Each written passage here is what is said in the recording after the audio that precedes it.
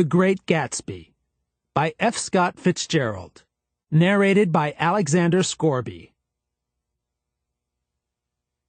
Chapter 1. In my younger and more vulnerable years, my father gave me some advice that I've been turning over in my mind ever since.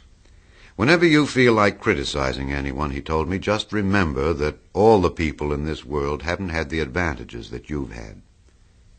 He didn't say any more, but we've always been unusually communicative in a reserved way, and I understood that he meant a great deal more than that. In consequence, I'm inclined to reserve all judgments, a habit that has opened up many curious natures to me, and also made me the victim of not a few veteran bores.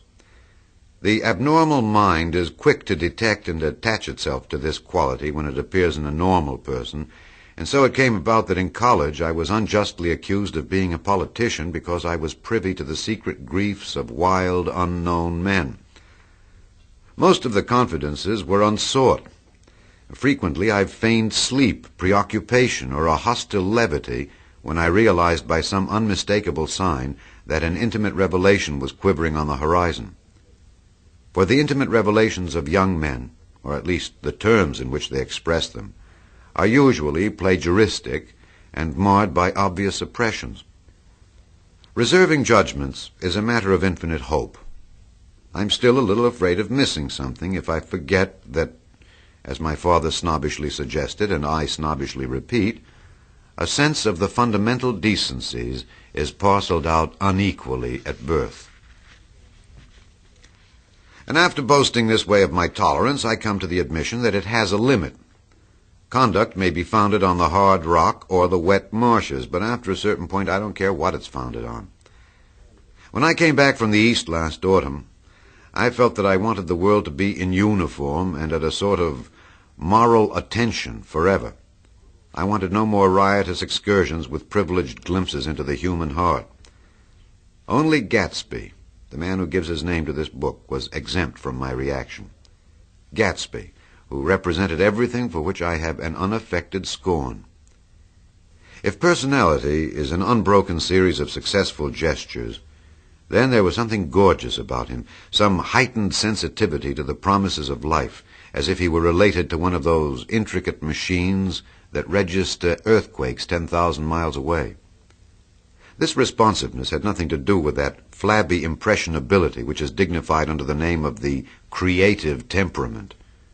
It was an extraordinary gift for hope, a romantic readiness such as I have never found in any other person, and which it is not likely I shall ever find again.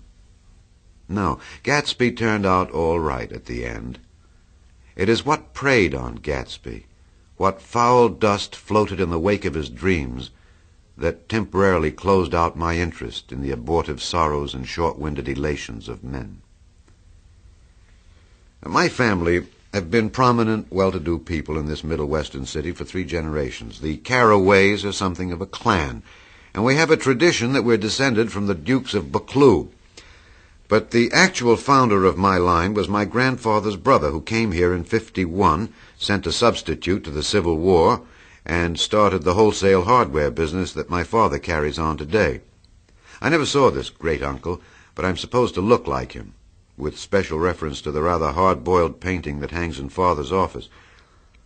I graduated from New Haven in 1915, just a quarter of a century after my father, and a little later I participated in that delayed Teutonic migration known as the Great War. I enjoyed the counter-raid so thoroughly that I came back restless. Instead of being the warm center of the world, the Middle West now seemed like the ragged edge of the universe, so I decided to go east and learn the bond business. Everybody I knew was in the bond business, so I supposed it could support one more single man. All my aunts and uncles talked it over as if they were choosing a prep school for me, and finally said, "Why, yes," with very grave, hesitant faces. Father agreed to finance me for a year, and after various delays I came east, permanently I thought, in the spring of '22. The practical thing was to find rooms in the city, but it was a warm season, and I had just left a country of wide lawns and friendly trees, so when a young man at the office suggested that we take a house together in a commuting town, it sounded like a great idea. He found the house, a weather-beaten cardboard bungalow at $80 a month. But at the last minute, the firm ordered him to Washington, and I went out to the country alone. I had a dog, at least I had him for a few days until he ran away, and an old Dodge, and a Finnish woman who made my bed and cooked breakfast and muttered Finnish wisdom to herself over the electric stove. It was lonely for a day or so, until one morning some man more recently arrived than I stopped me on the road. "How do you get to West Egg Village?" he asked helplessly. I told him, and as I walked on, I was lonely no longer. I was a guide, a pathfinder, an original settler. He had casually conferred on me the freedom of the neighborhood. And so, with the sunshine and the great bursts of leaves growing on the trees, just as things grow in fast movies, I had that familiar conviction that life was beginning over again with the summer. There was so much to read, for one thing, and so much fine health to be pulled down out of the young, breath-giving air. I bought a dozen volumes on banking and credit and investment securities, and they stood on my shelf in red and gold like new money from the mint, promising to unfold the shining secrets that only Midas and Morgan and Maecenas knew. And I had the high intention of reading many other books besides. I was rather literary in college. One year I wrote a series of very solemn and obvious editorials for the Yale News. And now I was going to bring back all such things into my life and become again that most limited of all specialists, the well-rounded man. This isn't just an epigram. Life is much more successfully looked at from a single window, after all. It was a matter of chance that I should have rented a house in one of the strangest communities in North America. It was on that slender, riotous island which extends itself due east of New York, and where there are, among other natural curiosities, two unusual formations of land. 20 miles from the city, a pair of enormous eggs, identical in contour and separated only by a courtesy bay, jut out into the most domesticated body of salt water in the Western Hemisphere, the great wet barnyard of Long Island Sound. They're not perfect ovals. Like the egg in the Columbus story, they're both crushed flat at the contact end. But their physical resemblance must be a source of perpetual confusion to the gulls that fly overhead. To the wingless, a more arresting phenomenon is their dissimilarity in every particular except shape and size.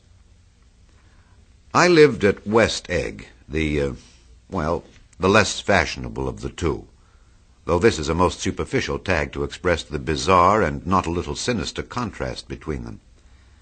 My house was at the very tip of the egg, only 50 yards from the Sound, and squeezed between two huge places that rented for $12,000 or $15,000 a season. The one on my right was a colossal affair by any standard.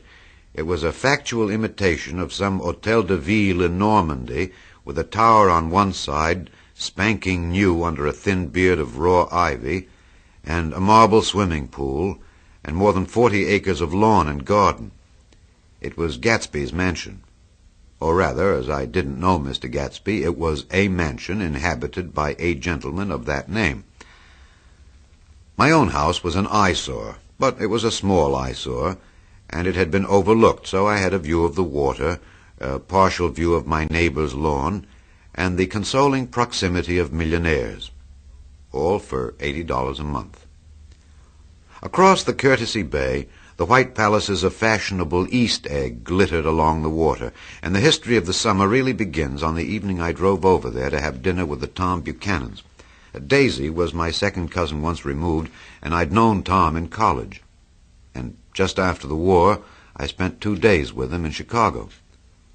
Her husband, among various physical accomplishments, had been one of the most powerful ends that ever played football at New Haven. A national figure, in a way, one of those men who reach such an acute limited excellence at 21 that everything afterward savors of anticlimax. His family were enormously wealthy. Even in college, his freedom with money was a matter for reproach. But now he'd left Chicago and come east in a fashion that rather took your breath away. For instance, he'd brought down a string of polo ponies from Lake Forest. It was hard to realize that a man in my own generation was wealthy enough to do that. Why they came east, I don't know. They'd spent a year in France for no particular reason, and then drifted here and there unrestfully wherever people played polo and were rich together. This was a permanent move, said Daisy over the telephone, but I didn't believe it.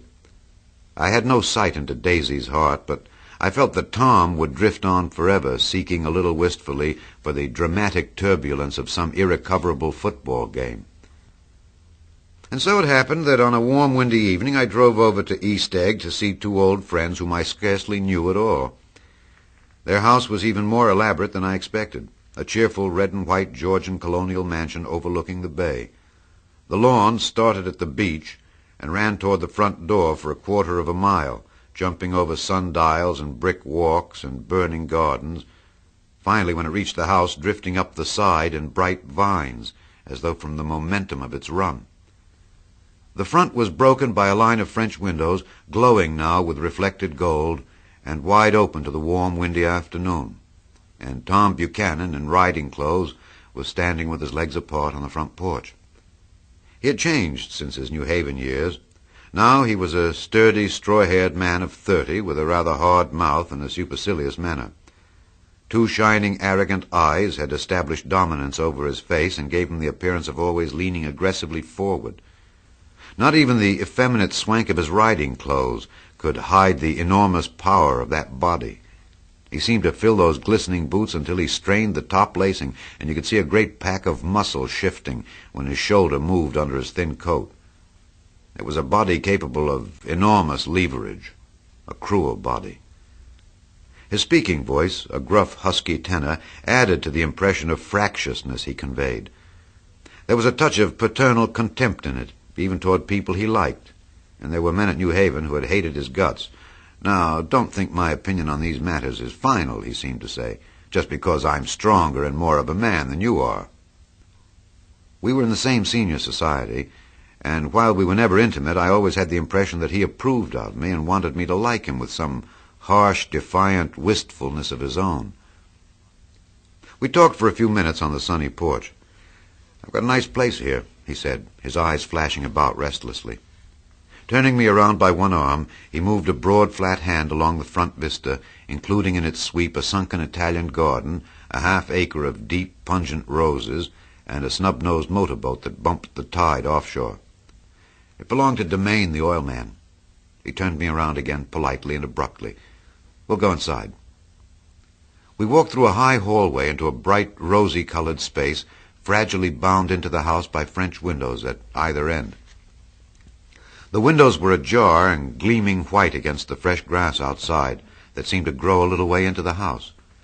A breeze blew through the room, blew curtains in at one end and out the other like pale flags, twisting them up toward the frosted wedding cake of the ceiling, and then rippled over the wine-colored rug, making a shadow on it as wind does on the sea. The only completely stationary object in the room was an enormous couch on which two young women were buoyed up as though upon an anchored balloon. They were both in white, and their dresses were rippling and fluttering as if they had just been blown back in after a short flight around the house. I must have stood for a few moments listening to the whip and snap of the curtains and the groan of a picture on the wall. Then there was a boom as Tom Buchanan shut the rear windows, and the court wind died out about the room, and the curtains and the rugs and the two young women ballooned slowly to the floor. The younger of the two was a stranger to me. She was extended full length at her end of the divan, completely motionless, and with her chin raised a little as if she were balancing something on it which was quite likely to fall. If she saw me out of the corner of her eye, she gave no hint of it. Indeed, I was almost surprised into murmuring an apology for having disturbed her by coming in. The other girl, Daisy, made an attempt to rise. She leaned slightly forward with a conscientious expression. Then she laughed, an absurd, charming little laugh, and I laughed too and came forward into the room. "I'm paralyzed with happiness." She laughed again, as if she had said something very witty, and held my hand for a moment, looking up into my face, promising that there was no one in the world she so much wanted to see. That was a way she had. She hinted in a murmur that the surname of the balancing girl was Baker. I've heard it said that Daisy's murmur was only to make people lean toward her, an irrelevant criticism that made it no less charming. At any rate, Miss Baker's lips fluttered. She nodded at me almost imperceptibly, and then quickly tipped her head back again. The object she was balancing had obviously tottered a little and given her something of a fright. Again a sort of apology rose to my lips. Almost any exhibition of complete self-sufficiency draws a stunned tribute from me. I looked back at my cousin, who began to ask me questions in her low, thrilling voice. It was the kind of voice that the ear follows up and down, as if each speech is an arrangement of notes that will never be played again. Her face was sad and lovely, with bright things in it, bright eyes and a bright, passionate mouth, but there was an excitement in her voice that men who had cared for her found difficult to forget. A singing compulsion, a whispered listen, a promise that she had done gay, exciting things just a while since, and that there were gay, exciting things hovering in the next hour. I told her how I had stopped off in Chicago for a day on my way east, and how a dozen people had sent their love through me.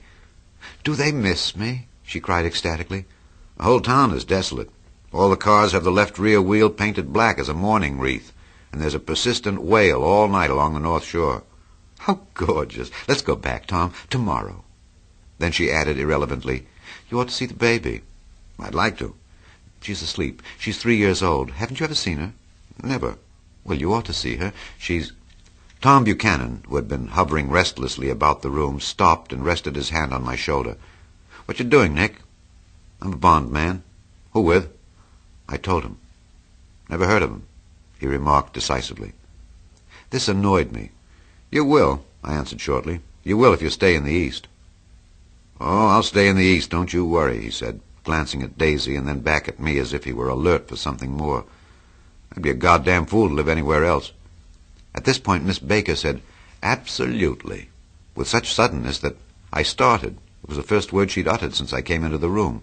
Evidently it surprised her as much as it did me, for she yawned and with a series of rapid, deft movements stood up into the room. "I'm stiff," she complained. "I've been lying on that sofa for as long as I can remember." "Don't look at me," Daisy retorted. "I've been trying to get you to New York all afternoon." "No, thanks," said Miss Baker to the 4 cocktails just in from the pantry. "I'm absolutely in training." Her host looked at her incredulously. "You are?" He took down his drink as if it were a drop in the bottom of a glass. "How you ever get anything done is beyond me."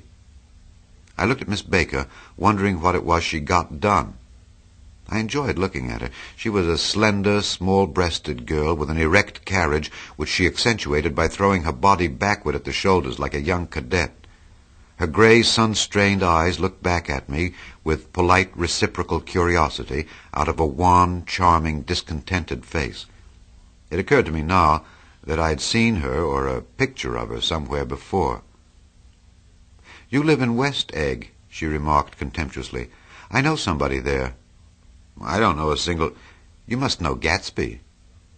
"Gatsby?" demanded Daisy. "What Gatsby?" Before I could reply that he was my neighbor, dinner was announced. Wedging his tense arm imperatively under mine, Tom Buchanan compelled me from the room as though he were moving a checker to another square.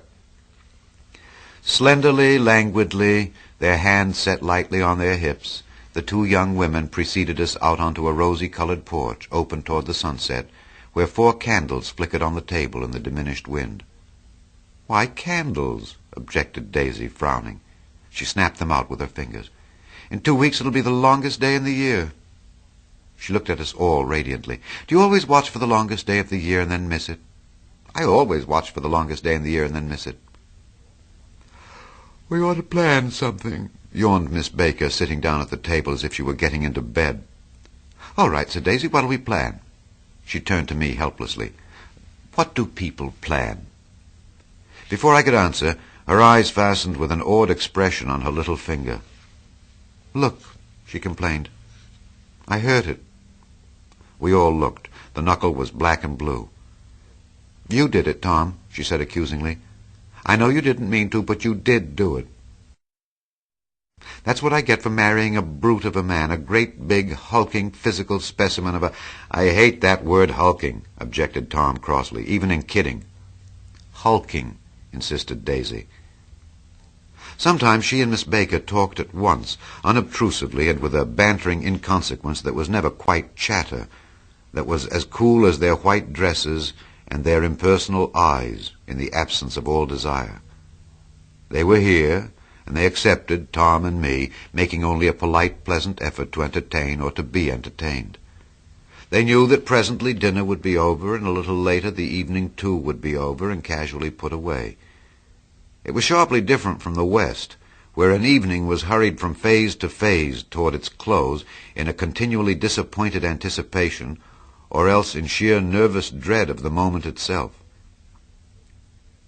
"You make me feel uncivilized, Daisy," I confessed on my second glass of corky but rather impressive claret.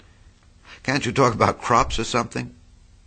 I meant nothing in particular by this remark, but it was taken up in an unexpected way. "Civilization's going to pieces," broke out Tom violently.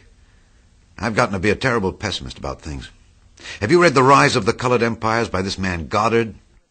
"Why, no," I answered, rather surprised by his tone. "Well, it's a fine book. Everybody ought to read it. The idea is, if we don't look out, the white race will be utterly submerged. It's all scientific stuff. It's been proved." "Tom's getting very profound," said Daisy, with an expression of unthoughtful sadness. "He reads deep books with long words in them. What was that word we—" "Well, these books are all scientific," insisted Tom, glancing at her impatiently. "This fellow has worked out the whole thing. It's up to us, who are the dominant race, to watch out, or these other races will have control of things."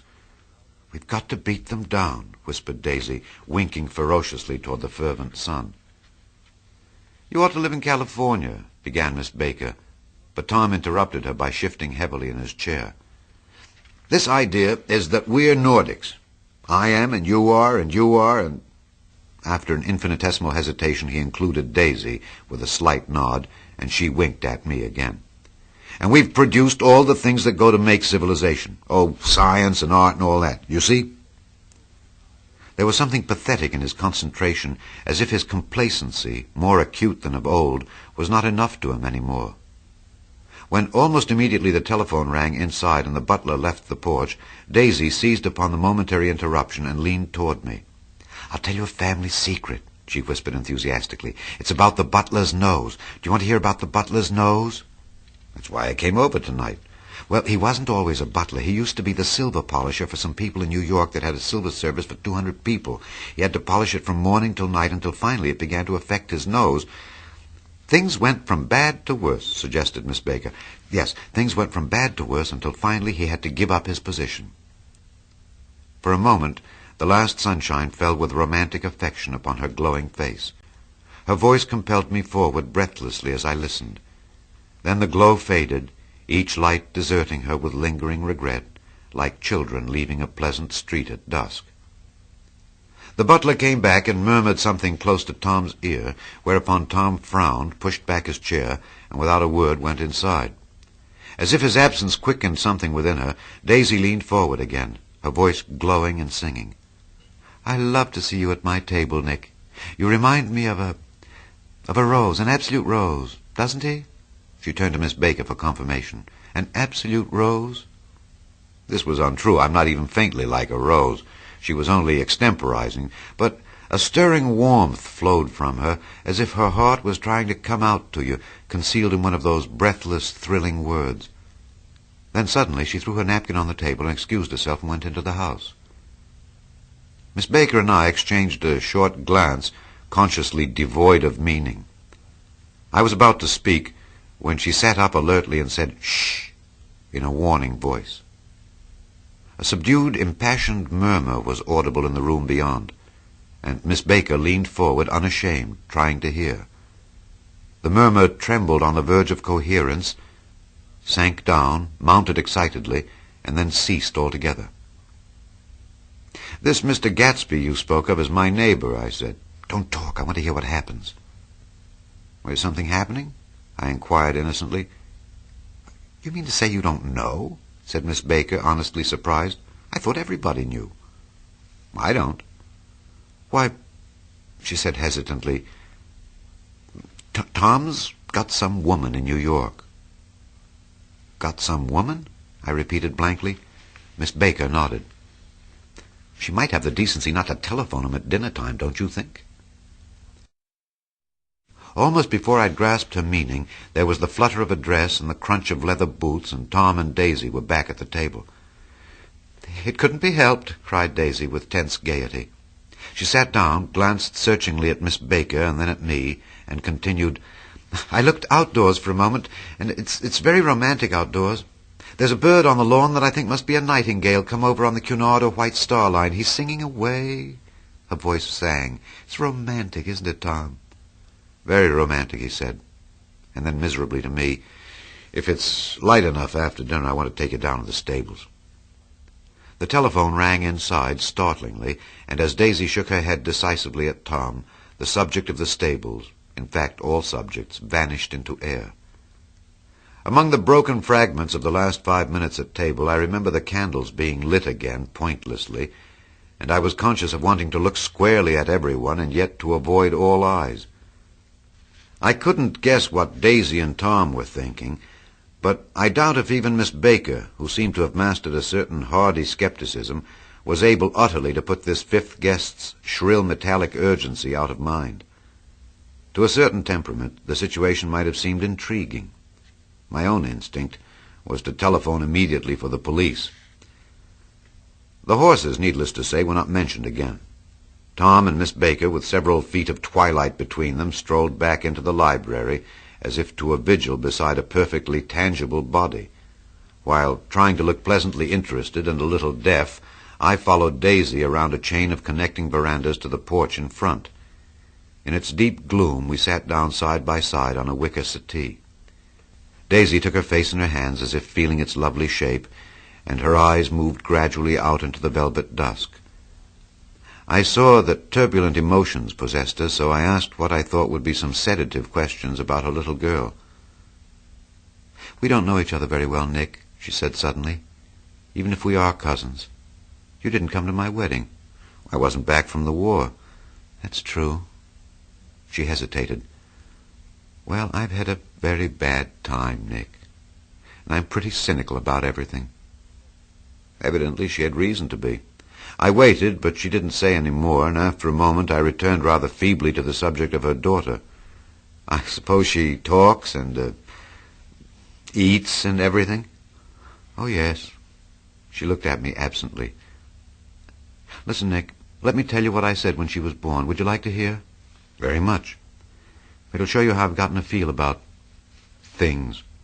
Well, she was less than an hour old, and Tom was God knows where. I woke up out of the ether with an utterly abandoned feeling and asked the nurse right away if it was a boy or a girl. She told me it was a girl, and so I turned my head away and wept. 'All right,' I said, 'I'm glad it's a girl, and I hope she'll be a fool. That's the best thing a girl can be in this world, a beautiful little fool.' You see, I think everything's terrible anyhow," she went on in a convinced way. "Everybody thinks so, the most advanced people. And I know. I've been everywhere and seen everything and done everything." Her eyes flashed around her in a defiant way, rather like Tom's, and she laughed with thrilling scorn. "Sophisticated! God, I'm sophisticated!" The instant her voice broke off, ceasing to compel my attention, my belief, I felt the basic insincerity of what she had said. It made me uneasy, as though the whole evening had been a trick of some sort to exact a contributory emotion from me. I waited, and sure enough, in a moment she looked at me with an absolute smirk on her lovely face, as if she had asserted her membership in a rather distinguished secret society to which she and Tom belonged. Inside, the crimson room bloomed with light. Tom and Miss Baker sat at either end of the long couch, and she read aloud to him from the Saturday Evening Post, the words murmurous and uninflected running together in a soothing tune. The lamplight, bright on his boots and dull on the autumn leaf yellow of her hair, glinted along the paper as she turned a page with a flutter of slender muscles in her arms. When we came in, she held us silent for a moment with a lifted hand. "To be continued," she said, tossing the magazine on the table, "in our very next issue." Her body asserted itself with a restless movement of her knee, and she stood up. 10 o'clock, she remarked, apparently finding the time on the ceiling. "Time for this good girl to go to bed."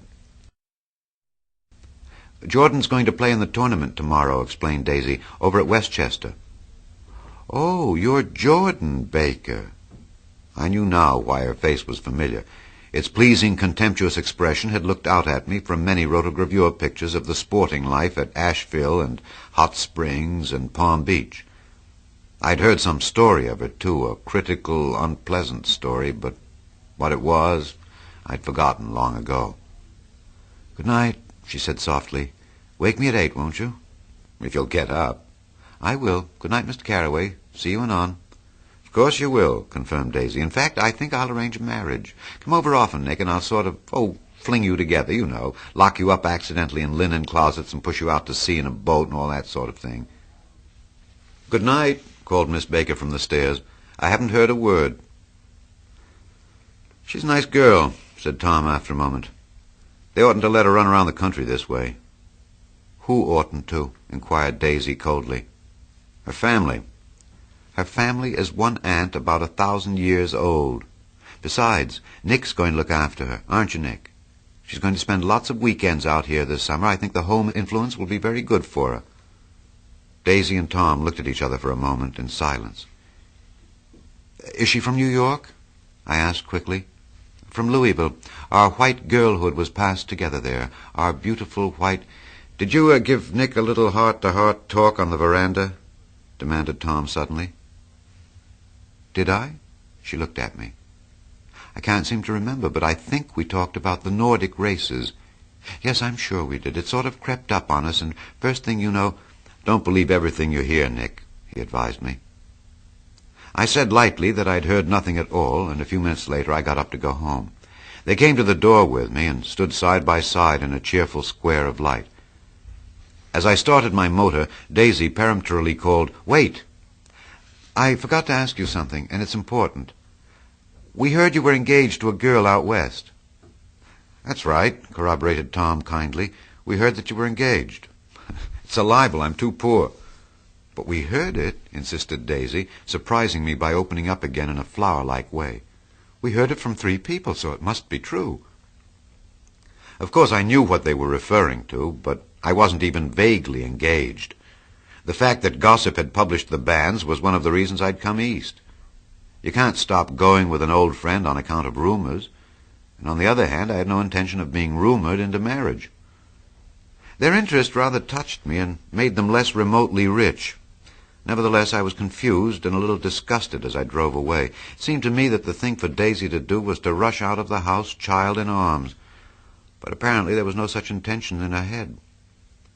As for Tom, the fact that he had some woman in New York was really less surprising than that he had been depressed by a book. Something was making him nibble at the edge of stale ideas, as if his sturdy physical egotism no longer nourished his peremptory heart.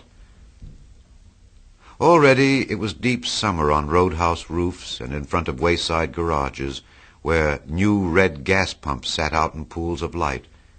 And when I reached my estate at West Egg, I ran the car under its shed and sat for a while on an abandoned grass roller in the yard. The wind had blown off, leaving a loud, bright night, with wings beating in the trees and a persistent organ sound as the full bellows of the earth blew the frogs full of life. The silhouette of a moving cat wavered across the moonlight, and turning my head to watch it, I saw that I was not alone. 50 feet away, a figure had emerged from the shadow of my neighbor's mansion and was standing with his hands in his pockets regarding the silver pepper of the stars. Something in his leisurely movements and the secure position of his feet upon the lawn suggested that it was Mr. Gatsby himself, come out to determine what share was his of our local heavens. I decided to call to him. Miss Baker had mentioned him at dinner, and that would do for an introduction. But I didn't call to him, for he gave a sudden intimation that he was content to be alone. He stretched out his arms toward the dark water in a curious way, and far as I was from him, I could have sworn he was trembling. Involuntarily, I glanced seaward and distinguished nothing except a single green light, minute and far away, that might have been the end of a dock. When I looked once more for Gatsby, he had vanished, and I was alone again in the unquiet darkness. Chapter 2. About halfway between West Egg and New York, The motor road hastily joins the railroad and runs beside it for a quarter of a mile so as to shrink away from a certain desolate area of land. This is a valley of ashes, a fantastic farm where ashes grow like wheat into ridges and hills and grotesque gardens, where ashes take the forms of houses and chimneys and rising smoke, and finally, with a transcendent effort, of men who move dimly and already crumbling through the powdery air.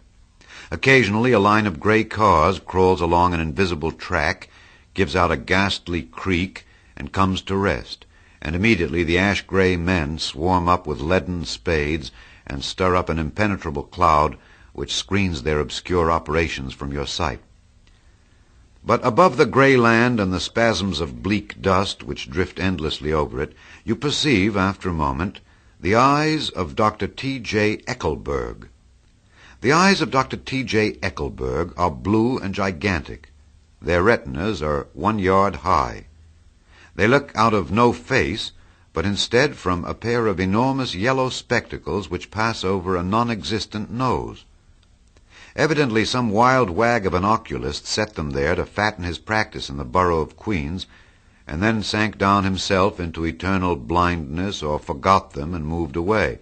But his eyes, dimmed a little by many paintless days under sun and rain, brood on over the solemn dumping ground. The Valley of Ashes is bounded on one side by a small foul river, and when the drawbridge is up to let barges through, the passengers on waiting trains can stare at the dismal scene for as long as half an hour. There's always a halt there of at least a minute, and it was because of this that I first met Tom Buchanan's mistress. The fact that he had one was insisted upon wherever he was known. His acquaintances resented the fact that he turned up in popular restaurants with her, and leaving her at a table sauntered about chatting with whomsoever he knew. Though I was curious to see her, I had no desire to meet her. But I did. I went up to New York with Tom on the train one afternoon, and when we stopped by the ash heaps, he jumped to his feet and, taking hold of my elbow, literally forced me from the car. "We're getting off," he insisted. "I want you to meet my girl." I think he'd tanked up a good deal at luncheon, and his determination to have my company bordered on violence. The supercilious assumption was that on Sunday afternoon I had nothing better to do. I followed him over a low, whitewashed railroad fence, and we walked back 100 yards along the road under Dr. Eckelberg's persistent stare. The only building in sight was a small block of yellow brick sitting on the edge of the wasteland, a sort of compact main street ministering to it and contiguous to absolutely nothing. One of the 3 shops it contained was for rent, and another was an all-night restaurant approached by a trail of ashes. The third was a garage. Repairs, George B. Wilson, cars bought and sold. And I followed Tom inside. The interior was unprosperous and bare. The only car visible was the dust-covered wreck of a Ford which crouched in a dim corner.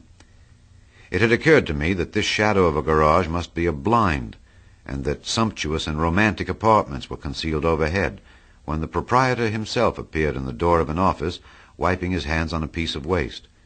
He was a blond, spiritless man, anemic and faintly handsome. When he saw us, a damp gleam of hope sprang into his light blue eyes. "Hello, Wilson, old man," said Tom, slapping him jovially on the shoulder. "How's business?" "I can't complain," answered Wilson unconvincingly. "When are you going to sell me that car?" "Next week. I've got my man working on it now." "Works pretty slow, don't he?" "No, he doesn't," said Tom coldly. "And if you feel that way about it, maybe I'd better sell it somewhere else after all." "I don't mean that," explained Wilson quickly. "I just meant—" His voice faded off, and Tom glanced impatiently around the garage. Then I heard footsteps on the stairs, and in a moment the thickish figure of a woman blocked out the light from the office door. She was in the middle 30s and faintly stout, but she carried her surplus flesh sensuously, as some women can.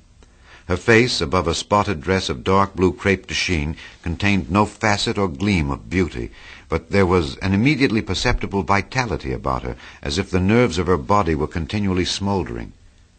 She smiled slowly, and, walking through her husband as if he were a ghost, shook hands with Tom, looking him flush in the eye. Then she wet her lips, and without turning around spoke to her husband in a soft, coarse voice. Get some chairs, why don't you, so somebody can sit down? Oh, sure, agreed Wilson hurriedly, and went toward the little office, mingling immediately with the cement color of the walls. A white ashen dust veiled his dark suit and his pale hair, as it veiled everything in the vicinity, except his wife, who moved close to Tom. "I want to see you," said Tom intently. "Get on the next train." "All right. I'll meet you by the newsstand on the lower level." She nodded and moved away from him, just as George Wilson emerged with 2 chairs from his office door. We waited for her down the road and out of sight. It was a few days before the 4th of July, and a gray, scrawny Italian child was setting torpedoes in a row along the railroad track. "Terrible place, isn't it?" said Tom, exchanging a frown with Dr. Eckelberg. "Yeah, awful. It does her good to get away." "Doesn't her husband object?" "Wilson? He thinks she goes to see her sister in New York. He's so dumb he doesn't know he's alive." So Tom Buchanan and his girl and I went up together to New York. Or not quite together, for Mrs. Wilson sat discreetly in another car. Tom deferred that much to the sensibilities of those East Eggers who might be on the train. She had changed her dress to a brown-figured muslin which stretched tight over her rather wide hips as Tom helped her to the platform in New York. At the newsstand she bought a copy of Town Tattle and a moving picture magazine, and in the station drugstore some cold cream and a small flask of perfume. Upstairs in the solemn, echoing drive, she let 4 taxicabs drive away before she selected a new one, lavender-colored with gray upholstery, and in this we slid out from the mass of the station into the glowing sunshine. But immediately she turned sharply from the window and, leaning forward, tapped on the front glass. "I want to get one of those dogs," she said earnestly. "I want to get one for the apartment. They're nice to have, a dog." We backed up to a gray old man who bore an absurd resemblance to John D. Rockefeller. In a basket swung from his neck cowered a dozen very recent puppies of an indeterminate breed. "What kind are they?" asked Mrs. Wilson eagerly as he came to the taxi window. "All kinds. What kind you want, lady?" "I'd like to get one of those police dogs. I don't suppose you got that kind." The man peered doubtfully into the basket, plunged in his hand, and drew one up, wriggling by the back of the neck. "That's no police dog," said Tom. "No, it's not exactly a police dog," said the man with a disappointment in his voice. "It's more of an Airedale." He passed his hand over the brown wash rag of her back. "Look at that coat. Some coat. That's a dog that'll never bother you with catching cold." "I think it's cute," said Mrs. Wilson enthusiastically. "How much is it?" "That dog," he looked at it admiringly, "that dog will cost you $10. The Airedale, undoubtedly there was an Airedale concerned in it somewhere, though its feet were startlingly white, changed hands and settled down into Mrs. Wilson's lap, where she fondled the weatherproof coat with rapture. "Is it a boy or a girl?" she asked delicately. "That dog? That dog's a boy." "It's a bitch," said Tom decisively. "Here's your money. Go and buy 10 more dogs with it." We drove over to Fifth Avenue, so warm and soft, almost pastoral on the summer Sunday afternoon, that I wouldn't have been surprised to see a great flock of white sheep turn the corner. "Hold on," I said. "I have to leave you here." "No, you don't," interposed Tom quickly. "Myrtle will be hurt if you don't come up to the apartment. Won't you, Myrtle?" "Come on," she urged. "I'll telephone my sister Catherine. She's said to be very beautiful by people who ought to know." "Well, I'd like to, but—" We went on, cutting back again over the park toward the West Hundreds. At 158th Street, the cab stopped at one slice in a long white cake of apartment houses. Throwing a regal homecoming glance around the neighborhood, Mrs. Wilson gathered up her dog and her other purchases and went haughtily in. "I'm going to have the McKees come up," she announced as we rose in the elevator. "And of course I got to call up my sister, too." The apartment was on the top floor. A small living room, a small dining room, a small bedroom, and a bath. The living room was crowded to the doors with a set of tapestried furniture entirely too large for it, so that to move about was to stumble continually over scenes of ladies swinging in the gardens of Versailles. The only picture was an over-enlarged photograph, apparently a hen sitting on a blurred rock. Looked at from a distance, however, the hen resolved itself into a bonnet, and the countenance of a stout old lady beamed down into the room. Several old copies of Town Tattle lay on the table, together with a copy of Simon Called Peter and some of the small scandal magazines of Broadway. Mrs. Wilson was first concerned with the dog. A reluctant elevator boy went for a box full of straw and some milk, to which he added, on his own initiative, a tin of large, hard dog biscuits, one of which decomposed apathetically in the saucer of milk all afternoon. Meanwhile, Tom brought out a bottle of whiskey from a locked bureau drawer. "I've been drunk just twice in my life, and the second time was that afternoon. So everything that happened has a dim, hazy cast over it, although until after 8 o'clock the apartment was full of cheerful sun." Sitting on Tom's lap, Mrs. Wilson called up several people on the telephone. Then there were no cigarettes, and I went out to buy some at the drugstore on the corner. When I came back, they had disappeared, so I sat down discreetly in the living room and read a chapter of Simon Called Peter. Either it was terrible stuff, or the whiskey distorted things because it didn't make any sense to me. Just as Tom and Myrtle, after the first drink Mrs. Wilson and I called each other by our first names, reappeared, company commenced to arrive at the apartment door. The sister, Catherine, was a slender, worldly girl of about 30, with a solid, sticky bob of red hair and a complexion powdered milky white. Her eyebrows had been plucked and then drawn on again at a more rakish angle, but the efforts of nature toward the restoration of the old alignment gave a blurred air to her face. When she moved about, there was an incessant clicking as innumerable pottery bracelets jingled up and down upon her arms. She came in with such a proprietary haste and looked around so possessively at the furniture that I wondered if she lived here. But when I asked her, she laughed immoderately, repeated my question aloud, and told me she lived with a girlfriend at a hotel. Mr. McKee was a pale, feminine man from the flat below. He had just shaved, for there was a white spot of lather on his cheekbone, and he was most respectful in his greeting to everyone in the room. He informed me that he was in the artistic game, and I gathered later that he was a photographer and had made the dim enlargement of Mrs. Wilson's mother, which hovered like an ectoplasm on the wall. His wife was shrill, languid, handsome, and horrible. She told me with pride that her husband had photographed her 127 times since they had been married. Mrs. Wilson had changed her costume some time before and was now attired in an elaborate afternoon dress of cream-colored chiffon which gave out a continual rustle as she swept about the room. With the influence of the dress, her personality had also undergone a change. The intense vitality that had been so remarkable in the garage was converted into impressive hauteur. Her laughter, her gestures, her assertions became more violently affected moment by moment, and as she expanded, the room grew smaller around her until she seemed to be revolving on a noisy, creaking pivot through the smoky air. "My dear," she told her sister in a high, mincing shout, "most of these fellows will cheat you every time. All they think of is money. I had a woman up here last week to look at my feet, and when she gave me the bill, you'd have thought she had my appendicitis out." "What was the name of the woman?" asked Mrs. McKee. "Mrs. Aberhart. She goes around looking at people's feet in their own homes."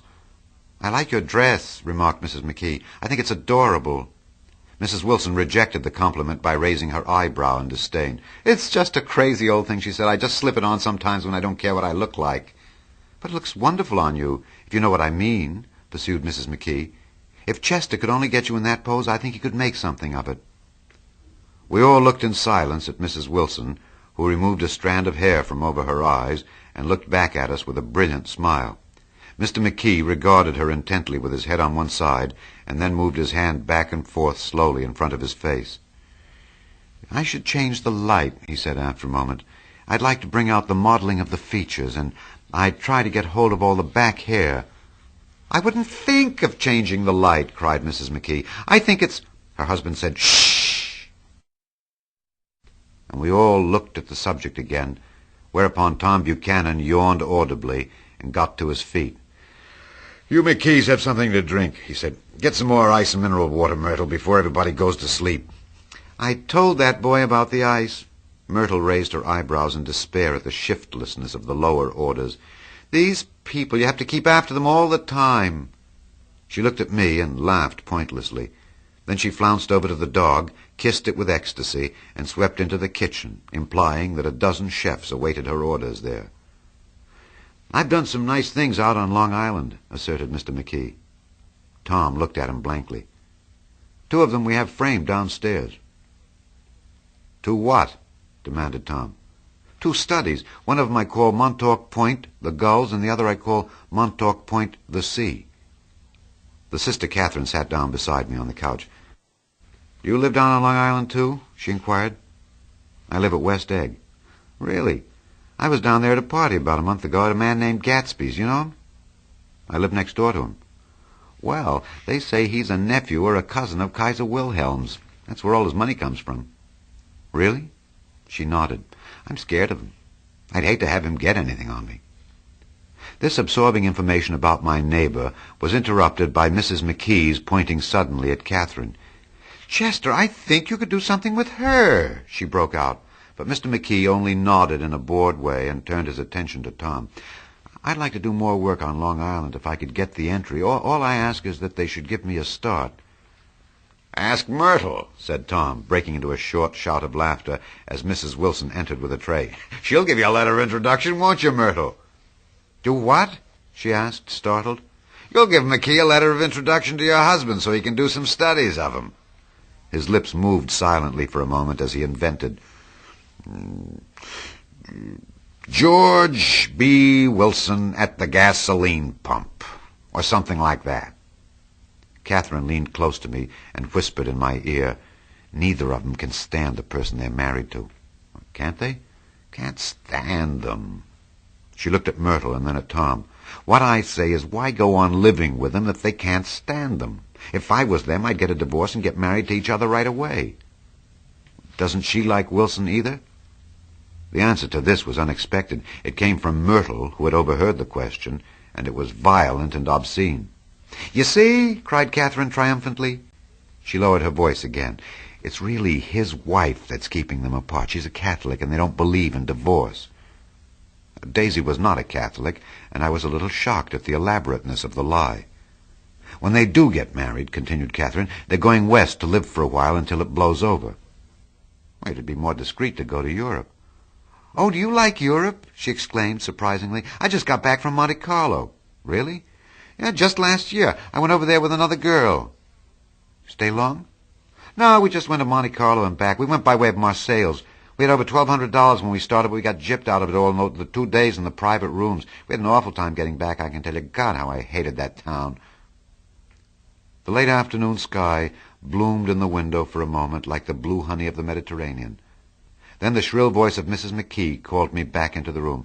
"I almost made a mistake, too," she declared vigorously. "I almost married a little kike who'd been after me for years. I knew he was below me. Everybody kept saying to me, 'Lucille, that man's way below you.' But if I hadn't met Chester, he'd have got me, sure." "Yes, but listen," said Myrtle Wilson, nodding her head up and down. "At least you didn't marry him." "I know I didn't." "Well, I married him," said Myrtle ambiguously. "And that's the difference between your case and mine." "Why did you, Myrtle?" demanded Catherine. "Nobody forced you to." Myrtle considered. "I married him because I thought he was a gentleman," she said finally. "I thought he knew something about breeding. But he wasn't fit to lick my shoe."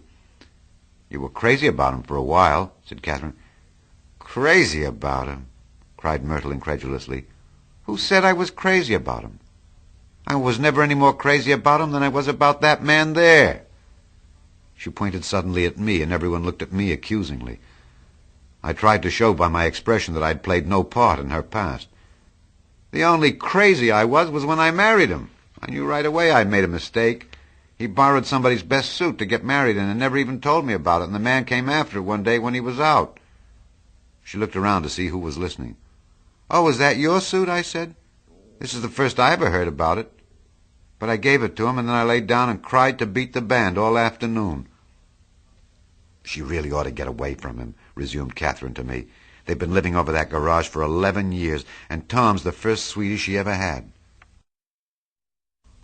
The bottle of whiskey, a second one, was now in constant demand by all present excepting Catherine, who felt just as good on nothing at all. Tom rang for the janitor and sent him for some celebrated sandwiches, which were a complete supper in themselves.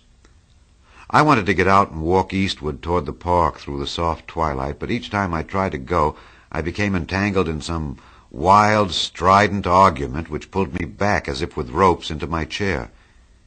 Yet high over the city, our line of yellow windows must have contributed their share of human secrecy to the casual watcher in the darkening streets. And I was him, too, looking up and wondering. I was within and without, simultaneously enchanted and repelled by the inexhaustible variety of life. Myrtle pulled her chair close to mine, and suddenly her warm breath poured over me the story of her first meeting with Tom.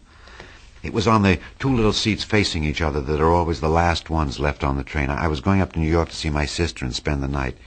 He had on a dress suit and patent leather shoes, and I couldn't keep my eyes off him. But every time he looked at me, I had to pretend to be looking at the advertisement over his head. When we came to the station, he was next to me, and his white shirt front pressed against my arm, and so I told him I'd have to call a policeman, but he knew I lied. I was so excited when I got into a taxi with him, I didn't hardly know I wasn't getting into a subway train. All I kept thinking about over and over was, you can't live forever, you can't live forever. She turned to Mrs. McKee, and the room rang full of her artificial laughter. "My dear," she cried, "I'm going to give you this dress as soon as I'm through with it. I've got to get another one tomorrow. I'm going to make a list of all the things I've got to get. A massage and a wave and a collar for the dog. One of those cute little ashtrays where you touch a spring, and a wreath with a black silk bow for Mother's grave that'll last all summer. I got to write down a list so I won't forget all the things I got to do." It was 9 o'clock. Almost immediately afterward, I looked at my watch and found it was 10. Mr. McKee was asleep on a chair, with his fists clenched in his lap like a photograph of a man of action. Taking out my handkerchief, I wiped from his cheek the remains of the spot of dried lather that had worried me all the afternoon. The little dog was sitting on the table, looking with blind eyes through the smoke, and from time to time groaning faintly. People disappeared, reappeared, made plans to go somewhere, and then lost each other, searched for each other, found each other a few feet away. Sometime toward midnight, Tom Buchanan and Mrs. Wilson stood face to face, discussing in impassioned voices whether Mrs. Wilson had any right to mention Daisy's name. "Daisy, Daisy, Daisy," shouted Mrs. Wilson. "I'll say it whenever I want to. Daisy, Daisy." Making a short, deft movement, Tom Buchanan broke her nose with his open hand. Then there were bloody towels upon the bathroom floor, and women's voices scolding, and high over the confusion a long, broken wail of pain. Mr. McKee awoke from his doze and started in a daze toward the door. When he'd gone halfway, he turned around and stared at the scene. His wife and Catherine scolding and consoling as they stumbled here and there among the crowded furniture with articles of aid, and the despairing figure on the couch bleeding fluently and trying to spread a copy of Town Tattle over the tapestry scenes of Versailles. Then Mr. McKee turned and continued on out the door. Taking my hat from the chandelier, I followed. "Come to lunch someday," he suggested as we groaned down in the elevator. "Where?" "Anywhere." "Keep your hands off the lever," snapped the elevator boy. "I beg your pardon," said Mr. McKee with dignity. "I didn't know I was touching it." "All right," I agreed. "I'll be glad to." I was standing beside his bed, and he was sitting up between the sheets, clad in his underwear, with a great portfolio in his hands. "Beauty and the Beast," "Loneliness," "Old Grocery Horse," "Brooklyn Bridge." Then I was lying half asleep in the cold lower level of the Pennsylvania station, staring at the Morning Tribune and waiting for the 4 o'clock train. Chapter 3. There was music from my neighbor's house through the summer nights. In his blue gardens, men and girls came and went like moths among the whisperings and the champagne and the stars. At high tide in the afternoon, I watched his guests diving from the tower of his raft, or taking the sun on the hot sand of his beach, while his 2 motorboats slit the waters of the Sound, drawing aquaplanes over cataracts of foam. On weekends, his Rolls-Royce became an omnibus, bearing parties to and from the city between 9 in the morning and long past midnight, while his station wagon scampered like a brisk yellow bug to meet all trains. And on Mondays, 8 servants, including an extra gardener, toiled all day with mops and scrubbing brushes and hammers and garden shears, repairing the ravages of the night before. Every Friday, 5 crates of oranges and lemons arrived from a fruiterer in New York. Every Monday, these same oranges and lemons left his back door in a pyramid of pulpless halves. There was a machine in the kitchen which could extract the juice of 200 oranges in half an hour if a little button was pressed 200 times by a butler's thumb. At least once a fortnight, a crop of caterers came down with several hundred feet of canvas and enough colored lights to make a Christmas tree of Gatsby's enormous garden. On buffet tables, garnished with glistening hors d'oeuvres, spiced baked hams crowded against salads of harlequin designs and pastry pigs and turkeys bewitched to a dark gold. In the main hall, a bar with a real brass rail was set up, and stocked with gins and liquors and with cordials so long forgotten that most of his female guests were too young to know one from another. By 7 o'clock the orchestra has arrived, no thin 5-piece affair, but a whole pitful of oboes and trombones and saxophones and viols and cornets and piccolos and low and high drums. The last swimmers have come in from the beach now and are dressing upstairs. The cars from New York are parked 5 deep in the drive, and already the halls and salons and verandas are gaudy with primary colors, and hair shorn in strange new ways, and shawls beyond the dreams of Castile. The bar is in full swing, and floating rounds of cocktails permeate the garden outside until the air is alive with chatter and laughter and casual innuendo and introductions forgotten on the spot, and enthusiastic meetings between women who never knew each other's names. The lights grow brighter as the earth lurches away from the sun, and now the orchestra is playing yellow cocktail music, and the opera of voices pitches a key higher. Laughter is easier minute by minute, spilled with prodigality, tipped out at a cheerful word. The groups change more swiftly, swell with new arrivals, dissolve and form in the same breath. Already there are wanderers, confident girls who weave here and there among the stouter and more stable, become for a sharp, joyous moment the center of a group, and then, excited with triumph, glide on through the sea change of faces and voices and color under the constantly changing light. Suddenly one of these gypsies, in trembling opal, seizes a cocktail out of the air, dumps it down for courage, and, moving her hands like Frisco, dances out alone on the canvas platform. A momentary hush. The orchestra leader varies his rhythm obligingly for her, and there is a burst of chatter as the erroneous news goes around that she is Gilda Gray's understudy from the Follies. The party has begun. I believe that on the first night I went to Gatsby's house, I was one of the few guests who had actually been invited. People were not invited. They went there. They got into automobiles which bore them out to Long Island, and somehow they ended up at Gatsby's door. Once there, they were introduced by somebody who knew Gatsby, and after that they conducted themselves according to the rules of behavior associated with an amusement park. Sometimes they came and went without having met Gatsby at all, came for the party with a simplicity of heart that was its own ticket of admission. I had been actually invited. A chauffeur in a uniform of robin's egg blue crossed my lawn early that Saturday morning with a surprisingly formal note from his employer. The honor would be entirely Gatsby's, it said, if I would attend his little party that night. He had seen me several times and had intended to call on me long before, but a peculiar combination of circumstances had prevented it. Signed, Jay Gatsby, in a magnificent hand. Dressed up in white flannels, I went over to his lawn a little after 7 and wandered around rather ill at ease among swirls and eddies of people I didn't know, though here and there was a face I had noticed on the commuting train. I was immediately struck by the number of young Englishmen dotted about, all well-dressed, all looking a little hungry, and all talking in low, earnest voices to solid and prosperous Americans. I was sure that they were selling something, bonds or insurance or automobiles. They were at least agonizingly aware of the easy money in the vicinity and convinced that it was theirs for a few words in the right key.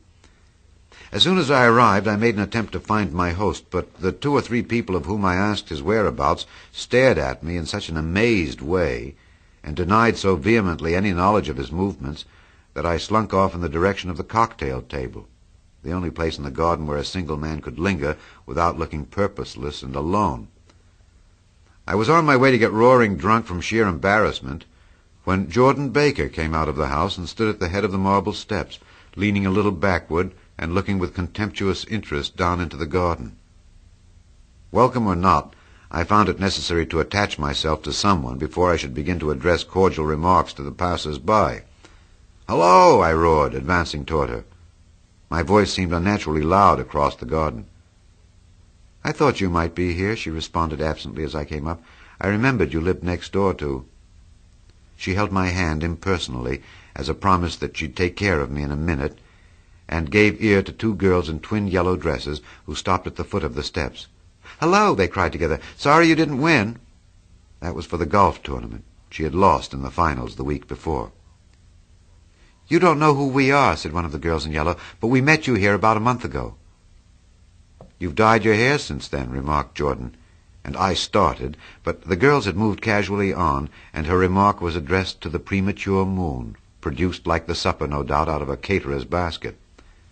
With Jordan's slender golden arm resting in mine, we descended the steps and sauntered about the garden. A tray of cocktails floated at us through the twilight, and we sat down at a table with the two girls in yellow and three men, each one introduced to us as Mr. Mumble. "Do you come to these parties often?" inquired Jordan of the girl beside her. "The last one was the one I met you at," answered the girl in an alert, confident voice. She turned to her companion. "Wasn't it for you, Lucille?" "It was for Lucille, too." "I like to come," Lucille said. I never care what I do, so I always have a good time. When I was here last, I tore my gown on a chair, and he asked me my name and address. Inside of a week, I got a package from Crottier's with a new evening gown in it." "Did you keep it?" asked Jordan. "Sure I did. I was going to wear it tonight, but it was too big in the bust and had to be altered. It was gas blue with lavender beads. $265. "There's something funny about a fellow that'll do a thing like that," said the other girl eagerly. "He doesn't want any trouble with anybody." "Who doesn't?" I inquired. "Gatsby. Somebody told me—" The two girls and Jordan leaned together confidentially. "Somebody told me they thought he killed a man once." A thrill passed over all of us. The three Mr. Mumbles bent forward and listened eagerly. "I don't think it's so much that," argued Lucille skeptically. "It's more that he was a German spy during the war." One of the men nodded in confirmation. "I heard that from a man who knew all about him, grew up with him in Germany," he assured us positively. "Oh, no," said the first girl. "It couldn't be that, because he was in the American Army during the war." As our credulity switched back to her, she leaned forward with enthusiasm. "You look at him sometimes when he thinks nobody's looking at him. I'll bet he killed a man." She narrowed her eyes and shivered. Lucille shivered. We all turned and looked around for Gatsby. It was testimony to the romantic speculation he inspired that there were whispers about him from those who had found little that it was necessary to whisper about in this world. The first supper, there would be another one after midnight, was now being served, and Jordan invited me to join her own party, who were spread around a table on the other side of the garden. There were three married couples and Jordan's escort, a persistent undergraduate given to violent innuendo, and obviously under the impression that sooner or later Jordan was going to yield him up her person to a greater or lesser degree. Instead of rambling, this party had preserved a dignified homogeneity and assumed to itself the function of representing the staid nobility of the countryside. East Egg condescending to West Egg, and carefully on guard against its spectroscopic gaiety. "Let's get out," whispered Jordan, after a somehow wasteful and inappropriate half-hour. "This is much too polite for me." We got up, and she explained that we were going to find the host. I had never met him, she said, and it was making me uneasy. The undergraduate nodded in a cynical, melancholy way. The bar, where we glanced first, was crowded, but Gatsby was not there. She couldn't find him from the top of the steps, and he wasn't on the veranda. On a chance, we tried an important-looking door and walked into a high Gothic library, paneled with carved English oak, and probably transported complete from some ruin overseas. A stout, middle-aged man with enormous owl-eyed spectacles was sitting somewhat drunk on the edge of a great table, staring with unsteady concentration at the shelves of books. As we entered, He wheeled excitedly around and examined Jordan from head to foot. "What do you think?" he demanded impetuously. "About what?" He waved his hand toward the bookshelves. "About that. As a matter of fact, you needn't bother to ascertain. I ascertained. They're real." "The books?" He nodded. "Absolutely real. Have pages and everything.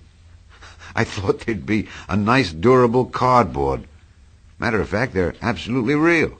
Pages and... Here, let me show you." Taking our skepticism for granted, he rushed to the bookcases and returned with Volume 1 of the Stoddard Lectures.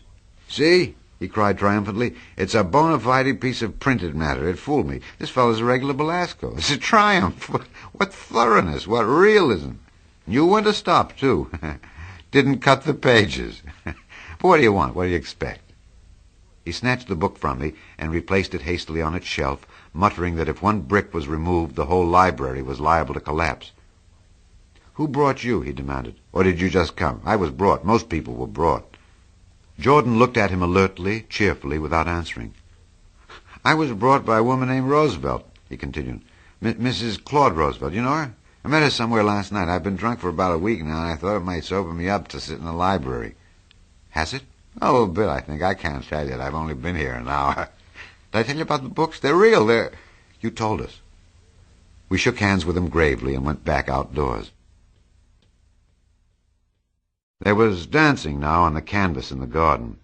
Old men pushing young girls backwards in eternal graceless circles, superior couples holding each other tortuously, fashionably, and keeping in the corners, and a great number of single girls dancing individualistically or relieving the orchestra for a moment of the burden of the banjo or the traps. By midnight the hilarity had increased. A celebrated tenor had sung in Italian, and a notorious contralto had sung in jazz, and between the numbers people were doing stunts all over the garden, while happy, vacuous bursts of laughter rose toward the summer sky. A pair of stage twins, who turned out to be the girls in yellow, did a baby act in costume, and champagne was served in glasses bigger than finger bowls. The moon had risen higher, and floating in the sound was a triangle of silver scales, trembling a little to the stiff, tinny drip of the banjos on the lawn. I was still with Jordan Baker. We were sitting at a table with a man of about my age and a rowdy little girl who gave way upon the slightest provocation to uncontrollable laughter. I was enjoying myself now. I had taken 2 finger bowls of champagne, and the scene had changed before my eyes into something significant, elemental, and profound. At a lull in the entertainment, the man looked at me and smiled. "Your face is familiar," he said politely. "Weren't you in the 3rd Division during the war?" "Why, yes, I was in the 9th Machine Gun Battalion." "I was in the 7th Infantry until June 1918. I knew I'd seen you somewhere before." We talked for a moment about some wet, gray little villages in France. Evidently he lived in this vicinity, for he told me that he had just bought a hydroplane and was going to try it out in the morning. "Want to go with me, old sport? Just near the shore, along the Sound." "What time?" "Any time suits you best." It was on the tip of my tongue to ask his name when Jordan looked around and smiled. "Having a gay time now?" she inquired. "Much better." I turned again to my new acquaintance. "This is an unusual party for me. I haven't even seen the host. I live over there." I waved my hand at the invisible hedge in the distance. "And this man Gatsby sent over his chauffeur with an invitation." For a moment he looked at me as if he failed to understand. "I'm Gatsby," he said suddenly. "What?" I exclaimed. "Oh, I beg your pardon. I thought you knew, old sport. I'm afraid I'm not a very good host." He smiled understandingly, much more than understandingly. It was one of those rare smiles with a quality of eternal reassurance in it that you may come across 4 or 5 times in life. It faced, or seemed to face, the whole external world for an instant, and then concentrated on you with an irresistible prejudice in your favor. It understood you just as far as you wanted to be understood, believed in you as you would like to believe in yourself, and assured you that it had precisely the impression of you that, at your best, you hoped to convey. Precisely at that point it vanished, and I was looking at an elegant young roughneck, a year or 2 over 30, whose elaborate formality of speech just missed being absurd. Some time before he introduced himself, I'd got a strong impression that he was picking his words with care. Almost at the moment when Mr. Gatsby identified himself, a butler hurried toward him with the information that Chicago was calling him on the wire. He excused himself with a small bow that included each of us in turn. "If you want anything, just ask for it, old sport," he urged me. "Excuse me, I will rejoin you later." When he was gone, I turned immediately to Jordan, constrained to assure her of my surprise. I had expected that Mr. Gatsby would be a florid and corpulent person in his middle years. "Who is he?" I demanded. "You know?" "He's just a man named Gatsby." "Where's he from, I mean, and what does he do?" "Now you're started on the subject," she answered with a wan smile. "Well, he told me once he was an Oxford man." A dim background started to take shape behind him, but at her next remark it faded away. "However, I don't believe it." "Why not?" "I don't know," she insisted. "I just don't think he went there." Something in her tone reminded me of the other girl's "I think he killed a man," and had the effect of stimulating my curiosity. I would have accepted without question the information that Gatsby sprang from the swamps of Louisiana or from the Lower East Side of New York. That was comprehensible. But young men didn't, at least in my provincial inexperience I believed they didn't, drift coolly out of nowhere and buy a palace on Long Island Sound. "Anyhow, he gives large parties," said Jordan, changing the subject with an urban distaste for the concrete. "And I like large parties. They're so intimate. At small parties there isn't any privacy." There was the boom of a bass drum, and the voice of the orchestra leader rang out suddenly above the echolalia of the garden. "Ladies and gentlemen," he cried, "at the request of Mr. Gatsby, we're going to play for you Mr. Vladimir Tolstoy's latest work, which attracted so much attention at Carnegie Hall last May. If you read the papers, you know there was a big sensation." He smiled with jovial condescension and added, "Some sensation," whereupon everybody laughed. "The piece is known," he concluded lustily, "as Vladimir Tolstoy's Jazz History of the World." The nature of Mr. Tolstoy's composition eluded me because just as it began, my eyes fell on Gatsby, standing alone on the marble steps and looking from one group to another with approving eyes. His tanned skin was drawn attractively tight on his face, and his short hair looked as though it were trimmed every day. I could see nothing sinister about him.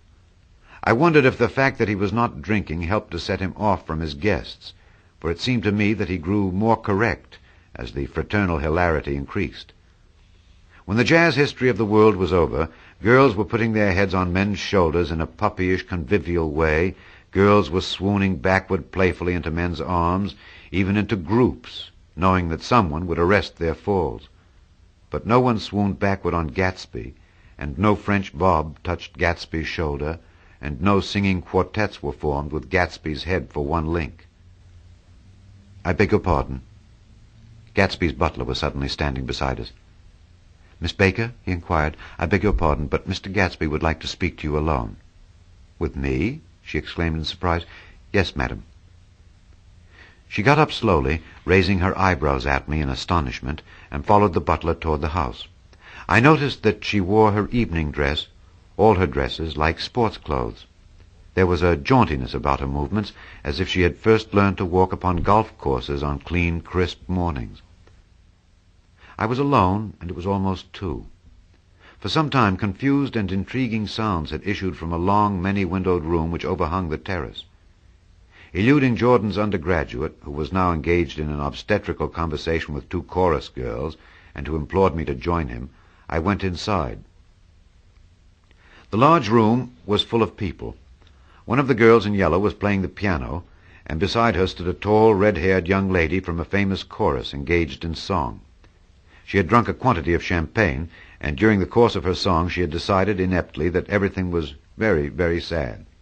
She was not only singing, she was weeping too. Whenever there was a pause in the song, she filled it with gasping, broken sobs, and then took up the lyric in a quavering soprano. The tears coursed down her cheeks, not freely, however, for when they came into contact with her heavily beaded eyelashes, they assumed an inky color and pursued the rest of their way in slow black rivulets. A humorous suggestion was made that she sing the notes on her face, whereupon she threw up her hands, sank into a chair, and went off into a deep, vinous sleep. She had a fight with a man who says he's her husband, explained a girl at my elbow. I looked around.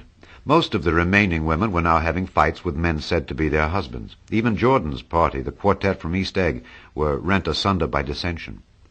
One of the men was talking with curious intensity to a young actress, and his wife, after attempting to laugh at the situation in a dignified and indifferent way, broke down entirely and resorted to flank attacks.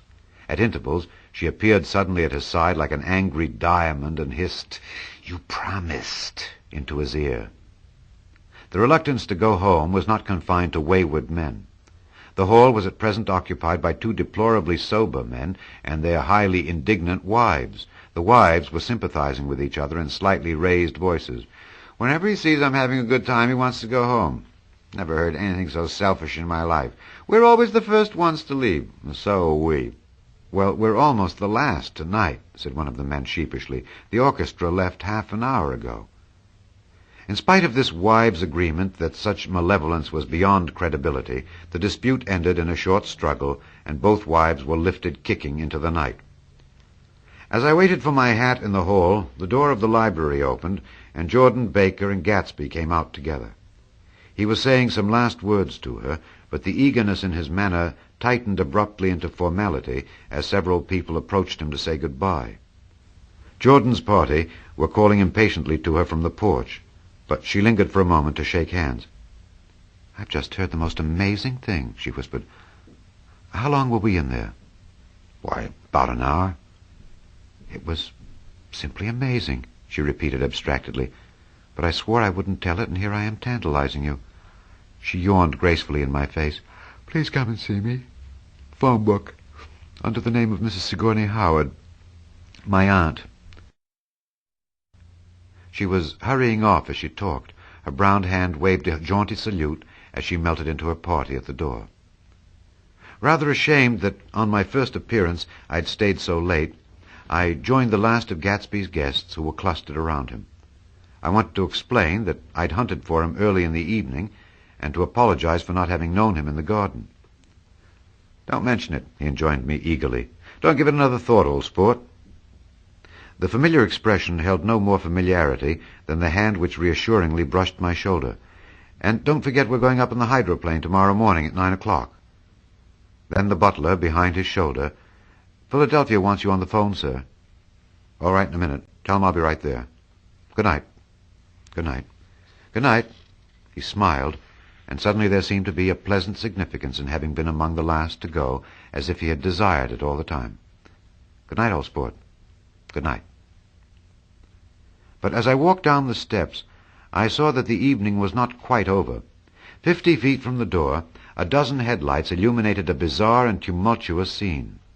In the ditch beside the road, right side up, but violently shorn of one wheel, rested a new coupe which had left Gatsby's drive not 2 minutes before.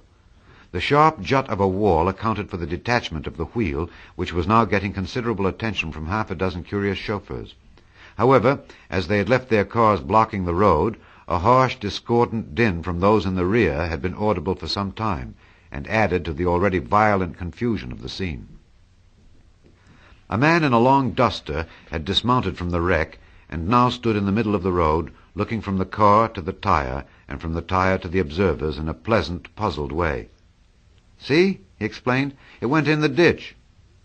The fact was infinitely astonishing to him, and I recognized first the unusual quality of wonder, and then the man. It was the late patron of Gatsby's library. "How'd it happen?" He shrugged his shoulders. "I know nothing whatever about mechanics," he said decisively. "But how did it happen? Did you run into the wall?" "Don't ask me," said Owl Eyes, washing his hands of the whole matter. "I know very little about driving, next to nothing. It happened, that's all I know." "Well, if you're a poor driver, you oughtn't to try driving at night." "But I wasn't even trying," he explained indignantly. "I wasn't even trying." An awed hush fell upon the bystanders. "You want to commit suicide? You're lucky it was just a wheel, a bad driver not even trying." "You don't understand," explained the criminal. "I wasn't driving. There's another man in the car." The shock that followed this declaration found voice in a sustained "ah," as the door of the coupe swung slowly open. The crowd, it was now a crowd, stepped back involuntarily, and when the door had opened wide, there was a ghostly pause. Then, very gradually, part by part, a pale, dangling individual stepped out of the wreck, pawing tentatively at the ground with a large, uncertain dancing shoe. Blinded by the glare of the headlights and confused by the incessant groaning of the horns, the apparition stood swaying for a moment before he perceived the man in the duster. "What's the matter?" he inquired calmly. "Did we run out of gas?" "Look." Half a dozen fingers pointed at the amputated wheel. He stared at it for a moment, and then looked upward as though he suspected that it had dropped from the sky. "It came off," someone explained. He nodded. "At first I didn't notice we'd stopped." A pause. Then, taking a long breath and straightening his shoulders, he remarked in a determined voice, "I wonder if you tell me where there's a gasoline station." At least a dozen men, some of them a little better off than he was, explained to him that wheel and car were no longer joined by any physical bond. "Back out," he suggested after a moment. "Put it in reverse." "But the wheel's off." He hesitated. "No harm in trying," he said. The caterwauling horns had reached a crescendo, and I turned away and cut across the lawn toward home. I glanced back once. A wafer of a moon was shining over Gatsby's house, making the night fine as before, and surviving the laughter and the sound of his still glowing garden. A sudden emptiness seemed to flow now from the windows and the great doors, endowing with complete isolation the figure of the host, who stood on the porch, his hand up in a formal gesture of farewell. Reading over what I've written so far, I see I've given the impression that the events of 3 nights several weeks apart were all that absorbed me. On the contrary, they were merely casual events in a crowded summer, and until much later they absorbed me infinitely less than my personal affairs. Most of the time I worked. In the early morning the sun threw my shadow westward as I hurried down the white chasms of lower New York to the Probity Trust. I knew the other clerks and young bond salesmen by their first names and lunched with them in dark, crowded restaurants on little pig sausages and mashed potatoes and coffee. I even had a short affair with a girl who lived in Jersey City and worked in the accounting department. But her brother began throwing mean looks in my direction, so when she went on her vacation in July, I let it blow quietly away. I took dinner usually at the Yale Club. For some reason it was the gloomiest event of my day. And then I went upstairs to the library and studied investments and securities for a conscientious hour. There were generally a few rioters around, but they never came into the library, so it was a good place to work. I strolled down Madison Avenue past the old Murray Hill Hotel and over 33rd Street to the Pennsylvania Station. I began to like New York, the racy, adventurous feel of it at night, and the satisfaction that the constant flicker of men and women and machines gives to the restless eye. I liked to walk up Fifth Avenue and pick out romantic women from the crowd and imagine that in a few minutes I was going to enter into their lives, and no one would ever know or disapprove. Sometimes in my mind I followed them to their apartments on the corners of hidden streets, and they turned and smiled back at me before they faded through a door into warm darkness. At the enchanted metropolitan twilight I felt a haunting loneliness sometimes, and felt it in others. Poor young clerks who loitered in front of windows waiting until it was time for a solitary restaurant dinner. Young clerks in the dusk, wasting the most poignant moments of night and life. Again at 8 o'clock, when the dark lanes of the 40s were 5 deep with throbbing taxicabs bound for the theater district, I felt a sinking in my heart. Forms leaned together in the taxis as they waited, and voices sang, and there was laughter from unheard jokes, and lighted cigarettes outlined unintelligible gestures inside. Imagining that I, too, was hurrying toward gaiety and sharing their intimate excitement, I wished them well. For a while, I lost sight of Jordan Baker, and then in midsummer I found her again. At first I was flattered to go places with her because she was a golf champion and everyone knew her name. Then it was something more. I wasn't actually in love, but I felt a sort of tender curiosity. The bored, haughty face that she turned to the world concealed something. Most affectations conceal something eventually, even though they don't in the beginning. And one day I found what it was. When we were on a house party together up in Warwick, she left a borrowed car out in the rain with the top down, and then lied about it. And suddenly I remembered the story about her that had eluded me that night at Daisy's. At her first big golf tournament, there was a row that nearly reached the newspapers. A suggestion that she had moved her ball from a bad lie in the semi-final round. The thing approached the proportions of a scandal, then died away. A caddy retracted his statement, and the only other witness admitted that he might have been mistaken. The incident and the name had remained together in my mind. Jordan Baker instinctively avoided clever, shrewd men, and now I saw that this was because she felt safer on a plane where any divergence from a code would be thought impossible. She was incurably dishonest. She wasn't able to endure being at a disadvantage, and given this unwillingness, I suppose she had begun dealing in subterfuges when she was very young in order to keep that cool, insolent smile turned to the world and yet satisfy the demands of her hard, jaunty body. It made no difference to me. Dishonesty in a woman is a thing you never blame deeply. I was casually sorry, and then I forgot. It was on that same house party that we had a curious conversation about driving a car. It started because she passed so close to some workmen that our fender flicked a button on one man's coat. "You're a rotten driver," I protested. "Either you ought to be more careful or you oughtn't to drive at all." "I am careful." "No, you're not."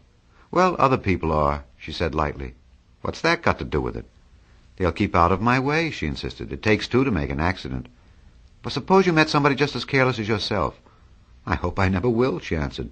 "I hate careless people. That's why I like you."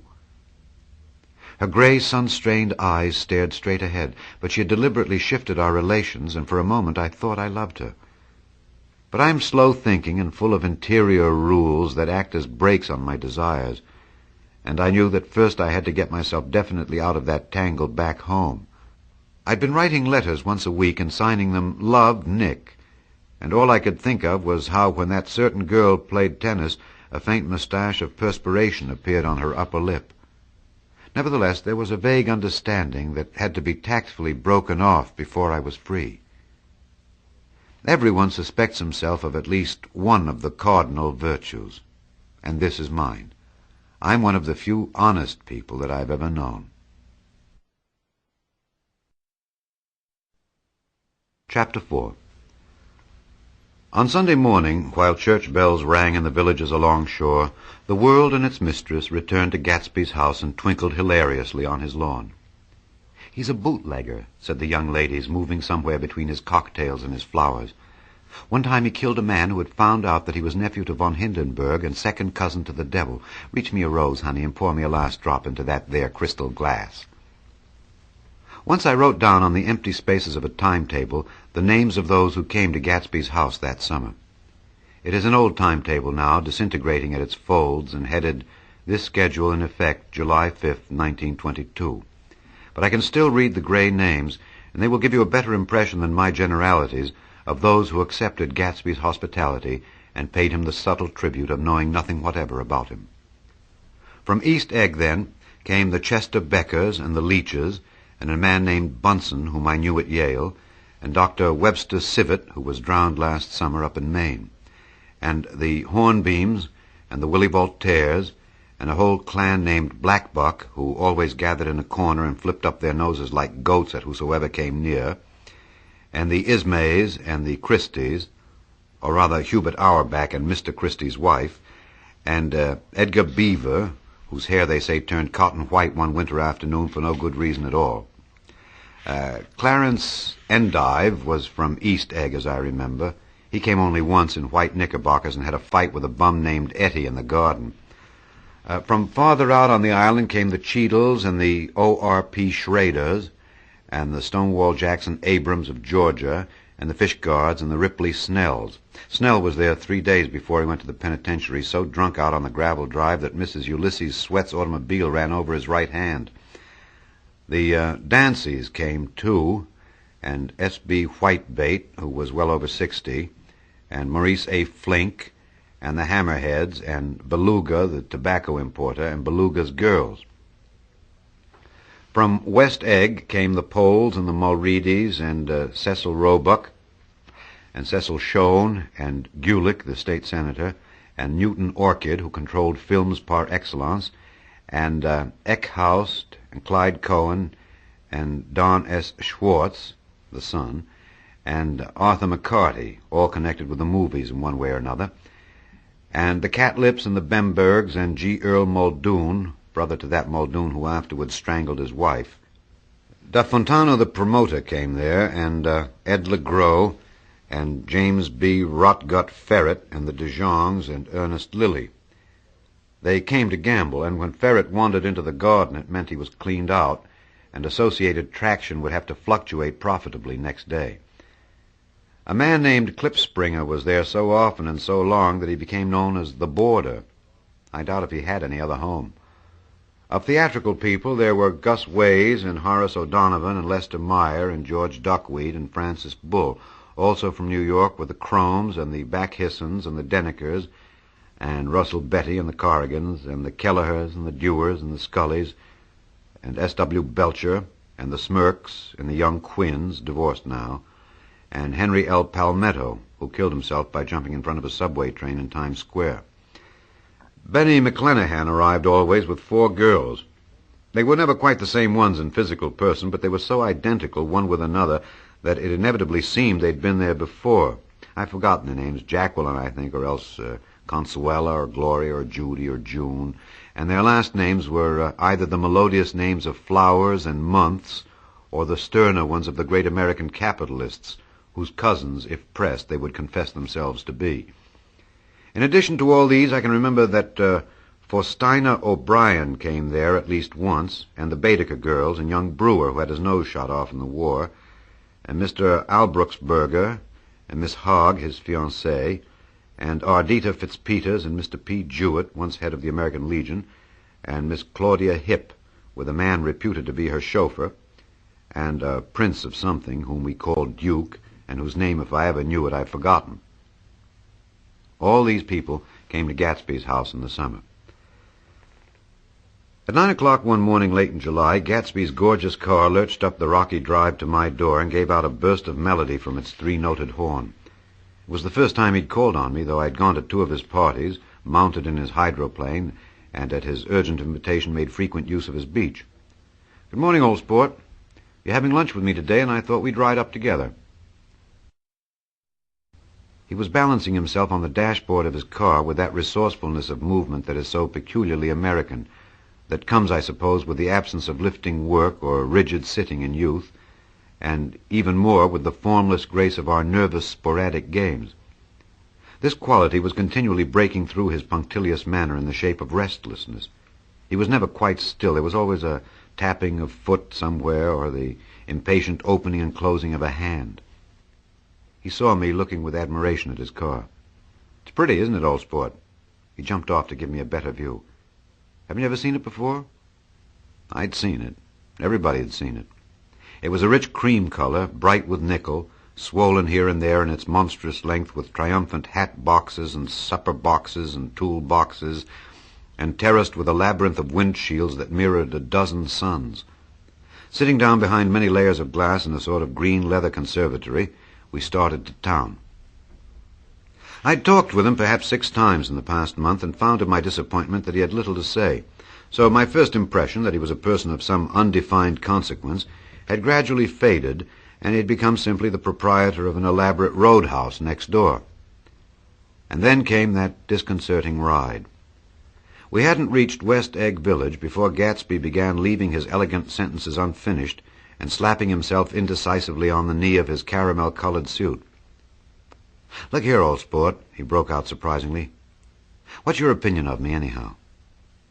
A little overwhelmed, I began the generalized evasions which that question deserves. "Well, I'm going to tell you something about my life," he interrupted. "I don't want you to get a wrong idea of me from all these stories you hear." So he was aware of the bizarre accusations that flavored conversation in his halls. "I'll tell you God's truth." His right hand suddenly ordered divine retribution to stand by. I'm the son of some wealthy people in the Middle West, all dead now. I was brought up in America but educated at Oxford because all my ancestors have been educated there for many years. It is a family tradition. He looked at me sideways, and I knew why Jordan Baker had believed he was lying. He hurried the phrase educated at Oxford, or swallowed it, or choked on it as though it had bothered him before. And with this doubt, his whole statement fell to pieces, and I wondered if there wasn't something a little sinister about him after all. "What part of the Middle West?" I inquired casually. "San Francisco." I see. My family all died, and I came into a good deal of money." His voice was solemn, as if the memory of that sudden extinction of a clan still haunted him. For a moment I suspected that he was pulling my leg, but a glance at him convinced me otherwise. "After that, I lived like a young Raja in all the capitals of Europe, Paris, Venice, Rome, collecting jewels, chiefly rubies, hunting big game, painting a little, things for myself only, and trying to forget something very sad that had happened to me long ago." With an effort, I managed to restrain my incredulous laughter. The very phrases were worn so threadbare that they evoked no image except that of a turbaned character leaking sawdust at every pore as he pursued a tiger through the Bois de Boulogne. Then came the war, old sport. It was a great relief, and I tried very hard to die, but I seemed to bear an enchanted life. I accepted a commission as first lieutenant when it began. In the Argonne Forest, I took 2 machine-gun detachments so far forward that there was a half-mile gap on either side of us where the infantry couldn't advance.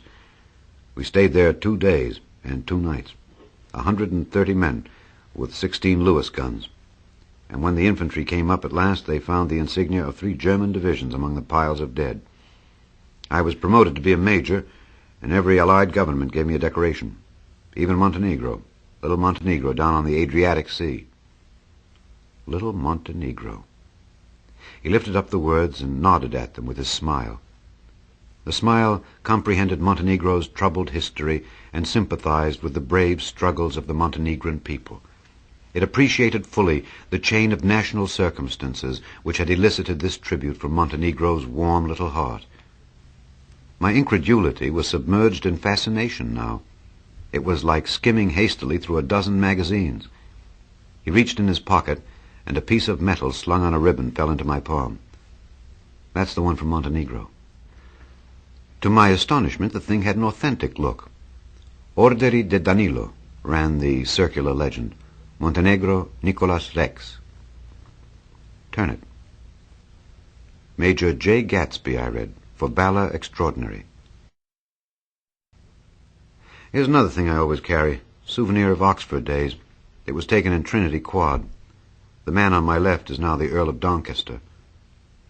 It was a photograph of half a dozen young men in blazers loafing in an archway through which were visible a host of spires. There was Gatsby, looking a little, not much younger, with a cricket bat in his hand. Then it was all true. I saw the skins of tigers flaming in his palace on the Grand Canal. I saw him opening a chest of rubies to ease with their crimson-lighted depths the gnawings of his broken heart. "I'm going to make a big request of you today," he said, pocketing his souvenirs with satisfaction. "So I thought you ought to know something about me. I didn't want you to think I was just some nobody. You see, I usually find myself among strangers because I drift here and there trying to forget the sad thing that happened to me." He hesitated. "You'll hear about it this afternoon." "At lunch?" "No, this afternoon. I happened to find out that you're taking Miss Baker to tea." "Do you mean you're in love with Miss Baker?" "No, old sport, I'm not, but Miss Baker has kindly consented to speak to you about this matter." I hadn't the faintest idea what this matter was, but I was more annoyed than interested. I hadn't asked Jordan to tea in order to discuss Mr. Jay Gatsby. I was sure the request would be something utterly fantastic, and for a moment I was sorry I'd ever set foot upon his overpopulated lawn. He wouldn't say another word. His correctness grew on him as we neared the city. We passed Port Roosevelt, where there was a glimpse of red-belted ocean-going ships, and sped along a cobbled slum lined with the dark, undeserted saloons of the faded, gilt 1900s. Then the Valley of Ashes opened out on both sides of us, and I had a glimpse of Mrs. Wilson straining at the garage pump with panting vitality as we went by. With fenders spread like wings, we scattered light through half Astoria. Only half, for as we twisted among the pillars of the elevated, I heard the familiar jug-jug spat of a motorcycle, and a frantic policeman rode alongside. "All right, old sport," called Gatsby. We slowed down. Taking a white card from his wallet, he waved it before the man's eyes. "Right you are," agreed the policeman, tipping his cap. "Know you next time, Mr. Gatsby. Excuse me." "What was that?" I inquired. "The picture of Oxford?" "I was able to do the commissioner a favor once, and he sends me a Christmas card every year." Over the great bridge, with the sunlight through the girders making a constant flicker upon the moving cars, with the city rising up across the river in white heaps and sugar lumps, all built with a wish out of non-olfactory money, the city seen from the Queensboro Bridge is always the city seen for the first time, in its first wild promise of all the mystery and the beauty in the world. A dead man passed us in a hearse heaped with blooms, followed by 2 carriages with drawn blinds, and by more cheerful carriages for friends. The friends looked out at us with the tragic eyes and short upper lips of southeastern Europe, and I was glad that the sight of Gatsby's splendid car was included in their somber holiday. As we crossed Blackwell's Island, a limousine passed us, driven by a white chauffeur, in which sat 3 modish Negroes, 2 bucks and a girl. I laughed aloud as the yolks of their eyeballs rolled toward us in haughty rivalry. Anything can happen now that we've slid over this bridge, I thought. Anything at all. Even Gatsby could happen without any particular wonder. Roaring noon. In a well-fanned 42nd Street cellar, I met Gatsby for lunch. Blinking away the brightness of the street outside, my eyes picked him out obscurely in the anteroom, talking to another man. "Mr. Carraway, this is my friend Mr. Wolfsheim."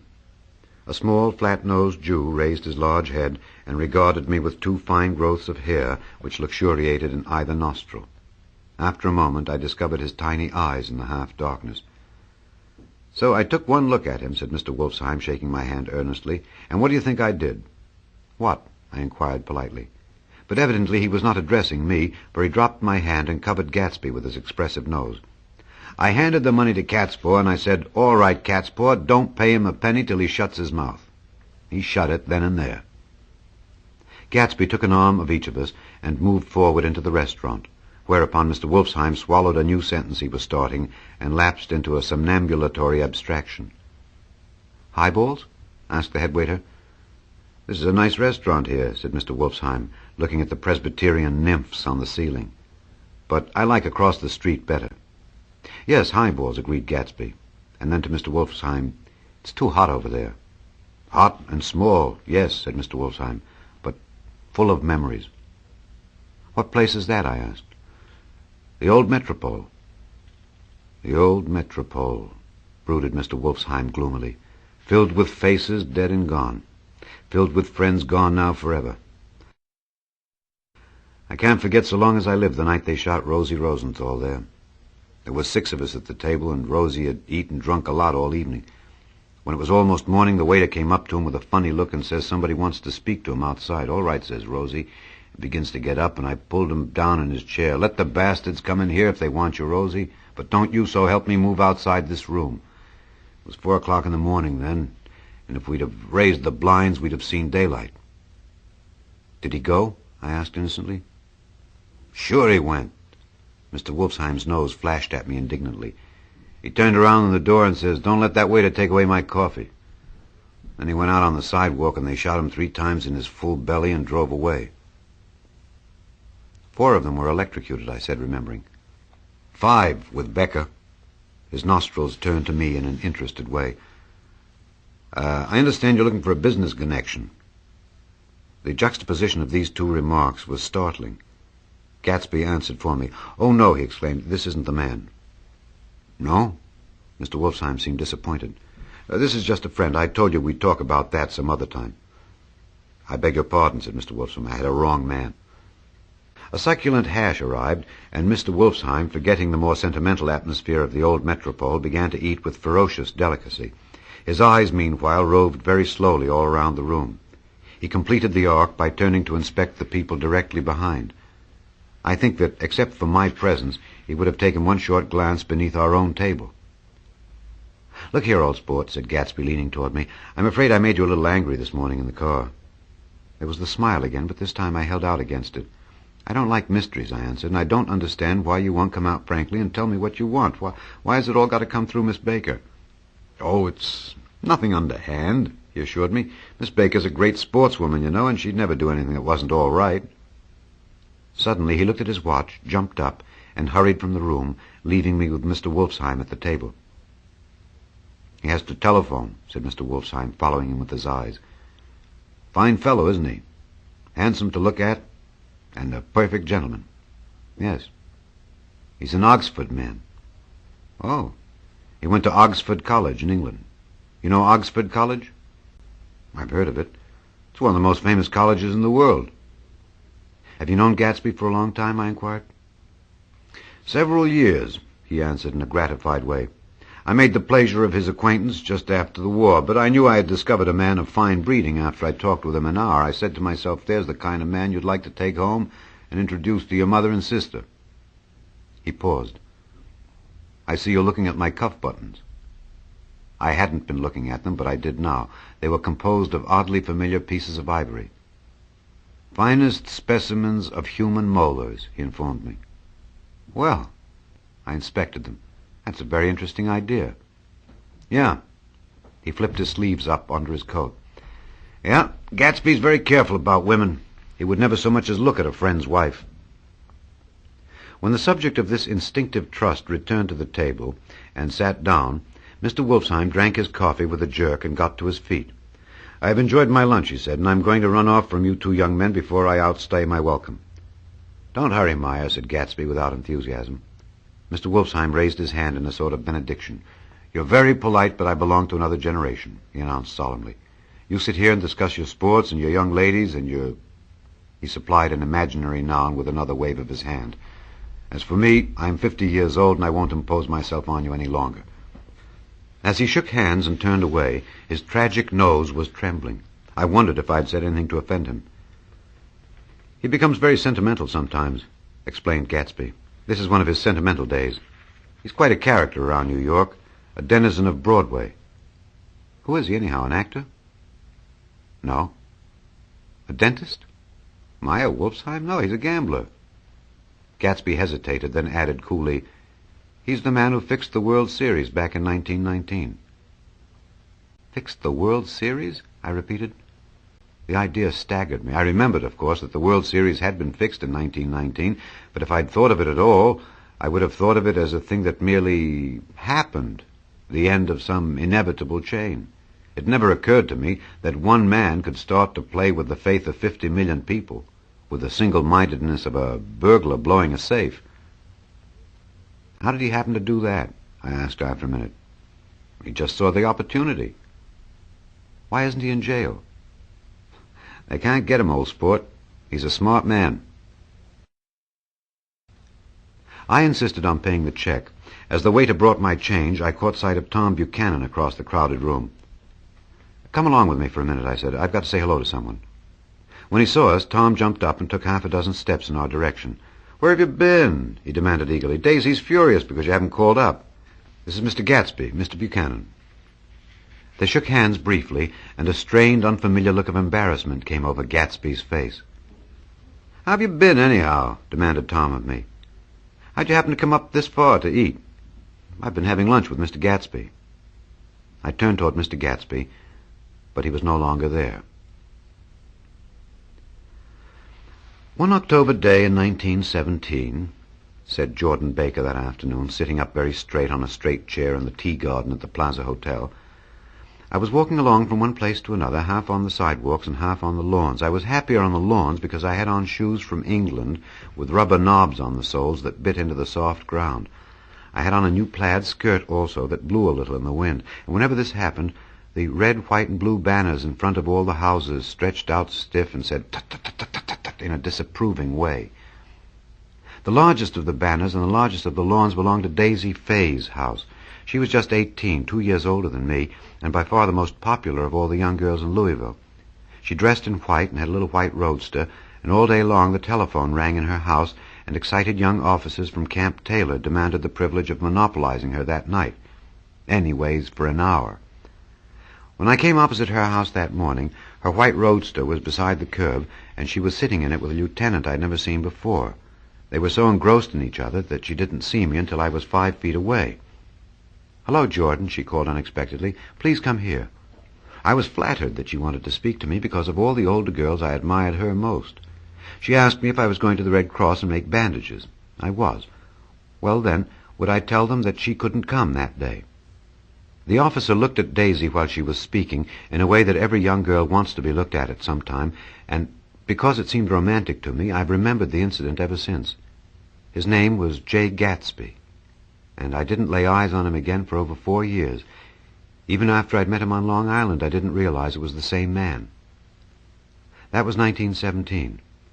By the next year, I had a few beaux myself, and I began to play in tournaments, so I didn't see Daisy very often. She went with a slightly older crowd, when she went with anyone at all. Wild rumors were circulating about her, how her mother had found her packing her bag one winter night to go to New York and say goodbye to a soldier who was going overseas. She was effectually prevented, but she wasn't on speaking terms with her family for several weeks. After that, she didn't play around with the soldiers anymore, but only with a few flat-footed, short-sighted young men in town who couldn't get into the army at all. By the next autumn, she was gay again, gay as ever. She had a debut after the armistice, and in February she was presumably engaged to a man from New Orleans. In June she married Tom Buchanan of Chicago with more pomp and circumstance than Louisville ever knew before. He came down with 100 people in 4 private cars and hired a whole floor of the Muleback Hotel, and the day before the wedding he gave her a string of pearls valued at $350,000. I was a bridesmaid. I came into her room half an hour before the bridal dinner and found her lying on her bed as lovely as the June night in her flowered dress, and as drunk as a monkey. She had a bottle of Sauterne in one hand and a letter in the other. "Gratulate me," she muttered. "Never had a drink before, but oh, how I do enjoy it. What's the matter, Daisy?" I was scared, I can tell you. I'd never seen a girl like that before. "Here, dearest." She groped around in a wastebasket she had with her on the bed and pulled out the string of pearls. "Take 'em downstairs and give 'em back to whoever they belong to. Tell 'em all Daisy's changed her mind. Say Daisy's changed her mind." She began to cry. She cried and cried. I rushed out and found her mother's maid, and we locked the door and got her into a cold bath. She wouldn't let go of the letter. She took it into the tub with her and squeezed it up into a wet ball, and only let me leave it in the soap dish when she saw that it was coming to pieces like snow.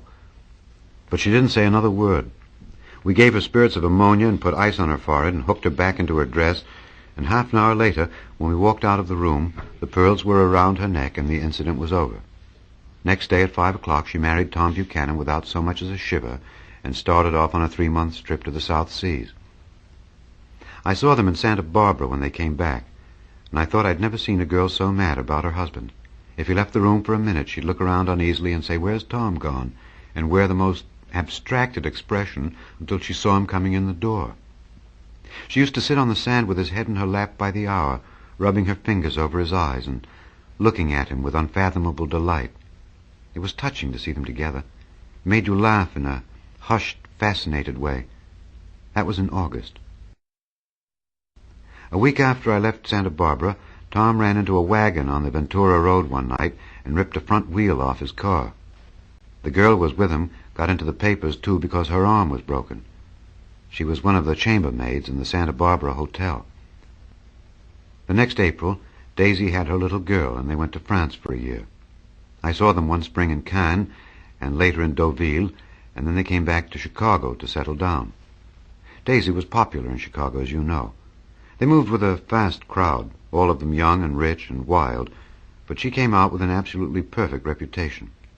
Perhaps because she doesn't drink. It's a great advantage not to drink among hard-drinking people. You can hold your tongue, and moreover you can time any little irregularity of your own so that everybody else is so blind that they don't see or care. Perhaps Daisy never went in for amour at all. And yet there's something in that voice of hers. Well, about 6 weeks ago she heard the name Gatsby for the first time in years. It was when I asked you, do you remember, if you knew Gatsby in West Egg? After you'd gone home, she came into my room and woke me up and said, "What Gatsby?" And when I described him, I was half asleep, she said in the strangest voice, that it must be the man she used to know. It wasn't until then that I connected this Gatsby with the officer in her white car. When Jordan Baker had finished telling all this, we had left the plaza for half an hour and were driving in a Victoria through Central Park. The sun had gone down behind the tall apartments of the movie stars in the West 50s, and the clear voices of little girls already gathered like crickets on the grass rose through the hot twilight. I'm the Sheik of Araby, your love belongs to me. At night when you're asleep, into your tent I'll creep. It was a strange coincidence, I said. But it wasn't a coincidence at all. Why not? Gatsby bought that house so that Daisy would be just across the bay. Then it had not been merely the stars to which he had aspired on that June night. He came alive to me, delivered suddenly from the womb of his purposeless splendor. He wants to know, continued Jordan, if you'll invite Daisy to your house some afternoon and then let him come over. The modesty of the demand shook me.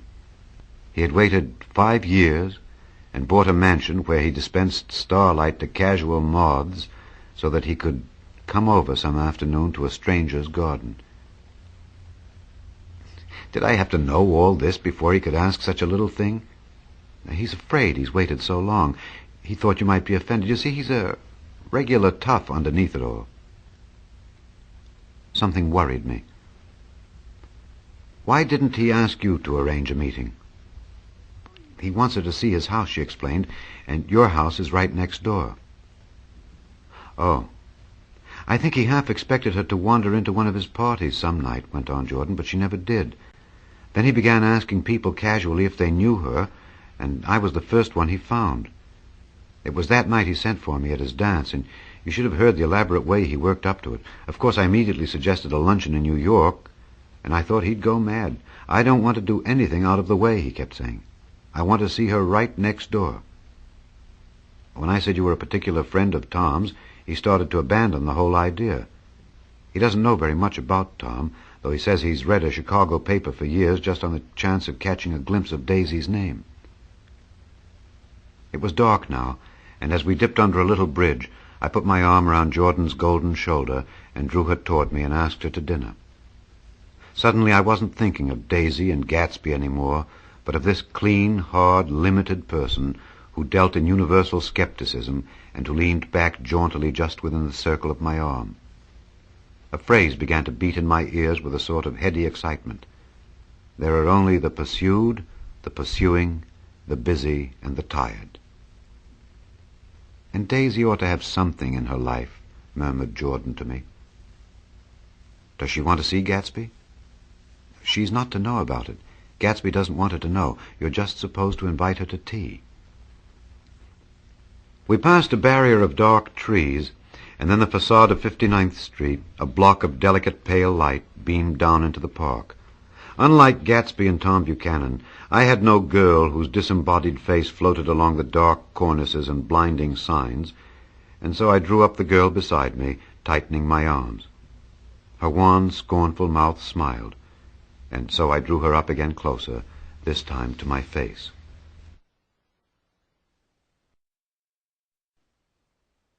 Chapter 5. When I came home to West Egg that night, I was afraid for a moment that my house was on fire. 2 o'clock, and the whole corner of the peninsula was blazing with light, which fell unreal on the shrubbery and made thin, elongating glints upon the roadside wires. Turning a corner, I saw that it was Gatsby's house, lit from tower to cellar. At first I thought it was another party, a wild rout that had resolved itself into hide-and-go-seek or sardines in the box, with all the house thrown open to the game. But there wasn't a sound, only wind in the trees, which blew the wires and made the lights go off and on again as if the house had winked into the darkness. As my taxi groaned away, I saw Gatsby walking toward me across his lawn. "Your place looks like the World's Fair," I said. "Does it?" He turned his eyes toward it absently. "I've been glancing into some of the rooms." "Let's go to Coney Island, old sport. In my car." "It's too late." "Well, suppose we take a plunge in the swimming pool. I haven't made use of it all summer." "I've got to go to bed." All right. He waited, looking at me with suppressed eagerness. I talked with Miss Baker, I said after a moment. I'm going to call up Daisy tomorrow and invite her over here to tea. Oh, that's all right, he said carelessly. I don't want to put you to any trouble. What day would suit you? What day would suit you? He corrected me quickly. I don't want to put you to any trouble, you see. Well, how about the day after tomorrow? He considered for a moment. Then, with reluctance, I want to get the grass cut, he said. We both looked at the grass. There was a sharp line where my ragged lawn ended and the darker, well-kept expanse of his began. I suspected that he meant my grass. There's another little thing, he said uncertainly, and hesitated. Well, would you rather put it off for a few days? I asked. Oh, it isn't about that. At least... He fumbled with a series of beginnings. Why, I thought... Why, look here, old sport. You don't make much money, do you? Not very much. This seemed to reassure him, and he continued more confidently. I thought you didn't, if you'll pardon my... You see, I carry on a little business on the side, a sort of sideline, you understand, and I thought that if you don't make very much... You're selling bonds, aren't you, old sport? Trying to. Well, this would interest you. It wouldn't take up much of your time, and you might pick up a nice bit of money. It happens to be a rather confidential sort of thing. I realize now that under different circumstances that conversation might have been one of the crises of my life. But because the offer was obviously and tactlessly for a service to be rendered, I had no choice except to cut him off there. I've got my hands full, I said. I'm much obliged, but I couldn't take on any more work. You wouldn't have to do any business with Wolfsheim. Evidently he thought that I was shying away from the connection mentioned at lunch, but I assured him he was wrong. He waited a moment longer, hoping I'd begin a conversation, but I was too absorbed to be responsive, so he went unwillingly home. The evening had made me light-headed and happy. I think I walked into a deep sleep as I entered my front door. So I don't know whether or not Gatsby went to Coney Island, or for how many hours he glanced into rooms while his house blazed gaudily on. I called up Daisy from the office next morning and invited her to come to tea. Don't bring Tom, I warned her. What? Don't bring Tom. Who is Tom? She asked innocently. The day agreed upon was pouring rain. At 11 o'clock, a man in a raincoat, dragging a lawn-mower, tapped at my front door and said that Mr. Gatsby had sent him over to cut my grass. This reminded me that I'd forgotten to tell my Finn to come back, so I drove into West Egg Village to search for her among soggy, whitewashed alleys and to buy some cups and lemons and flowers. The flowers were unnecessary, for at 2 o'clock a greenhouse arrived from Gatsby's with innumerable receptacles to contain it. An hour later the front door opened nervously, and Gatsby in a white flannel suit, silver shirt, and gold-colored tie hurried in. He was pale, and there were dark signs of sleeplessness beneath his eyes. Is everything all right? He asked immediately. Grass looks fine, if that's what you mean. What grass? He inquired blankly. Oh, the grass in the yard. He looked out the window at it, but judging from his expression, I don't believe he saw a thing. It looks very good, he remarked vaguely. One of the papers said they thought the rain would stop about 4. I think it was the Journal. Have you got everything you need in the shape of tea? I took him into the pantry, where he looked a little reproachfully at the Finn. Together we scrutinized the 12 lemon cakes from the delicatessen shop. Will they do? I asked. Of course, they're fine. And he added hollowly, Old sport. The rain cooled about 3:30 to a damp mist, through which occasional thin drops swam like dew. Gatsby looked with vacant eyes through a copy of Clay's Economics, starting at the finished tread that shook the kitchen floor, and peering toward the bleared windows from time to time, as if a series of invisible but alarming happenings were taking place outside. Finally he got up and informed me in an uncertain voice that he was going home. Why's that? Nobody's coming to tea. It's too late. He looked at his watch as if there was some pressing demand on his time elsewhere. I can't wait all day. Don't be silly, it's just 2 minutes to 4. He sat down miserably as if I'd pushed him, and simultaneously there was the sound of a motor turning into my lane. We both jumped up, and a little harrowed myself, I went out into the yard. Under the dripping bare lilac trees, a large open car was coming up the drive. It stopped. Daisy's face, tipped sideways beneath a three-cornered lavender hat, looked out at me with a bright, ecstatic smile. "Is this absolutely where you live, my dearest one?" The exhilarating ripple of her voice was a wild tonic in the rain. I had to follow the sound of it for a moment up and down with my ear alone before any words came through. A damp streak of hair lay like a dash of blue paint across her cheek, and her hand was wet with glistening drops as I took it to help her from the car. "Are you in love with me?" she said low in my ear. "Or why did I have to come alone?" That's the secret of Castle Rackrent. Tell your chauffeur to go far away and spend an hour. "Come back in an hour, Ferdy." Then in a grave murmur, "His name is Ferdy." "Does the gasoline affect his nose?" "I don't think so," she said innocently. "Why?" We went in. To my overwhelming surprise, the living room was deserted. "Well, that's funny," I exclaimed. "What's funny?" She turned her head as there was a light, dignified knocking at the front door. I went out and opened it. Gatsby, pale as death, with his hands plunged like weights in his coat pockets, was standing in a puddle of water, glaring tragically into my eyes. With his hands still in his coat pockets, he stalked by me into the hall, turned sharply as if he were on a wire, and disappeared into the living room. It wasn't a bit funny. Aware of the loud beating of my own heart, I pulled the door to against the increasing rain. For half a minute there wasn't a sound. Then from the living room I heard a sort of choking murmur and part of a laugh, followed by Daisy's voice on a clear artificial note. "I certainly am awfully glad to see you again." A pause. It endured horribly. I had nothing to do in the hall, so I went into the room. Gatsby, his hands still in his pockets, was reclining against the mantelpiece in a strained counterfeit of perfect ease, even of boredom. His head leaned back so far that it rested against the face of a defunct mantelpiece clock, and from this position his distraught eyes stared down at Daisy, who was sitting frightened but graceful on the edge of a stiff chair. "We've met before," muttered Gatsby. His eyes glanced momentarily at me, and his lips parted with an abortive attempt at a laugh. Luckily the clock took this moment to tilt dangerously at the pressure of his head, whereupon he turned and caught it with trembling fingers and set it back in place. Then he sat down rigidly, his elbow on the arm of the sofa and his chin in his hand. "I'm sorry about the clock," he said. My own face had now assumed a deep tropical burn. I couldn't muster up a single commonplace out of the 1,000 in my head.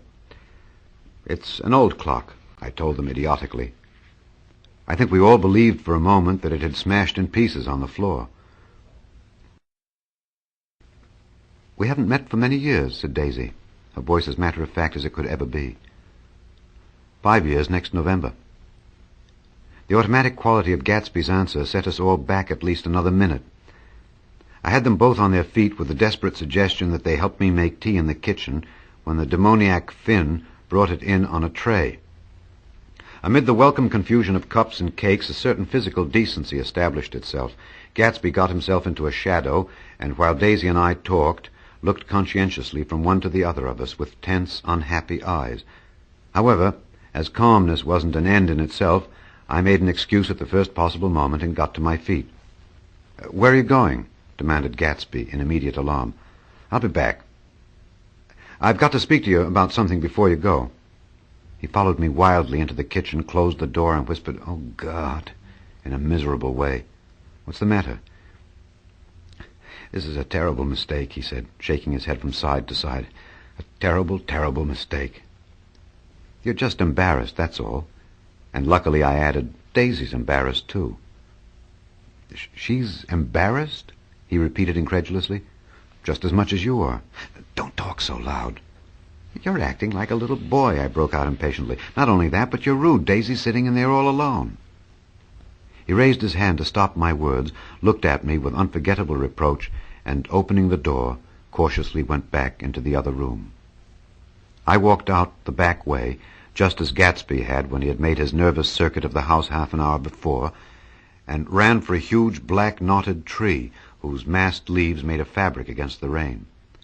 Once more it was pouring, and my irregular lawn, well shaved by Gatsby's gardener, abounded in small muddy swamps and prehistoric marshes. There was nothing to look at from under the tree except Gatsby's enormous house, so I stared at it, like Kant at his church steeple, for half an hour. A brewer had built it early in the period craze a decade before, and there was a story that he'd agreed to pay 5 years' taxes on all the neighboring cottages if the owners would have their roofs thatched with straw. Perhaps their refusal took the heart out of his plan to found a family. He went into an immediate decline. His children sold his house with the black wreath still on the door. Americans, while occasionally willing to be serfs, have always been obstinate about being peasantry. After half an hour, the sun shone again, and the grocer's automobile rounded Gatsby's drive with the raw material for his servant's dinner. I felt sure he wouldn't eat a spoonful. A maid began opening the upper windows of his house, appeared momentarily in each, and, leaning from a large central bay, spat meditatively into the garden. It was time I went back. While the rain continued, it had seemed like the murmur of their voices, rising and swelling a little now and then with gusts of emotion. But in the new silence, I felt that silence had fallen within the house, too. I went in, after making every possible noise in the kitchen short of pushing over the stove, but I don't believe they heard a sound. They were sitting at either end of the couch, looking at each other as if some question had been asked or was in the air, and every vestige of embarrassment was gone. Daisy's face was smeared with tears, and when I came in, she jumped up and began wiping at it with her handkerchief before a mirror. But there was a change in Gatsby that was simply confounding. He literally glowed. Without a word or a gesture of exultation, a new well-being radiated from him and filled the little room. "Oh, hello, old sport," he said, as if he hadn't seen me for years. I thought for a moment he was going to shake hands. "It stopped raining." "Has it?" When he realized what I was talking about, that there were twinkle bells of sunshine in the room, he smiled like a weatherman, like an ecstatic patron of recurrent light, and repeated the news to Daisy. "What do you think of that? It stopped raining." "I'm glad, Jay." Her throat, full of aching, grieving beauty, told only of her unexpected joy. "I want you and Daisy to come over to my house," he said. "I'd like to show her around." "Well, you sure you want me to come?" "Absolutely, old sport." Daisy went upstairs to wash her face, too late, I thought, with humiliation of my towels, while Gatsby and I waited on the lawn. "My house looks well, doesn't it?" he demanded. "See how the whole front of it catches the light?" I agreed that it was splendid. "Yes." His eyes went over it, every arch, door, and square tower. "It took me just 3 years to earn the money that bought it." "Well, I thought you inherited your money." "I did, old sport," he said automatically, "but I lost most of it in the big panic, the panic of the war." I think he hardly knew what he was saying, but when I asked him what business he was in, he answered, "That's my affair," before he realized that it wasn't an appropriate reply. I've been in several things," he corrected himself. "I was in the drug business, and then I was in the oil business, but I'm not in either one now." He looked at me with more attention. "Do you mean you've been thinking over what I proposed the other night?" Before I could answer, Daisy came out of the house, and 2 rows of brass buttons on her dress gleamed in the sunshine. "That huge place there?" she cried, pointing. "Do you like it?" "I love it, but I don't see how you live there all alone." "I keep it always full of interesting people, night and day, people who do interesting things, celebrated people."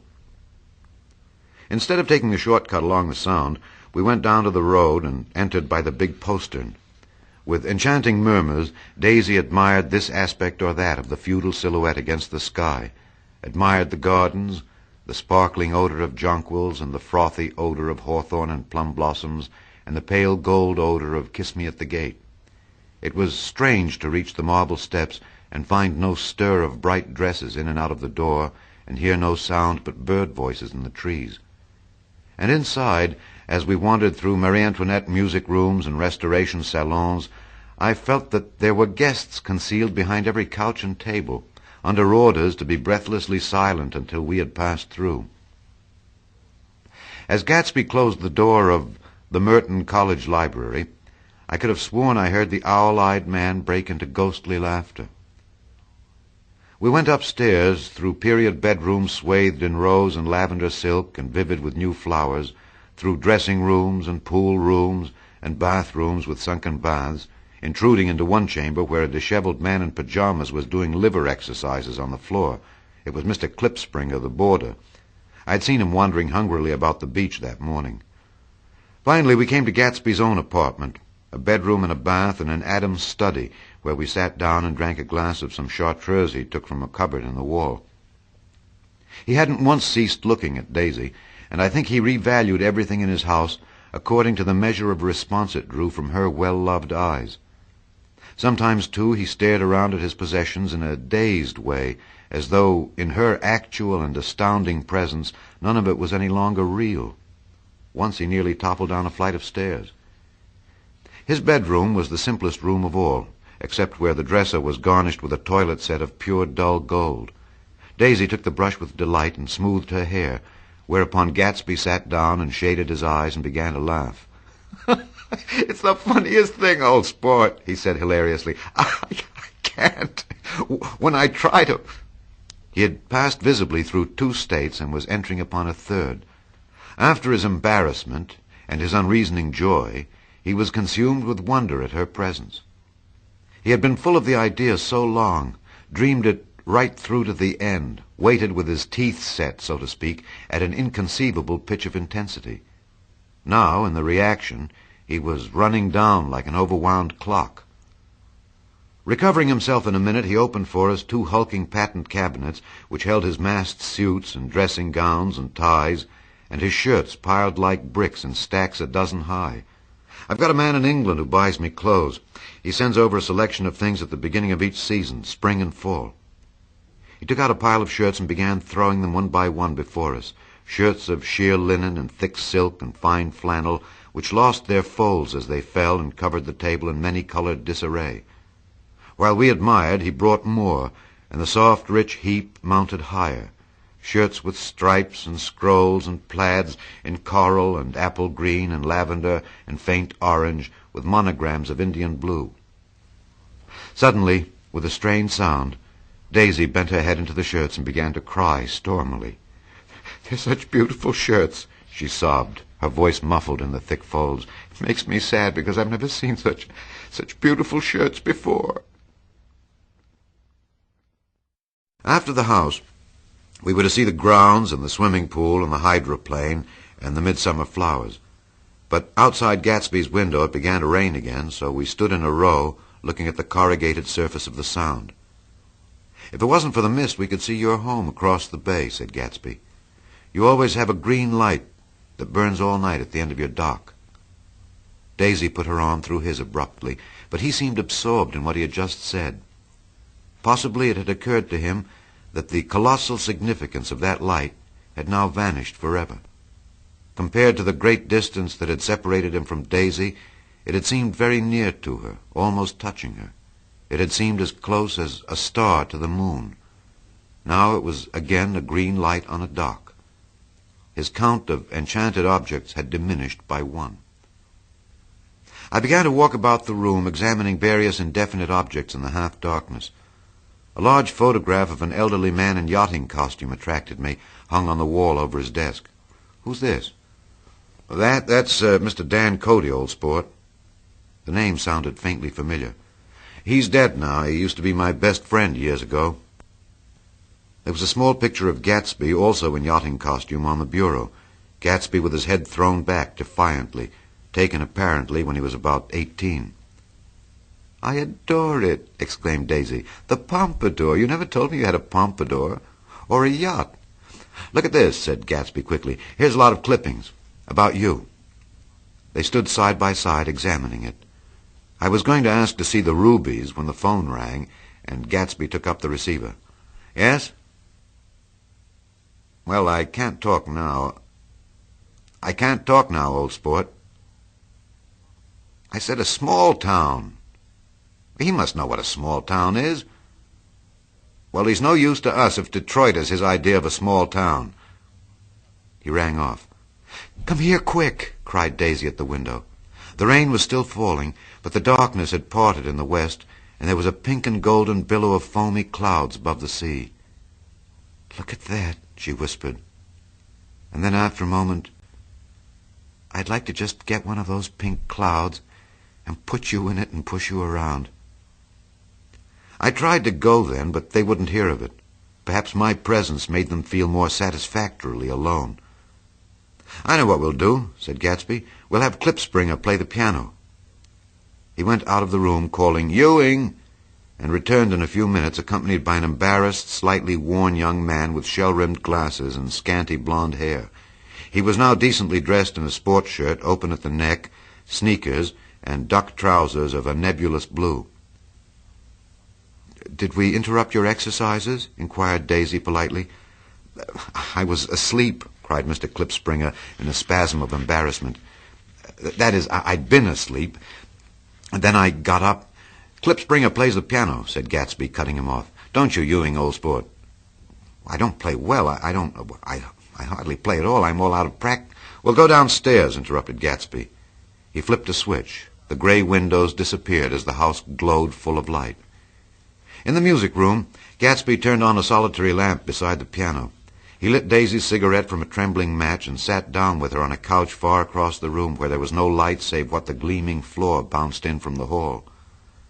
When Klipspringer had played the Love Nest, he turned around on the bench and searched unhappily for Gatsby in the gloom.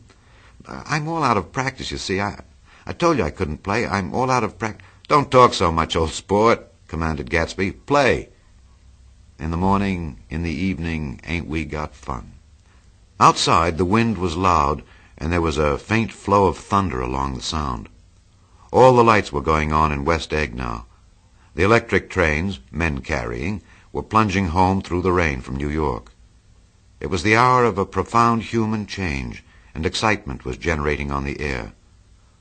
One thing sure and nothing surer, the rich get richer and the poor get children.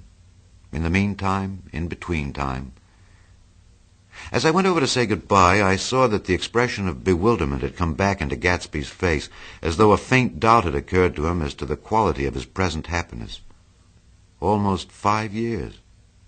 There must have been moments even that afternoon when Daisy tumbled short of his dreams. Not through her own fault, but because of the colossal vitality of his illusion. It had gone beyond her, beyond everything. He had thrown himself into it with a creative passion, adding to it all the time, decking it out with every bright feather that drifted his way. No amount of fire or freshness can challenge what a man will store up in his ghostly heart. As I watched him, he adjusted himself a little, visibly. His hand took hold of hers, and as she said something low in his ear, he turned toward her with a rush of emotion. I think that voice held him most, with its fluctuating, feverish warmth, because it couldn't be overdreamed. That voice was a deathless song. They had forgotten me, but Daisy glanced up and held out her hand. Gatsby didn't know me now at all. I looked once more at them, and they looked back at me remotely, possessed by intense life. Then I went out of the room and down the marble steps into the rain, leaving them there together.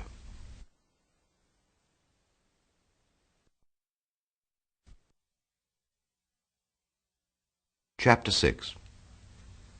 About this time, an ambitious young reporter from New York arrived one morning at Gatsby's door and asked him if he had anything to say. "Anything to say about what?" inquired Gatsby politely. "Why, any statement to give out."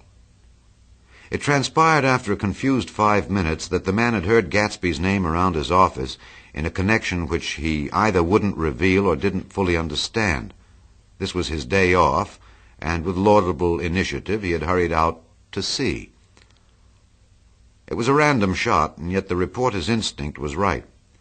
Gatsby's notoriety, spread about by the hundreds who had accepted his hospitality and so become authorities upon his past, had increased all summer until he fell just short of being news. Contemporary legends, such as the underground pipeline to Canada, attached themselves to him, and there was one persistent story that he didn't live in a house at all, but in a boat that looked like a house and was moved secretly up and down the Long Island shore. Just why these inventions were a source of satisfaction to James Gatz of North Dakota isn't easy to say. James Gatz. That was really, or at least legally, his name. He had changed it at the age of 17, and at the specific moment that witnessed the beginning of his career, when he saw Dan Cody's yacht drop anchor over the most insidious flat on Lake Superior. It was James Gatz who had been loafing along the beach that afternoon in a torn green jersey and a pair of canvas pants, but it was already Jay Gatsby who borrowed a rowboat, pulled out to the Tuolumne, and informed Cody that a wind might catch him and break him up in half an hour. I suppose he'd had the name ready for a long time even then. His parents were shiftless and unsuccessful farm people. His imagination had never really accepted them as his parents at all. The truth was that Jay Gatsby of West Egg, Long Island, sprang from his platonic conception of himself.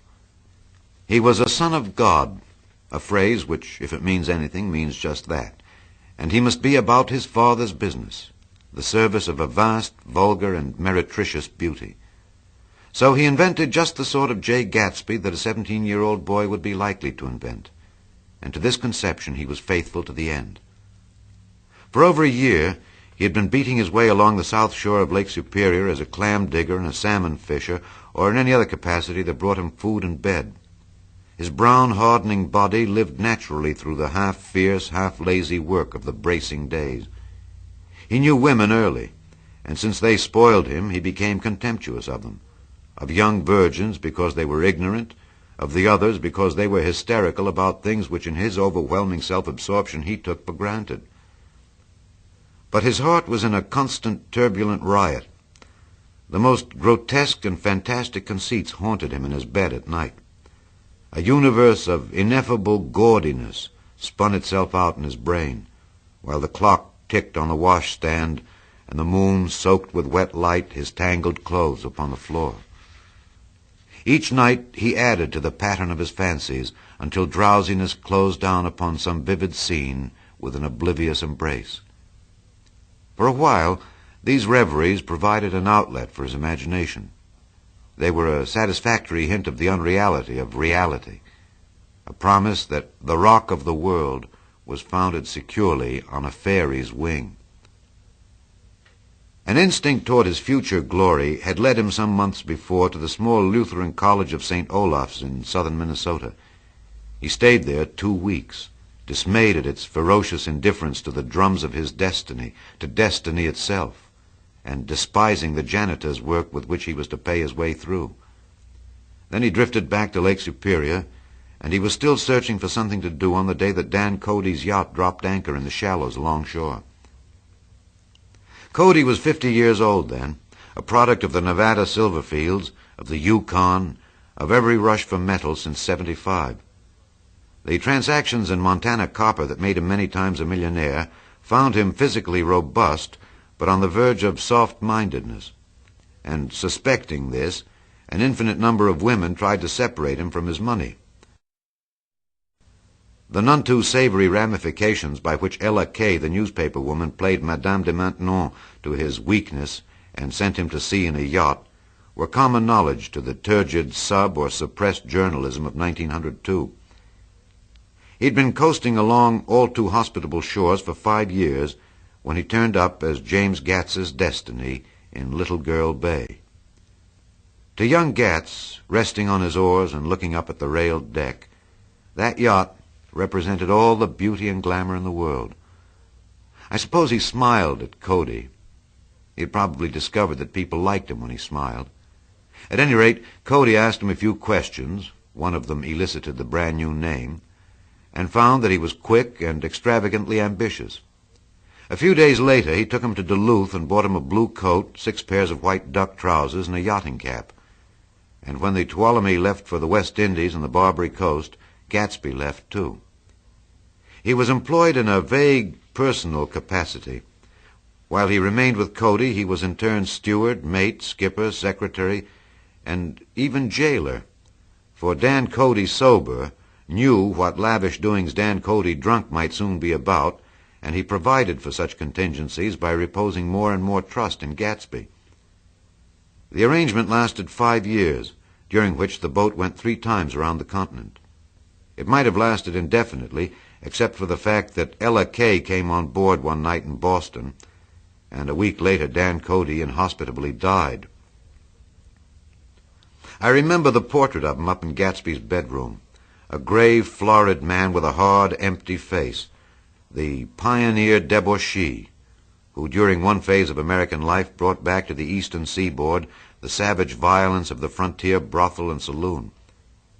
It was indirectly due to Cody that Gatsby drank so little. Sometimes in the course of gay parties, women used to rub champagne into his hair.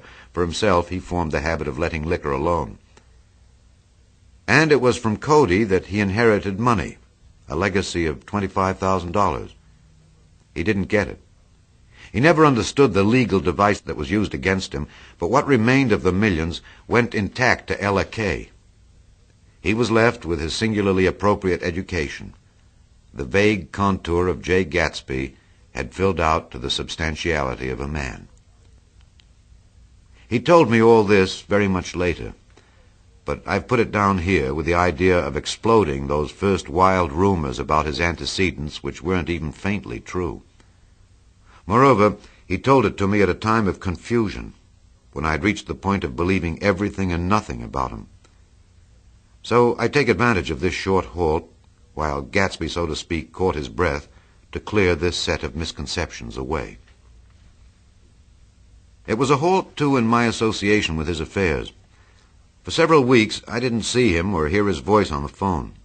Mostly I was in New York trotting around with Jordan and trying to ingratiate myself with her senile aunt. But finally I went over to his house one Sunday afternoon. I hadn't been there 2 minutes when somebody brought Tom Buchanan in for a drink. I was startled, naturally, but the really surprising thing was that it hadn't happened before. They were a party of 3 on horseback, Tom and a man named Sloane, and a pretty woman in a brown riding habit who had been there previously. "I'm delighted to see you," said Gatsby, standing on his porch. "I'm delighted that you dropped in." As though they cared. "Sit right down. Have a cigarette or a cigar." He walked around the room quickly, ringing bells. "I'll have something to drink for you in just a minute." He was profoundly affected by the fact that Tom was there, but he would be uneasy anyhow until he had given them something, realizing in a vague way that that was all they came for. Mr. Sloane wanted nothing. A lemonade? No, thanks. A little champagne? Nothing at all, thanks. "I'm sorry. Did you have a nice ride?" "Very good roads around here." "I suppose the automobiles—" "Yeah." Moved by an irresistible impulse, Gatsby turned to Tom, who had accepted the introduction as a stranger. "I believe we've met somewhere before, Mr. Buchanan." "Oh, yes," said Tom, gruffly polite, but obviously not remembering. "So we did. I remember very well." "About 2 weeks ago." "That's right. You were with Nick here." "I know your wife," continued Gatsby, almost aggressively. "That's so." Tom turned to me. "You live near here, Nick?" "Next door." "That's so." Mr. Sloane didn't enter into the conversation, but lounged back haughtily in his chair. The woman said nothing either, until unexpectedly, after 2 highballs, she became cordial. "We'll all come over to your next party, Mr. Gatsby," she suggested. "What do you say?" "Certainly, I'd be delighted to have you." "Be very nice," said Mr. Sloane, without gratitude. "Well, I think I ought to be starting home." "Oh, please don't hurry," Gatsby urged them. He had control of himself now, and he wanted to see more of Tom. Why don't you stay for supper? I wouldn't be surprised if some other people dropped in from New York." "You come to supper with me," said the lady enthusiastically. "Both of you." This included me. Mr. Sloane got to his feet. "Come along," he said, but only to her. "I mean it," she insisted. "I'd love to have you. Lots of room." Gatsby looked at me questioningly. He wanted to go, and he didn't see that Mr. Sloane had determined he shouldn't. "I'm afraid I won't be able to," I said.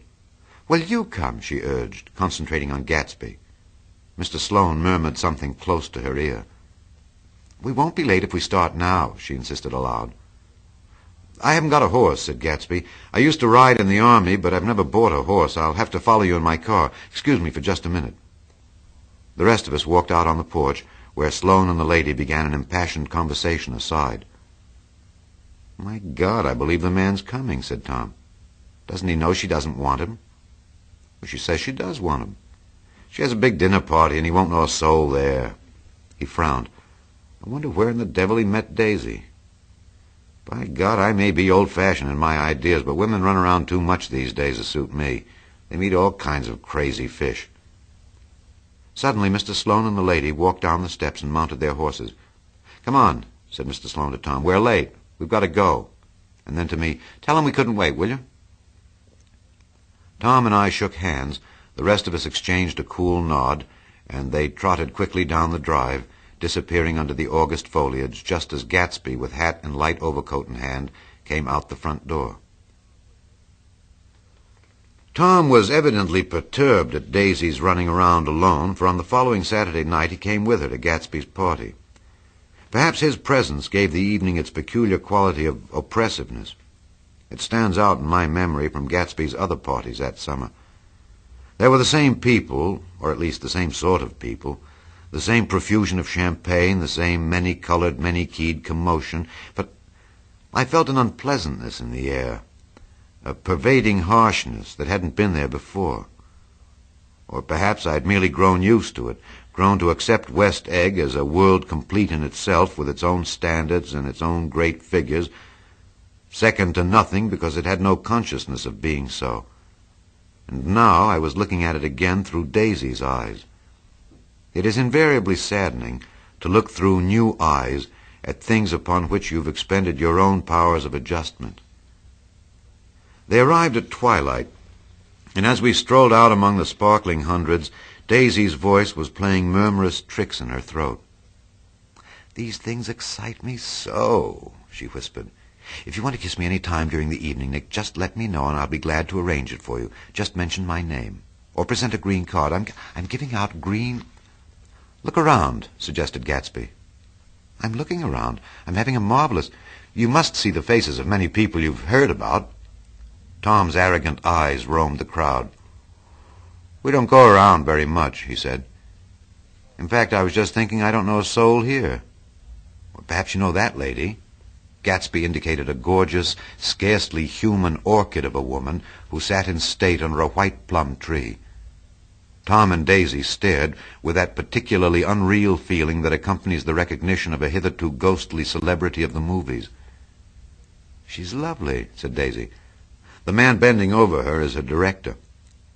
He took them ceremoniously from group to group.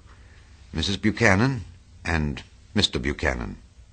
After an instant's hesitation, he added, "The polo player." "Oh, no," objected Tom quickly, "not me." But evidently the sound of it pleased Gatsby, for Tom remained the polo player for the rest of the evening. "I've never met so many celebrities," Daisy exclaimed. I like that man, what was his name, with the sort of blue nose?" Gatsby identified him, adding that he was a small producer. "Well, I liked him anyhow." "I'd a little rather not be the polo player," said Tom pleasantly. "I'd rather look at all these famous people in oblivion." Daisy and Gatsby danced. I remember being surprised by his graceful, conservative foxtrot. I'd never seen him dance before. Then they sauntered over to my house and sat on the steps for half an hour, while at her request I remained watchfully in the garden. "In case there's a fire or a flood," she explained, "or any act of God." Tom appeared from his oblivion as we were sitting down to supper together. "You mind if I eat with some people over here?" he said. "A fellow's getting off some funny stuff." "Go ahead," answered Daisy genially, "and if you want to take down any addresses, here's my little gold pencil." She looked around after a moment and told me the girl was common but pretty, and I knew that except for the half hour she'd been alone with Gatsby, she wasn't having a good time. We were at a particularly tipsy table. That was my fault. Gatsby had been called to the phone, and I'd enjoyed these same people only 2 weeks before, but what had amused me then turned septic on the air now. "How do you feel, Miss Baedeker?" The girl addressed was trying unsuccessfully to slump against my shoulder. At this inquiry she sat up and opened her eyes. "What?"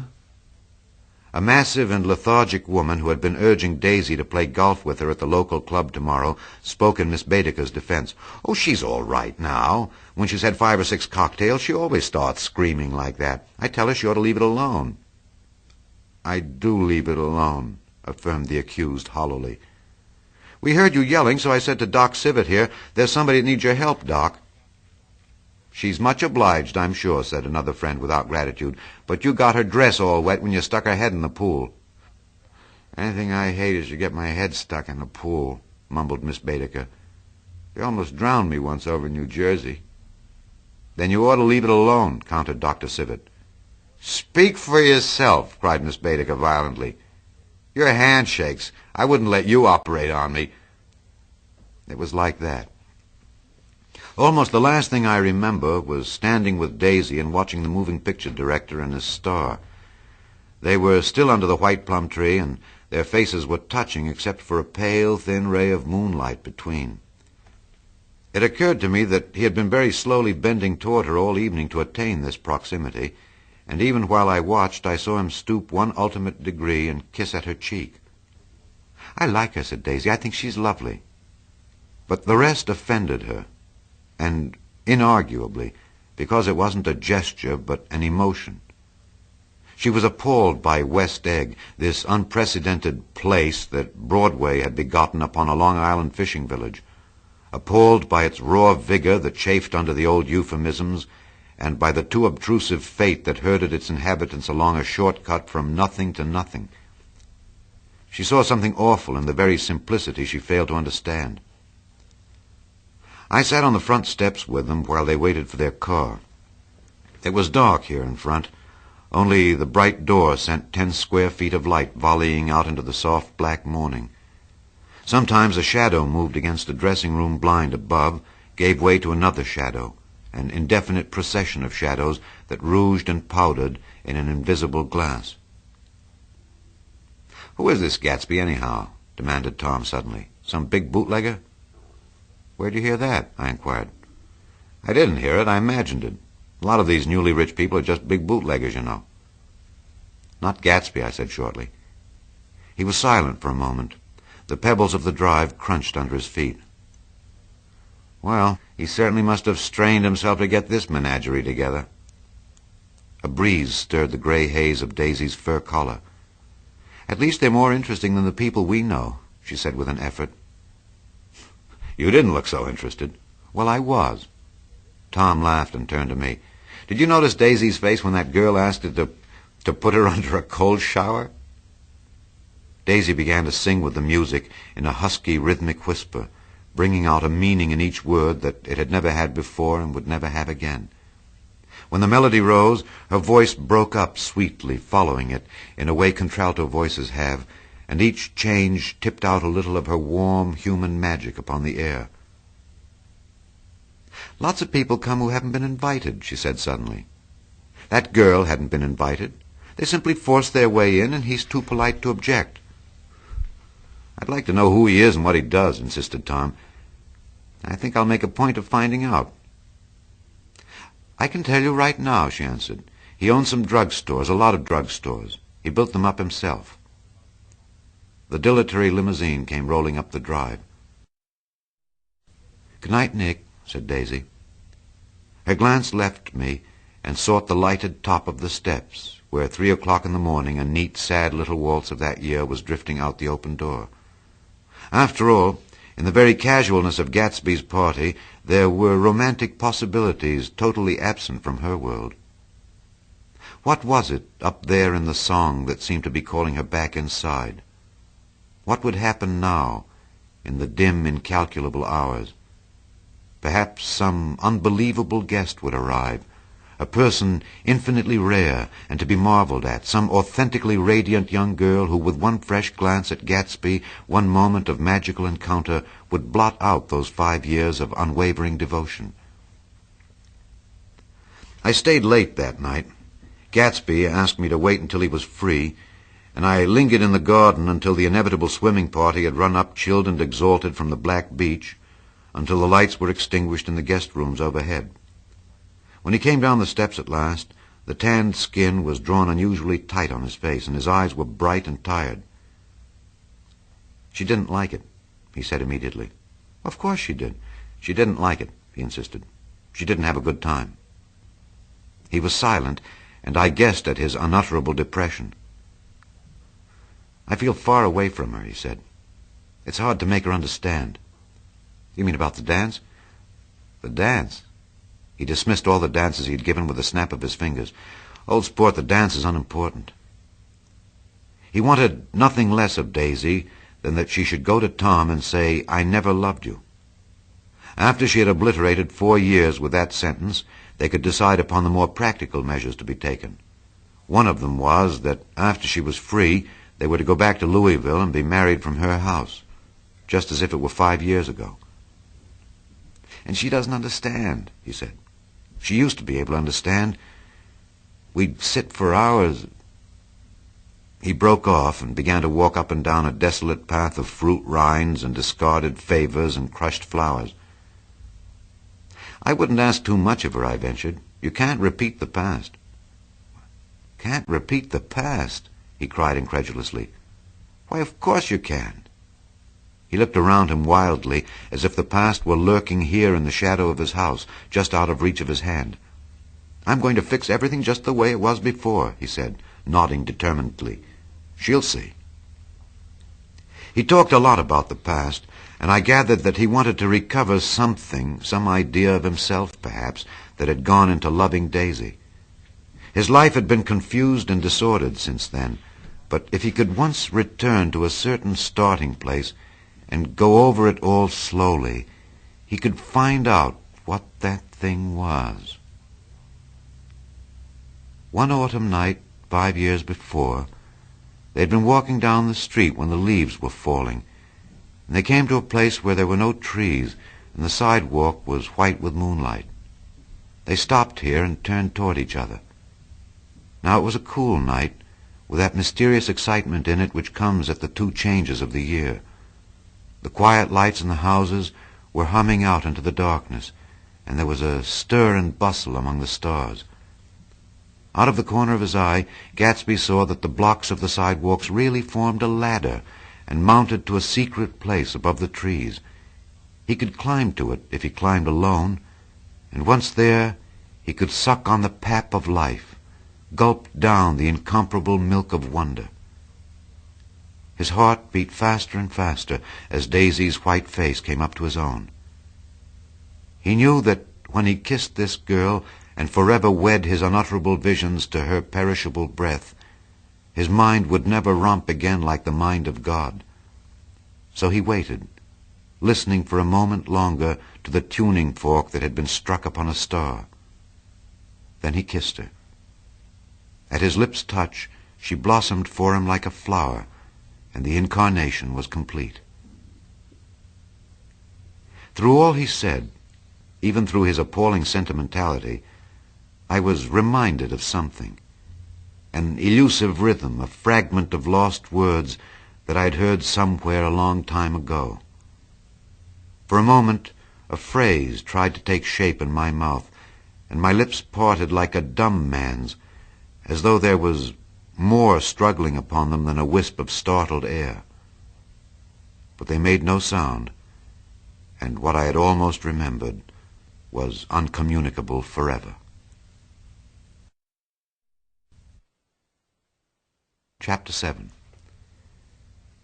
It was when curiosity about Gatsby was at its highest that the lights in his house failed to go on one Saturday night, and as obscurely as it had begun, his career as Trimalchio was over. Only gradually did I become aware that the automobiles which turned expectantly into his drive stayed for just a minute and then drove sulkily away. Wondering if he was sick, I went over to find out. An unfamiliar butler with a villainous face squinted at me suspiciously from the door. "Is Mr. Gatsby sick?" "Nope."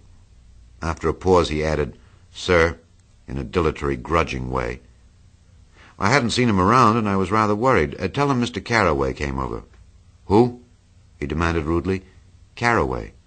"Carroway, all right, I'll tell him." Abruptly he slammed the door. My Finn informed me that Gatsby had dismissed every servant in his house a week ago and replaced them with half a dozen others who never went into West Egg Village to be bribed by the tradesmen, but ordered moderate supplies over the telephone. The grocery boy reported that the kitchen looked like a pigsty, and the general opinion in the village was that the new people weren't servants at all. Next day, Gatsby called me on the phone. "Going away?" I inquired. "No, old sport." "I hear you fired all your servants." "I wanted somebody who wouldn't gossip. Daisy comes over quite often, in the afternoons." So the whole caravansary had fallen in like a card-house at the disapproval in her eyes. "There are some people Wolfsheim wanted to do something for. They're all brothers and sisters. They used to run a small hotel." "I see." He was calling up at Daisy's request. Would I come to lunch at her house tomorrow? Miss Baker would be there. Half an hour later, Daisy herself telephoned and seemed relieved to find that I was coming. Something was up, and yet I couldn't believe that they would choose this occasion for a scene, especially for the rather harrowing scene that Gatsby had outlined in the garden. The next day was broiling, almost the last, certainly the warmest of the summer. As my train emerged from the tunnel into sunlight, only the hot whistles of the National Biscuit Company broke the simmering hush at noon. The straw seats of the car hovered on the edge of combustion. The woman next to me perspired delicately for a while into her white shirtwaist, and then, as her newspaper dampened under her fingers, lapsed despairingly into deep heat with a desolate cry. Her pocketbook slapped to the floor. "Oh, my," she gasped. I picked it up with a weary bend and handed it back to her, holding it at arm's length and by the extreme tip of the corners to indicate that I had no designs upon it. But everyone nearby, including the woman, suspected me just the same.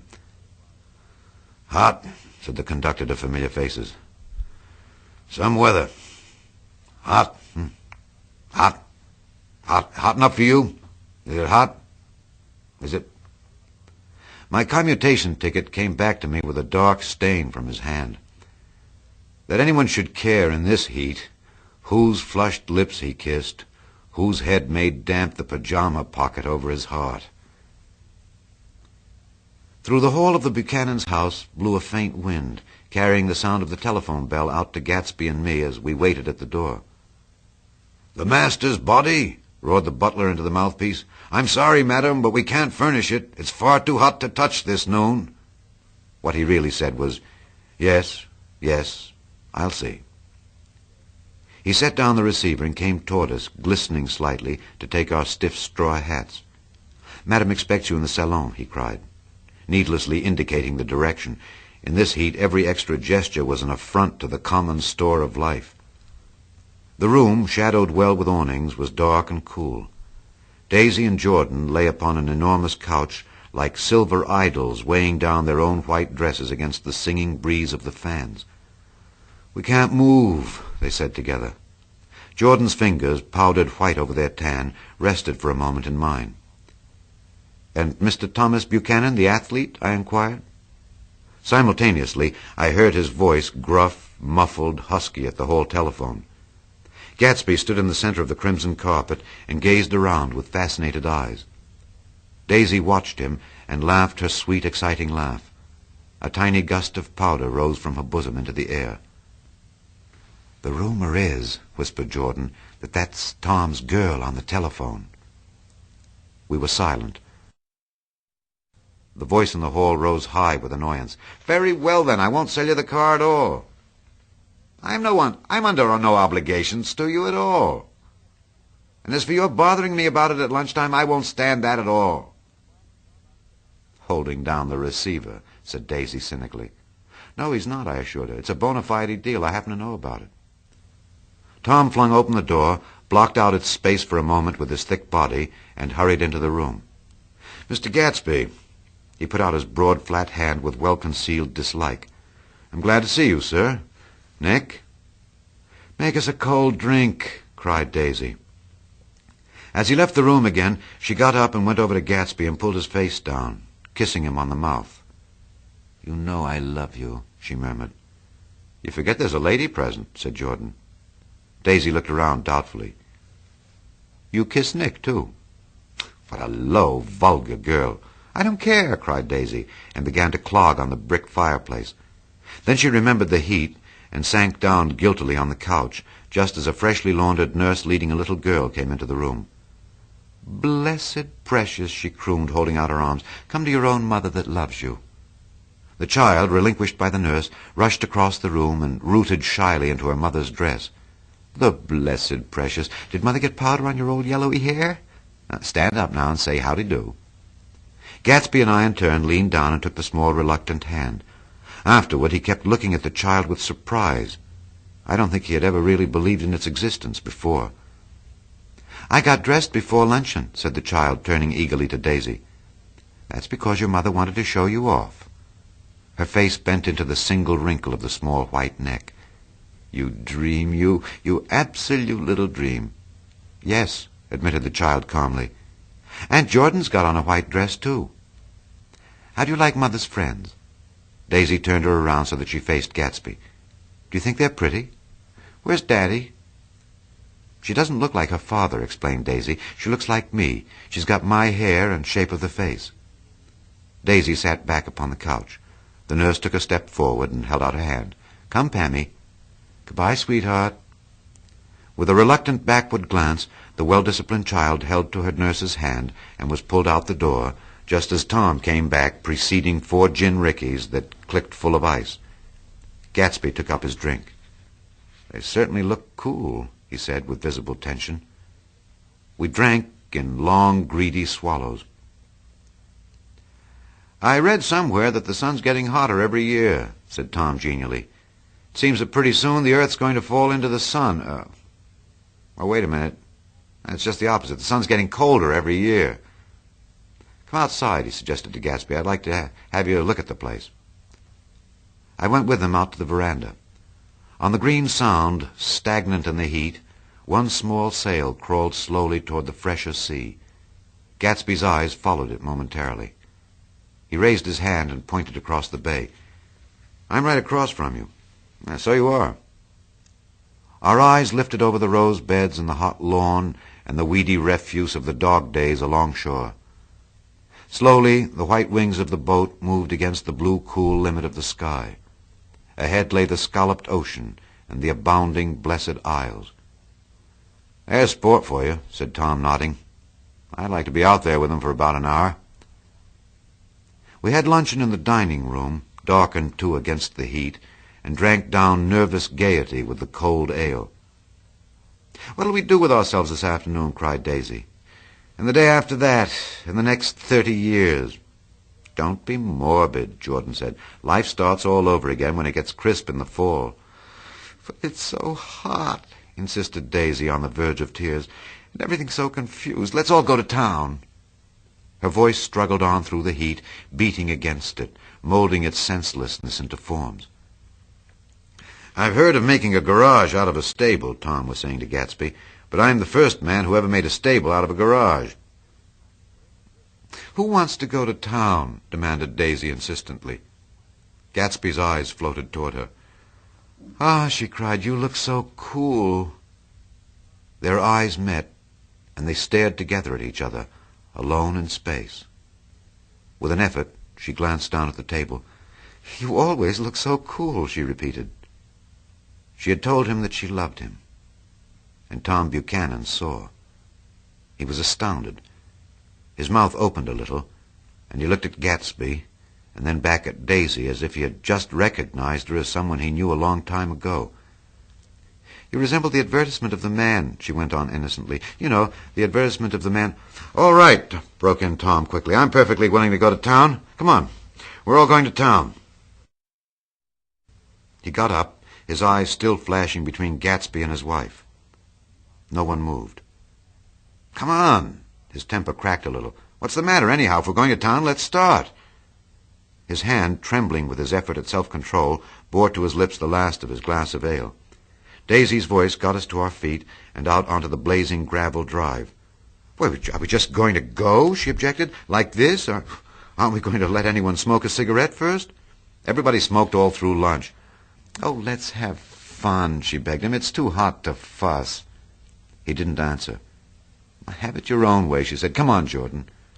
They went upstairs to get ready, while we three men stood there shuffling the hot pebbles with our feet. A silver curve of the moon hovered already in the western sky. Gatsby started to speak, changed his mind, but not before Tom wheeled and faced him expectantly. "Have you got your stables here?" asked Gatsby with an effort. "About a quarter of a mile down the road." "Oh." A pause. "I don't see the idea of going to town," broke out Tom savagely. "Women get these notions in their heads." "Shall we take anything to drink?" called Daisy from an upper window. "I'll get some whiskey," answered Tom. He went inside. Gatsby turned to me rigidly. I can't say anything in his house, old sport." "She's got an indiscreet voice," I remarked. "It's full of—" I hesitated. "Her voice is full of money," he said suddenly. That was it. I'd never understood before. It was full of money. That was the inexhaustible charm that rose and fell in it, the jingle of it, the cymbal song of it. High in a white palace, the king's daughter, the golden girl. Tom came out of the house wrapping a quart bottle in a towel, followed by Daisy and Jordan wearing small tight hats of metallic cloth and carrying light capes over their arms. "Shall we all go in my car?" suggested Gatsby. He felt the hot green leather of the seat. "I ought to have left it in the shade." "Is it standard shift?" demanded Tom. "Yes." "Well, you take my coupe and let me drive your car to town." The suggestion was distasteful to Gatsby. "I don't think there's much gas," he objected. "Plenty of gas," said Tom boisterously. He looked at the gauge. "And if it runs out, I can stop at a drugstore. You can buy anything at a drugstore nowadays." A pause followed this apparently pointless remark. Daisy looked at Tom, frowning, and an indefinable expression at once definitely unfamiliar and vaguely recognizable, as if I'd only heard it described in words, passed over Gatsby's face. "Come on, Daisy," said Tom, pressing her with his hand toward Gatsby's car. "I'll take you in this circus wagon." He opened the door, but she moved out from the circle of his arm. "You take Nick and Jordan. We'll follow you in the coupe." She walked close to Gatsby, touching his coat with her hand. Jordan and Tom and I got into the front seat of Gatsby's car. Tom pushed the unfamiliar gears tentatively, and we shot off into the oppressive heat, leaving them out of sight behind. "Did you see that?" demanded Tom. "See what?" He looked at me keenly, realizing that Jordan and I must have known all along. "You think I'm pretty dumb, don't you?" he suggested. "Perhaps I am, but I have almost a second sight sometimes that tells me what to do. Maybe you don't believe that, but science—" He paused. The immediate contingency overtook him, pulled him back from the edge of the theoretical abyss. "I've made a small investigation of this fellow," he continued. "I could have gone deeper if I'd known—" "Do you mean you've been to a medium?" inquired Jordan humorously. "What?" Confused, he stared at us as we laughed. "A medium? About Gatsby?" "About Gatsby? No, I haven't. I said I'd been making a small investigation of his past." "And you found he was an Oxford man," said Jordan helpfully. "An Oxford man?" He was incredulous. "Like hell he is. He wears a pink suit."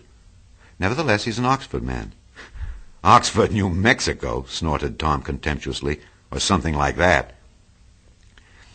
"Listen, Tom, if you're such a snob, why did you invite him to lunch?" demanded Jordan crossly. "Daisy invited him. She knew him before we were married. God knows where."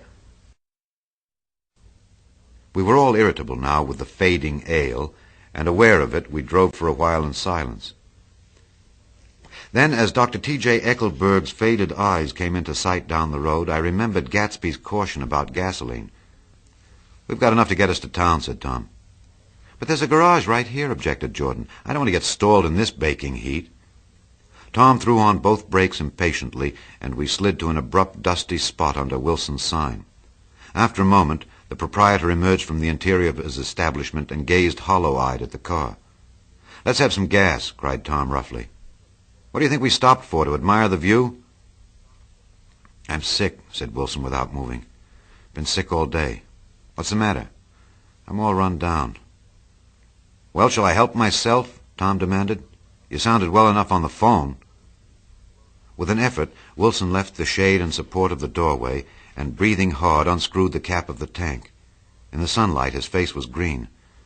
"I didn't mean to interrupt your lunch," he said, "but I need money pretty bad, and I was wondering what you were going to do with your old car." "How do you like this one?" inquired Tom. "I bought it last week." "It's a nice yellow one," said Wilson, as he strained at the handle. "Like to buy it?" "Big chance." Wilson smiled faintly. "No, but I could make some money on the other." "What do you want money for all of a sudden?" "I've been here too long. I want to get away. My wife and I want to go west." "Your wife does?" exclaimed Tom, startled. "She's been talking about it for 10 years. He rested for a moment against the pump, shading his eyes. "And now she's going whether she wants to or not. I'm going to get her away." The coupe flashed by us with a flurry of dust and the flash of a waving hand. "What do I owe you?" demanded Tom harshly. "I just got wised up to something funny the last 2 days," remarked Wilson. "That's why I want to get away. That's why I've been bothering you about the car." "What do I owe you?" $1.20. The relentless beating heat was beginning to confuse me, and I had a bad moment there before I realized that so far his suspicions hadn't alighted on Tom. He had discovered that Myrtle had some sort of life apart from him in another world, and the shock had made him physically sick. I stared at him and then at Tom, who had made a parallel discovery less than an hour before, and it occurred to me that there was no difference between men in intelligence or race so profound as the difference between the sick and the well. Wilson was so sick that he looked guilty, unforgivably guilty, as if he had just got some poor girl with child. "I'll let you have that car," said Tom. "I'll send it over tomorrow afternoon." That locality was always vaguely disquieting, even in the broad glare of afternoon, and now I turned my head as though I'd been warned of something behind. Over the ash heaps, the giant eyes of Dr. T.J. Eckelberg kept their vigil, but I perceived after a moment that the other eyes were regarding us less than 20 feet away. In one of the windows over the garage, the curtains had been moved aside a little, and Myrtle Wilson was peering down at the car. So engrossed was she that she had no consciousness of being observed, and one emotion after another crept into her face like objects into a slowly developing picture. Her expression was curiously familiar. It was an expression I'd often seen on women's faces, but on Myrtle Wilson's face it seemed purposeless and inexplicable, until I realized that her eyes, wide with jealous terror, were fixed not on Tom, but on Jordan Baker, whom she took to be his wife. There is no confusion like the confusion of a simple mind, and as we drove away, Tom was feeling the hot whips of panic. His wife and his mistress, until an hour ago secure and inviolate, were slipping precipitately from his control. Instinct made him step on the accelerator with the double purpose of overtaking Daisy and leaving Wilson behind, and we sped along toward Astoria at 50 miles an hour until among the spidery girders of the elevated we came in sight of the easy-going blue coupe. "Those big movies around 50th Street are cool," suggested Jordan. "I love New York on summer afternoons when everyone's away. There's something very sensuous about it. Overripe, as if all sorts of funny fruits were going to fall into your hands."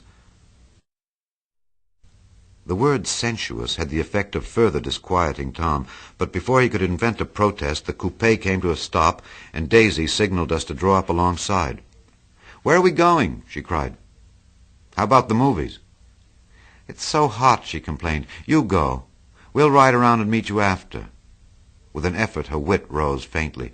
"We'll meet you on some corner. I'll be the man smoking 2 cigarettes. "Look, we can't argue about it here," Tom said impatiently, as a truck gave out a cursing whistle behind us. "You follow me to the south side of Central Park in front of the plaza." Several times he turned his head and looked back for their car, and if the traffic delayed them, he slowed up until they came into sight. I think he was afraid they would dart down a side street and out of his life forever. But they didn't, and we all took the less explicable step of engaging the parlor of a suite in the Plaza Hotel. The prolonged and tumultuous argument that ended by herding us into that room eludes me, though I have a sharp physical memory that in the course of it My underwear kept climbing like a damp snake around my legs, and intermittent beads of sweat raced cool across my back. The notion originated with Daisy's suggestion that we hire 5 bathrooms and take cold baths, and then assumed more tangible form as a place to have a mint julep. Each of us said over and over that it was a crazy idea. We all talked at once to a baffled clerk and thought or pretended to think that we were being very funny. The room was large and stifling, and though it was already 4 o'clock, opening the windows admitted only a gust of hot shrubbery from the park. Daisy went to the mirror and stood with her back to us, fixing her hair. "It's a swell suite," whispered Jordan respectfully, and everyone laughed. "Open another window," commanded Daisy without turning around. "There aren't any more." "Well, we'd better telephone for an axe." "The thing to do is to forget about the heat," said Tom impatiently. "You make it 10 times worse by crabbing about it." He unrolled the bottle of whiskey from the towel and put it on the table. "Why not let her alone, old sport?" remarked Gatsby. "You're the one that wanted to come to town." There was a moment of silence. The telephone book slipped from its nail and splashed to the floor, whereupon Jordan whispered, "Excuse me." But this time no one laughed. "I'll pick it up," I offered. "I've got it." Gatsby examined the parted string, muttered, in an interested way, and tossed the book on a chair. "That's a great expression of yours, isn't it?" said Tom sharply. "What is?" "All this old sport business. Where'd you pick that up?" "Now, see here, Tom," said Daisy, turning around from the mirror. "If you're going to make personal remarks, I won't stay here a minute. Call up and order some ice for the mint julep." As Tom took up the receiver, the compressed heat exploded into sound, and we were listening to the portentous chords of Mendelssohn's Wedding March from the ballroom below. "Oh, imagine marrying anybody in this heat," cried Jordan dismally. "Still, I was married in the middle of June," Daisy remembered. "Louisville in June. Somebody fainted. Who was it fainted, Tom?" "Biloxi," he answered shortly. "A man named Biloxi. Blocks Biloxi, and he made boxes. That's a fact, and he was from Biloxi, Mississippi." "They carried him into my house," appended Jordan, "because we lived just 2 doors from the church, and he stayed 3 weeks until Daddy told him he had to get out. The day after he left, Daddy died." After a moment, she added, as if she might have sounded irreverent, "There wasn't any connection." "I used to know a Bill Biloxi from Memphis," I remarked. "That was his cousin. I knew his whole family history before he left. He gave me an aluminum putter that I use today." The music had died down as the ceremony began, and now a long cheer floated in at the window, followed by intermittent cries of "Yay!" and finally by a burst of jazz as the dancing began. "We're getting old," said Daisy. "If we were young, we'd rise and dance." "Remember Biloxi," Jordan warned her. "Where'd you know him, Tom?" "Biloxi?" He concentrated with an effort. "I didn't know him. He was a friend of Daisy's." "He was not," she denied. "I'd never seen him before. He came down in the private car." "Well, he said he knew you. He said he was raised in Louisville. Asa Bird brought him around at the last minute and asked if we had room for him." Jordan smiled. "He was probably bumming his way home. He told me he was president of your class at Yale." Tom and I looked at each other blankly. "Biloxi?" "First place, we didn't have any president." Gatsby's foot beat a short, restless tattoo, and Tom eyed him suddenly. "By the way, Mr. Gatsby, I understand you're an Oxford man." "Not exactly." "Oh, yes, I understand you went to Oxford." "Yes, I went there."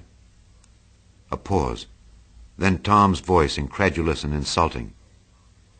"You must have gone there about the time Biloxi went to New Haven."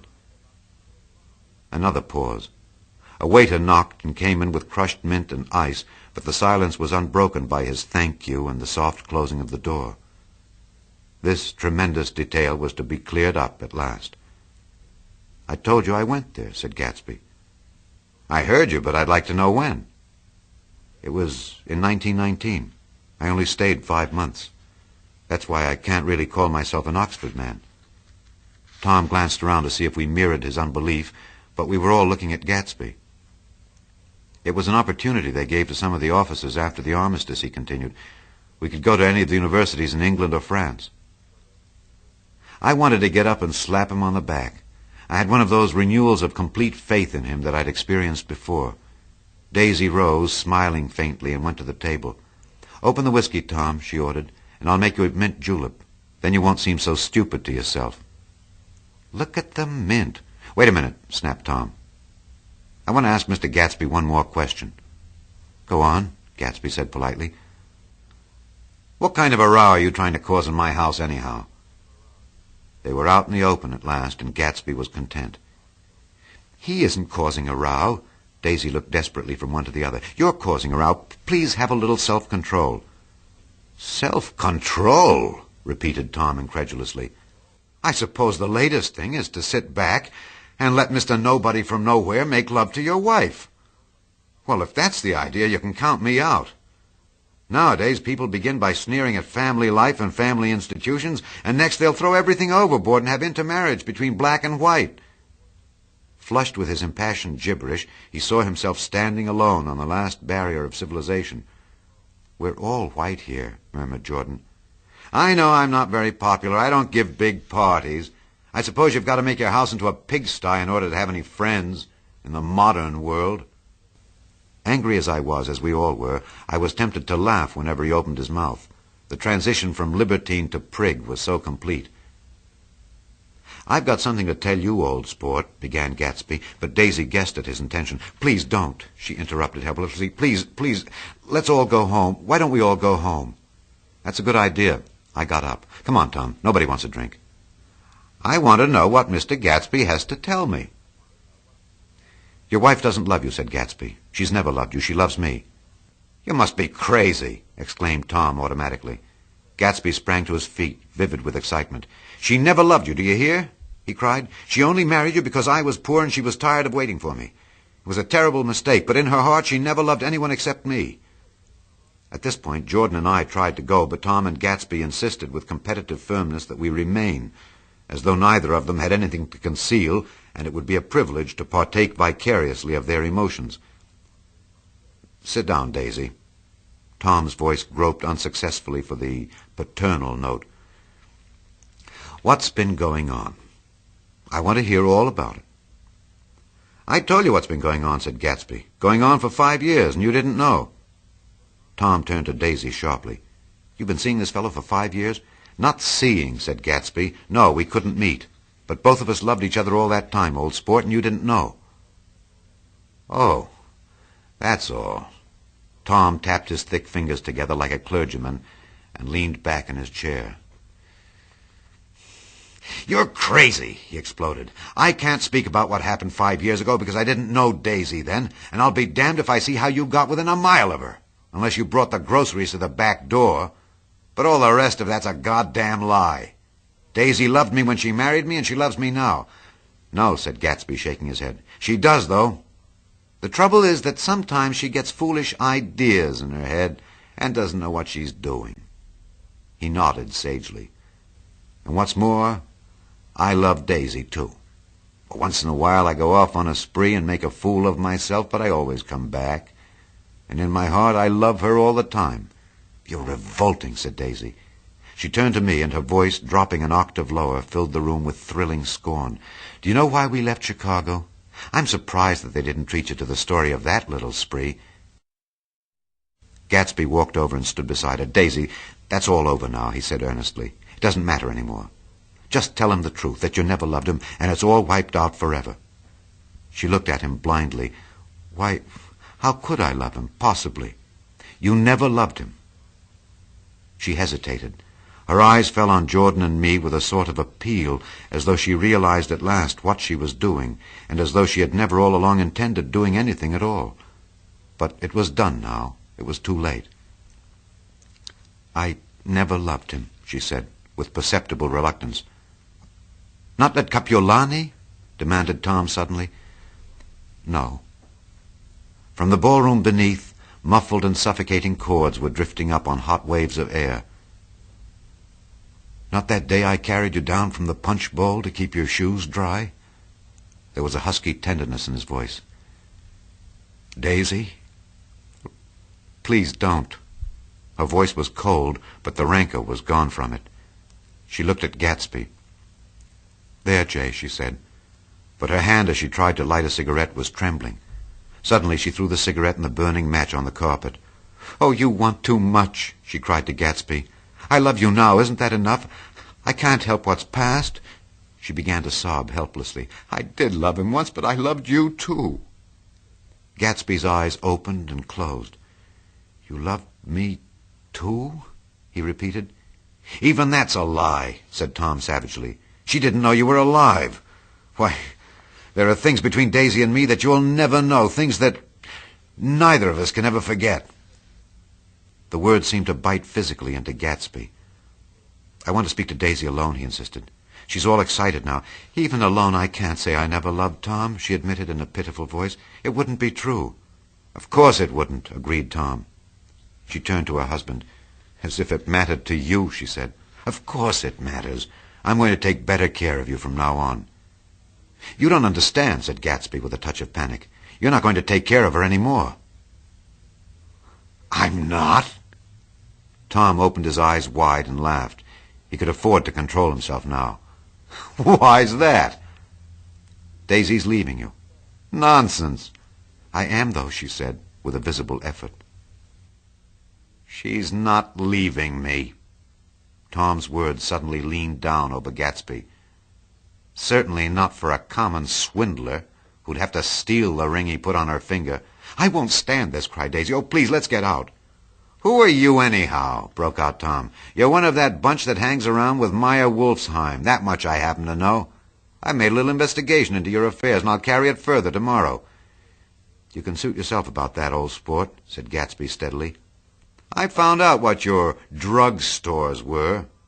He turned to us and spoke rapidly. "He and this Wolfheim bought up a lot of side street drug stores here and in Chicago and sold grain alcohol over the counter. That's one of his little stunts.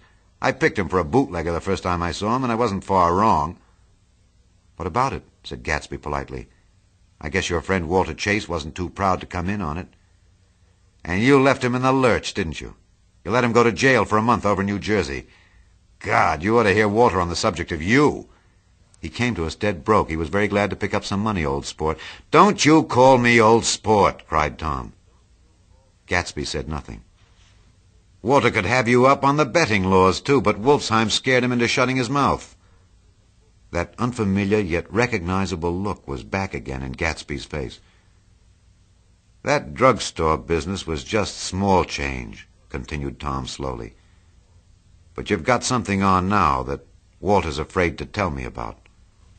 I glanced at Daisy, who was staring terrified between Gatsby and her husband, and at Jordan, who had begun to balance an invisible but absorbing object on the tip of her chin. Then I turned back to Gatsby and was startled at his expression. He looked, and this is said in all contempt for the babbled slander of his garden, as if he had killed a man. For a moment, the set of his face could be described in just that fantastic way. It passed, and he began to talk excitedly to Daisy, denying everything, defending his name against accusations that had not been made. But with every word she was drawing further and further into herself, so he gave that up, and only the dead dream fought on, as the afternoon slipped away, trying to touch what was no longer tangible, struggling unhappily, undespairingly, toward that lost voice across the room. The voice begged again to go. "Please, Tom, I can't stand this any more." Her frightened eyes told that whatever intentions, whatever courage she had had, were definitely gone. "You two start on home, Daisy," said Tom, "in Mr. Gatsby's car." She looked at Tom, alarmed now, but he insisted with magnanimous scorn. "Go on. He won't annoy you. I think he realizes that his presumptuous little flirtation is over." They were gone without a word, snapped out, made accidental, isolated like ghosts even from our pity. After a moment, Tom got up and began wrapping the unopened bottle of whiskey in the towel. "Want any of this stuff? Jordan?" "Nick?" I didn't answer. "Nick?" he asked again. "What? Want any?" "No. I just remembered that today's my birthday." I was 30. Before me stretched the portentous, menacing road of a new decade. It was 7 o'clock when we got into the coupe with him and started for Long Island. Tom talked incessantly, exulting and laughing, but his voice was as remote from Jordan and me as the foreign clamor on the sidewalk or the tumult of the elevated overhead. Human sympathy has its limits, and we were content to let all their tragic arguments fade with the city lights behind. 30. The promise of a decade of loneliness. A thinning list of single men to know, a thinning briefcase of enthusiasm, thinning hair. But there was Jordan beside me, who, unlike Daisy, was too wise ever to carry well-forgotten dreams from age to age. As we passed over the dark bridge, her wan face fell lazily against my coat's shoulder, and the formidable stroke of 30 died away with the reassuring pressure of her hand. So we drove on toward death through the cooling twilight. The young Greek, Michaelis, who ran the coffee joint beside the ash heaps, was the principal witness at the inquest. He had slept through the heat until after 5, when he strolled over to the garage and found George Wilson sick in his office, really sick, pale as his own pale hair and shaking all over. Michaelis advised him to go to bed, but Wilson refused, saying that he'd miss a lot of business if he did. While his neighbor was trying to persuade him, a violent racket broke out overhead. "I've got my wife locked in up there," explained Wilson calmly. "She's going to stay there till the day after tomorrow, and then we're going to move away." Michaelis was astonished. They'd been neighbors for 4 years, and Wilson had never seemed faintly capable of such a statement. Generally, he was one of those worn-out men. When he wasn't working, he sat on a chair in the doorway and stared at the people in the cars that passed along the road. When anyone spoke to him, he invariably laughed in an agreeable, colorless way. He was his wife's man and not his own. So naturally, Michaelis tried to find out what had happened, but Wilson wouldn't say a word. Instead, he began to throw curious, suspicious glances at his visitor and ask him what he'd been doing at certain times on certain days. Just as the latter was getting uneasy, some workmen came past the door bound for his restaurant, and Michaelis took the opportunity to get away, intending to come back later. But he didn't. He supposed he forgot to, that's all. When he came outside again a little after 7, he was reminded of the conversation because he heard Mrs. Wilson's voice, loud and scolding, downstairs in the garage. "Beat me," he heard her cry. "Throw me down and beat me, you dirty little coward." A moment later, she rushed out into the dusk, waving her hands and shouting. Before he could move from his door, the business was over. The death car, as the newspapers called it, didn't stop. It came out of the gathering darkness, wavered tragically for a moment, and then disappeared around the next bend. Michaelis wasn't even sure of its color. He told the first policeman that it was light green. The other car, the one going toward New York, came to rest 100 yards beyond, and its driver hurried back to where Myrtle Wilson, her life violently extinguished, knelt in the road and mingled her thick, dark blood with the dust.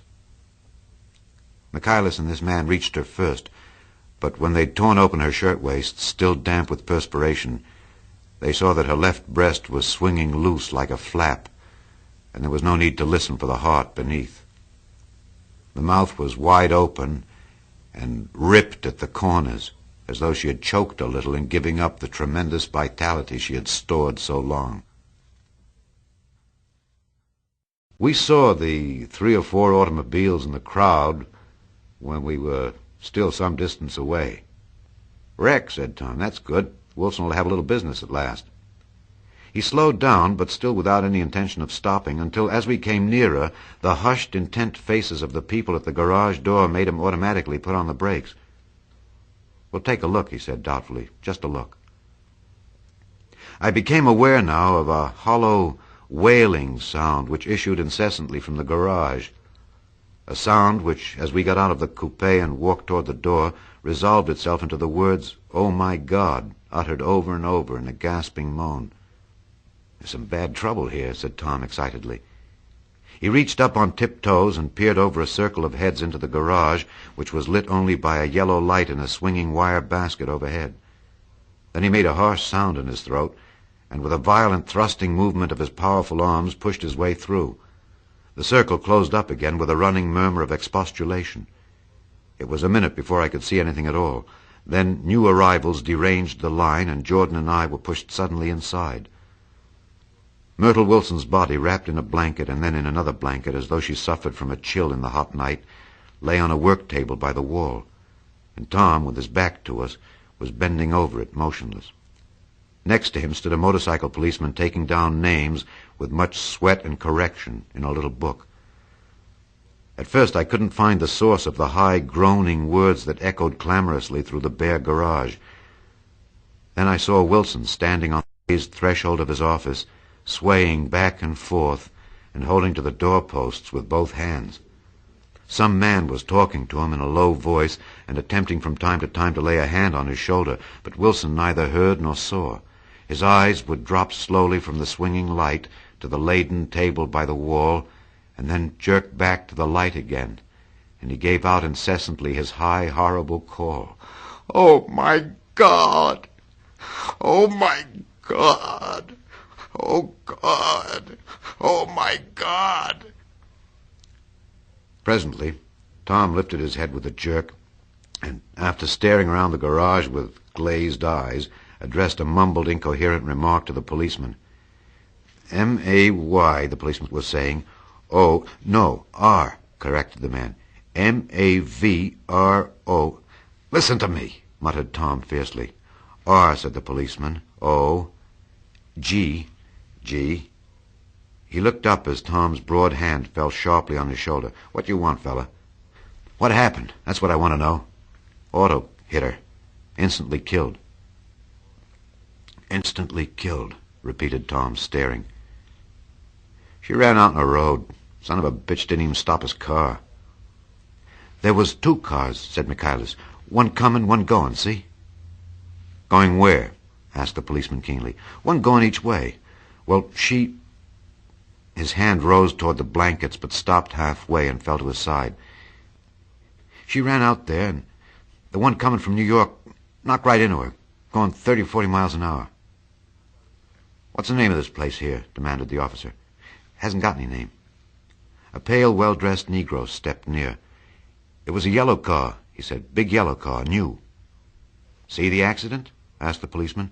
"No, but the car passed me down the road going faster than 40, going 50, 60. Come here, let's have your name. Look out now, I want to get his name."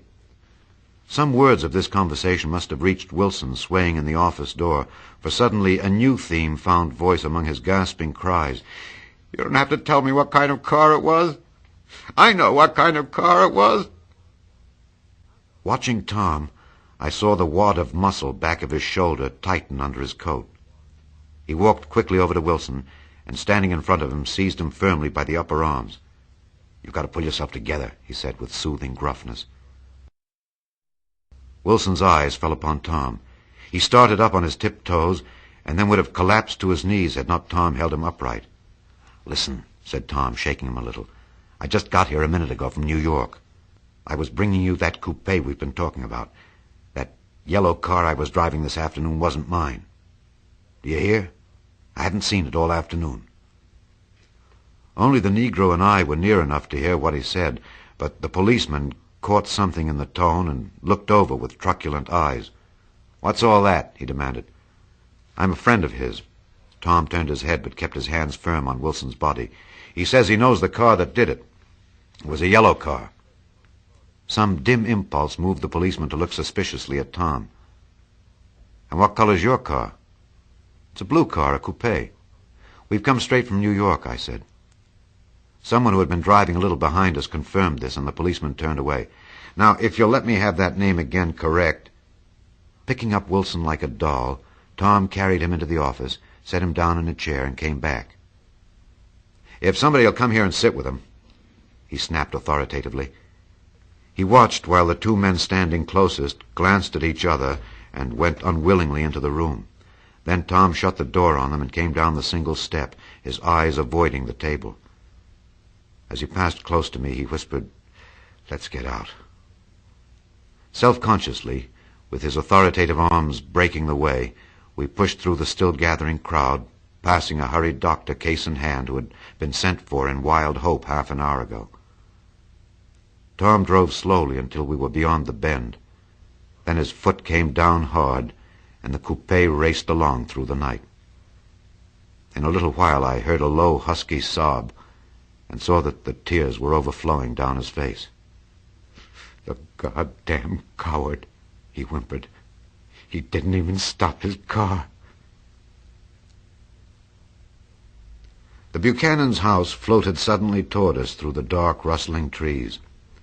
Tom stopped beside the porch and looked up at the second floor, where 2 windows bloomed with light among the vines. "Daisy's home," he said. As we got out of the car, he glanced at me and frowned slightly. "I ought to have dropped you in West Egg, Nick. There's nothing we can do tonight." A change had come over him, and he spoke gravely and with decision. As we walked across the moonlight gravel to the porch, he disposed of the situation in a few brisk phrases. "I'll telephone for a taxi to take you home, and while you're waiting, you and Jordan better go in the kitchen and have them get you some supper, if you want any." He opened the door. "Come in." "No, thanks, but I'd be glad if you'd order me the taxi. I'll wait outside." Jordan put her hand on my arm. "Won't you come in, Nick?" "No, thanks." I was feeling a little sick, and I wanted to be alone. But Jordan lingered for a moment more. "It's only 9:30, she said. I'd be damned if I'd go in. I'd had enough of all of them for one day, and suddenly that included Jordan, too. She must have seen something of this in my expression, for she turned abruptly away and ran up the porch steps into the house. I sat down for a few minutes with my head in my hands until I heard the phone taken up inside and the butler's voice calling a taxi. Then I walked slowly down the drive away from the house, intending to wait by the gate. I hadn't gone 20 yards when I heard my name, and Gatsby stepped from between 2 bushes in the path. I must have felt pretty weird by that time, because I could think of nothing except the luminosity of his pink suit under the moon. "What are you doing?" I inquired. "Just standing here, old sport." Somehow that seemed a despicable occupation. For all I knew, he was going to rob the house in a minute. I wouldn't have been surprised to see sinister faces, the faces of Wolfsheim's people, behind him in the dark shrubbery. "Did you see any trouble on the road?" he asked after a minute. "Yes." He hesitated. "Was she killed?" "Yes." "I thought so. I told Daisy I thought so. It's better that the shock should all come at once. She stood it pretty well." He spoke as if Daisy's reaction was the only thing that mattered. "I got to West Egg by a side road," he went on, "and left the car in my garage. I don't think anybody saw us, but of course I can't be sure. I disliked him so much by this time that I didn't find it necessary to tell him he was wrong." "Who was the woman?" he inquired. "Her name was Wilson. Her husband owns the garage." "How the devil did it happen?" "Well, I tried to swing the wheel." He broke off, and suddenly I guessed at the truth. "Was Daisy driving?" "Yes," he said after a moment. "But of course I'll say I was. You see, when we left New York, she was very nervous, and she thought it would steady her to drive, and this woman rushed out at us just as we were passing a car coming the other way. It all happened in a minute, but it seemed to me that she wanted to speak to us. Thought we were somebody she knew. Well, first Daisy turned away from the woman toward the other car, and then she lost her nerve and turned back. The second my hand reached the wheel, I felt the shock. It must have killed her instantly. It ripped her open. Don't tell me, old sport." He winced.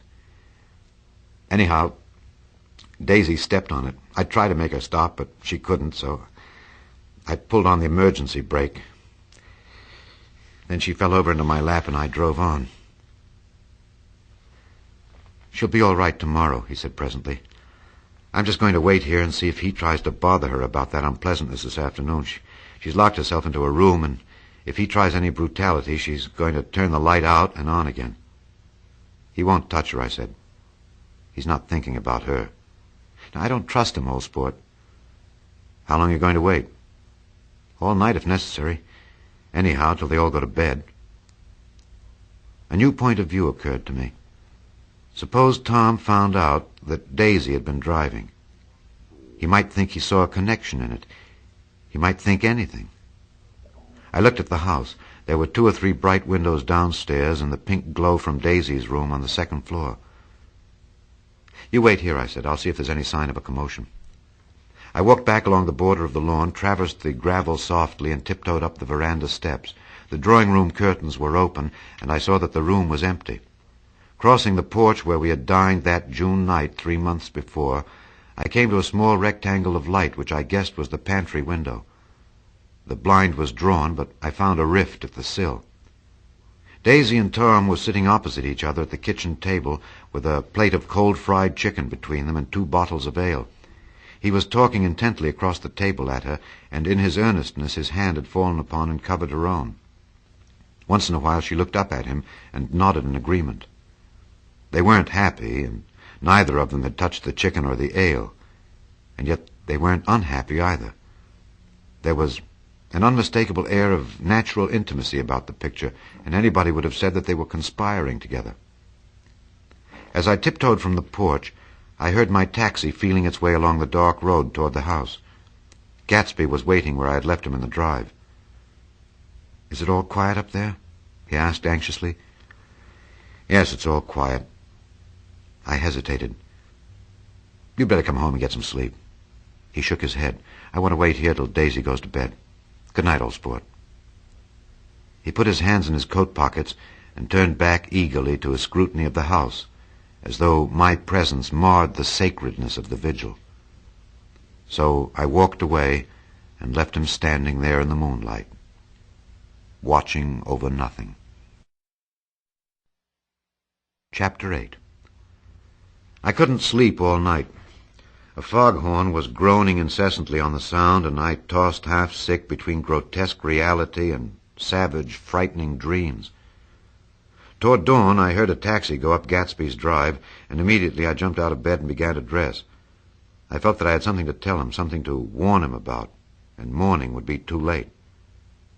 Crossing his lawn, I saw that his front door was still open, and he was leaning against a table in the hall, heavy with dejection or sleep. "Nothing happened," he said wanly. I waited, and about 4 o'clock she came to the window and stood there for a minute and then turned out the light. His house had never seemed so enormous to me as it did that night when we hunted through the great rooms for cigarettes. We pushed aside curtains that were like pavilions and felt over innumerable feet of dark wall for electric light switches. Once I tumbled with a sort of splash upon the keys of a ghostly piano. There was an inexplicable amount of dust everywhere, and the rooms were musty, as though they hadn't been aired for many days. I found the humidor on an unfamiliar table with 2 stale, dry cigarettes inside. Throwing open the French windows of the drawing-room, we sat smoking out into the darkness. "You ought to go away," I said. "It's pretty certain they'll trace your car." "Go away now, old sport?" "Go to Atlantic City for a week, or up to Montreal." He wouldn't consider it. He couldn't possibly leave Daisy until he knew what she was going to do. He was clutching at some last hope, and I couldn't bear to shake him free. It was this night that he told me the strange story of his youth with Dan Cody. Told it to me because Jay Gatsby had broken up like glass against Tom's hard malice, and the long secret extravaganza was played out. I think that he would have acknowledged anything now without reserve. But he wanted to talk about Daisy. She was the first nice girl he'd ever known.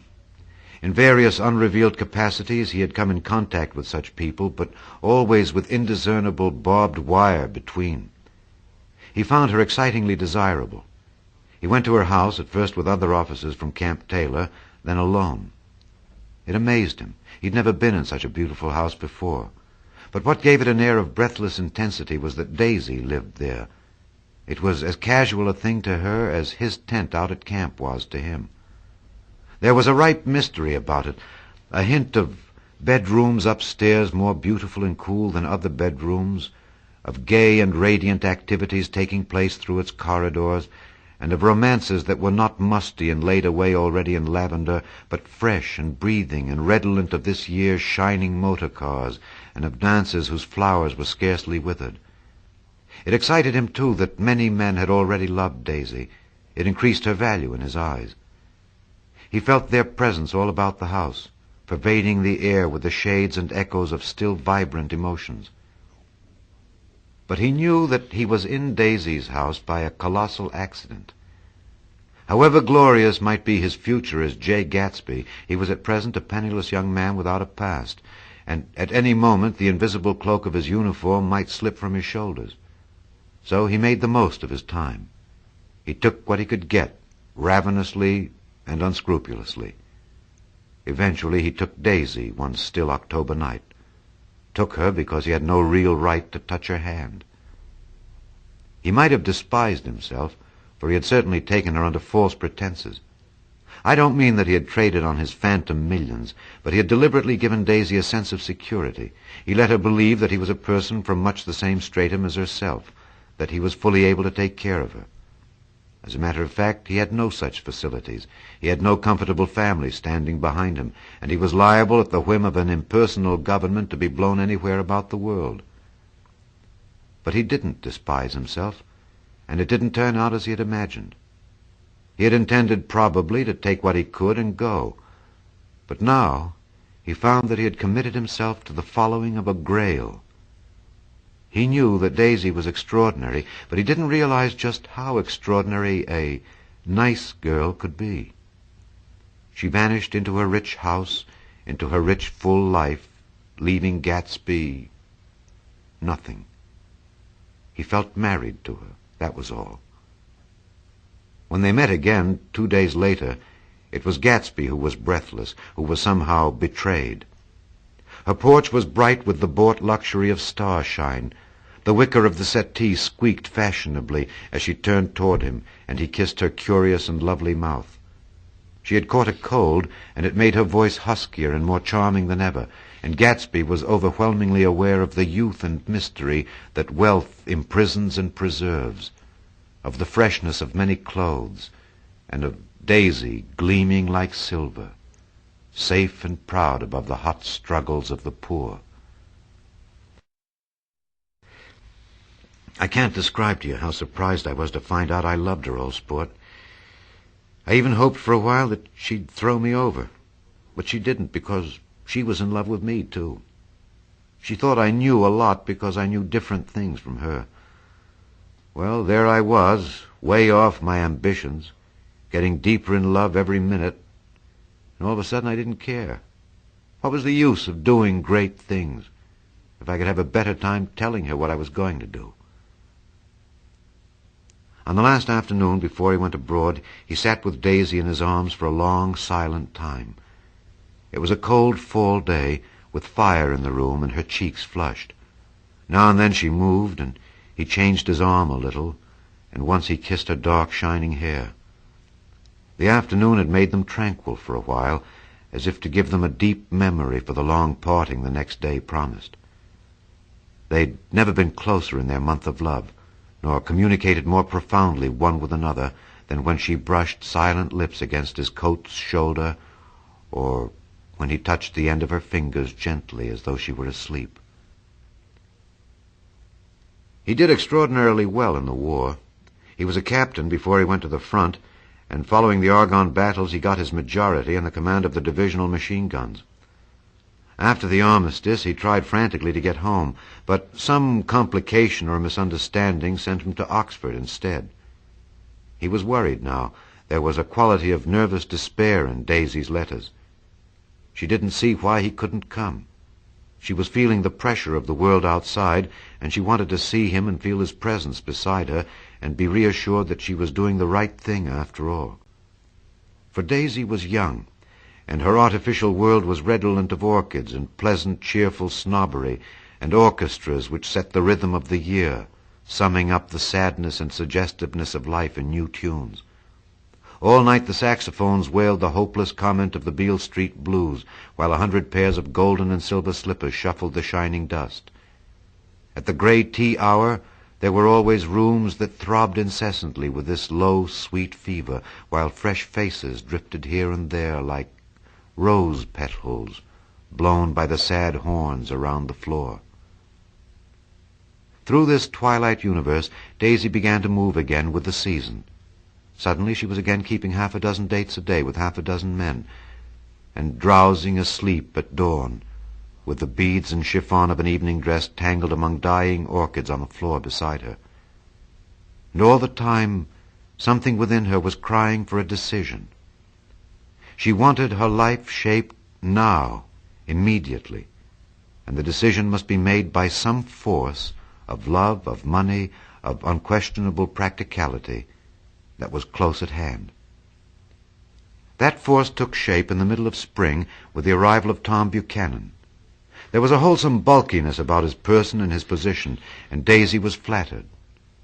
Doubtless there was a certain struggle and a certain relief. The letter reached Gatsby while he was still at Oxford. It was dawn now on Long Island, and we went about opening the rest of the windows downstairs, filling the house with gray-turning, gold-turning light. The shadow of a tree fell abruptly across the dew, and ghostly birds began to sing among the blue leaves. There was a slow, pleasant movement in the air, scarcely a wind, promising a cool, lovely day. I don't think she ever loved him. Gatsby turned around from a window and looked at me challengingly. You must remember, old sport, she was very excited this afternoon. He told her those things in a way that frightened her, that made it look as if I was some kind of cheap sharper. And the result was she hardly knew what she was saying. He sat down gloomily. Of course, she might have loved him just for a minute when they were first married, and loved me more even then, do you see? Suddenly he came out with a curious remark. In any case, he said, it was just personal. Now, what could you make of that, except to suspect some intensity in his conception of the affair that couldn't be measured? He came back from France when Tom and Daisy were still on their wedding trip, and made a miserable but irresistible journey to Louisville on the last of his army pay. He stayed there a week, walking the streets where their footsteps had clicked together through the November night, and revisiting the out-of-the-way places to which they had driven in her white car. Just as Daisy's house had always seemed to him more mysterious and gay than other houses, so his idea of the city itself, even though she was gone from it, was pervaded with a melancholy beauty. He left, feeling that if he had searched harder, he might have found her, that he was leaving her behind. The day coach, he was penniless now, was hot. He went out to the open vestibule and sat down on a folding chair, and the station slid away and the backs of unfamiliar buildings moved by. Then out into the spring fields, where a yellow trolley raced them for a minute, with the people in it who might once have seen the pale magic of her face along the casual street. The track curved, and now it was going away from the sun, which as it sank lower seemed to spread itself in benediction over the vanishing city where she had drawn her breath. He stretched out his hand desperately, as if to snatch only a wisp of air, to save a fragment of the spot that she had made lovely for him. But it was all going by too fast now for his blurred eyes, and he knew that he had lost that part of it, the freshest and best, forever. It was 9 o'clock when we finished breakfast and went out on the porch. The night had made a sharp difference in the weather, and there was an autumn flavor in the air. The gardener, the last one of Gatsby's former servants, came to the foot of the steps. "I'm going to drain the pool today, Mr. Gatsby. Leaves will start falling pretty soon, and then there's always trouble with the pipes." "Don't do it today," Gatsby answered. He turned to me apologetically. "You know, old sport, I've never used that pool all summer." I looked at my watch and stood up. 12 minutes to my train. I didn't want to go to the city. I wasn't worth a decent stroke of work, but it was more than that. I didn't want to leave Gatsby. I missed that train and then another before I could get myself away. "I'll call you up," I said finally. "Do, old sport. I'll call you about noon." We walked slowly down the steps. I suppose Daisy'll call, too. He looked at me anxiously as if he hoped I'd corroborate this. I suppose so. Well, goodbye. We shook hands and I started away. Just before I reached the hedge, I remembered something and turned around. "They're a rotten crowd," I shouted across the lawn. "You're worth the whole damn bunch put together." I've always been glad I said that. It was the only compliment I ever gave him, because I disapproved of him from beginning to end. First he nodded politely, and then his face broke into that radiant and understanding smile as if we'd been in ecstatic cahoots on that fact all the time. His gorgeous pink rag of a suit made a bright spot of color against the white steps, and I thought of the night when I first came to his ancestral home 3 months before. The lawn and drive had been crowded with the faces of those who guessed at his corruption, and he had stood on those steps, concealing his incorruptible dream as he waved them goodbye. I thanked him for his hospitality. We were always thanking him for that, I and the others. "Goodbye," I called. "I enjoyed breakfast, Gatsby." Up in the city, I tried for a while to list the quotations of an interminable amount of stock, and then I fell asleep in my swivel chair. Just before noon, the phone woke me, and I started up with sweat breaking out on my forehead. It was Jordan Baker. She often called me up at this hour because the uncertainty of her own movements between hotels and clubs and private houses made her hard to find in any other way. Usually her voice came over the wire as something fresh and cool, as if a divot from a green golf links had come sailing in at the office window, but this morning it seemed harsh and dry. "I've left Daisy's house," she said. "I'm at Hempstead, and I'm going down to Southampton this afternoon." Probably it had been tactful to leave Daisy's house, but the act annoyed me, and her next remark made me rigid. "You weren't so nice to me last night." How could it have mattered then? Silence for a moment, then, "However, I want to see you." "I want to see you, too." "Suppose I don't go to Southampton and come into town this afternoon?" "No, I don't think this afternoon." "Very well. It's impossible this afternoon. We talked like that for a while, and then abruptly we weren't talking any longer. I don't know which of us hung up with a sharp click, but I know I didn't care. I couldn't have talked to her across a tea table that day if I never talked to her again in this world. I called Gatsby's house a few minutes later, but the line was busy. I tried 4 times. Finally, an exasperated central told me the wire was being kept open for long distance from Detroit. Taking out my timetable, I drew a small circle around the 3:50 train. Then I leaned back in my chair and tried to think. It was just noon. When I passed the ash heaps on the train that morning, I had crossed deliberately to the other side of the car. I supposed there'd be a curious crowd around there all day, with little boys searching for dark spots in the dust, and some garrulous man telling over and over what had happened until it became less and less real even to him, and he could tell it no longer, and Myrtle Wilson's tragic achievement was forgotten. Now, I want to go back a little and tell what happened at the garage after we left there the night before. They had difficulty in locating the sister, Catherine. She must have broken a rule against drinking that night, for when she arrived she was stupid with liquor and unable to understand that the ambulance had already gone to Flushing. When they convinced her of this, she immediately fainted, as if that was the intolerable part of the affair. Someone, kind or curious, took her in his car and drove her in the wake of her sister's body.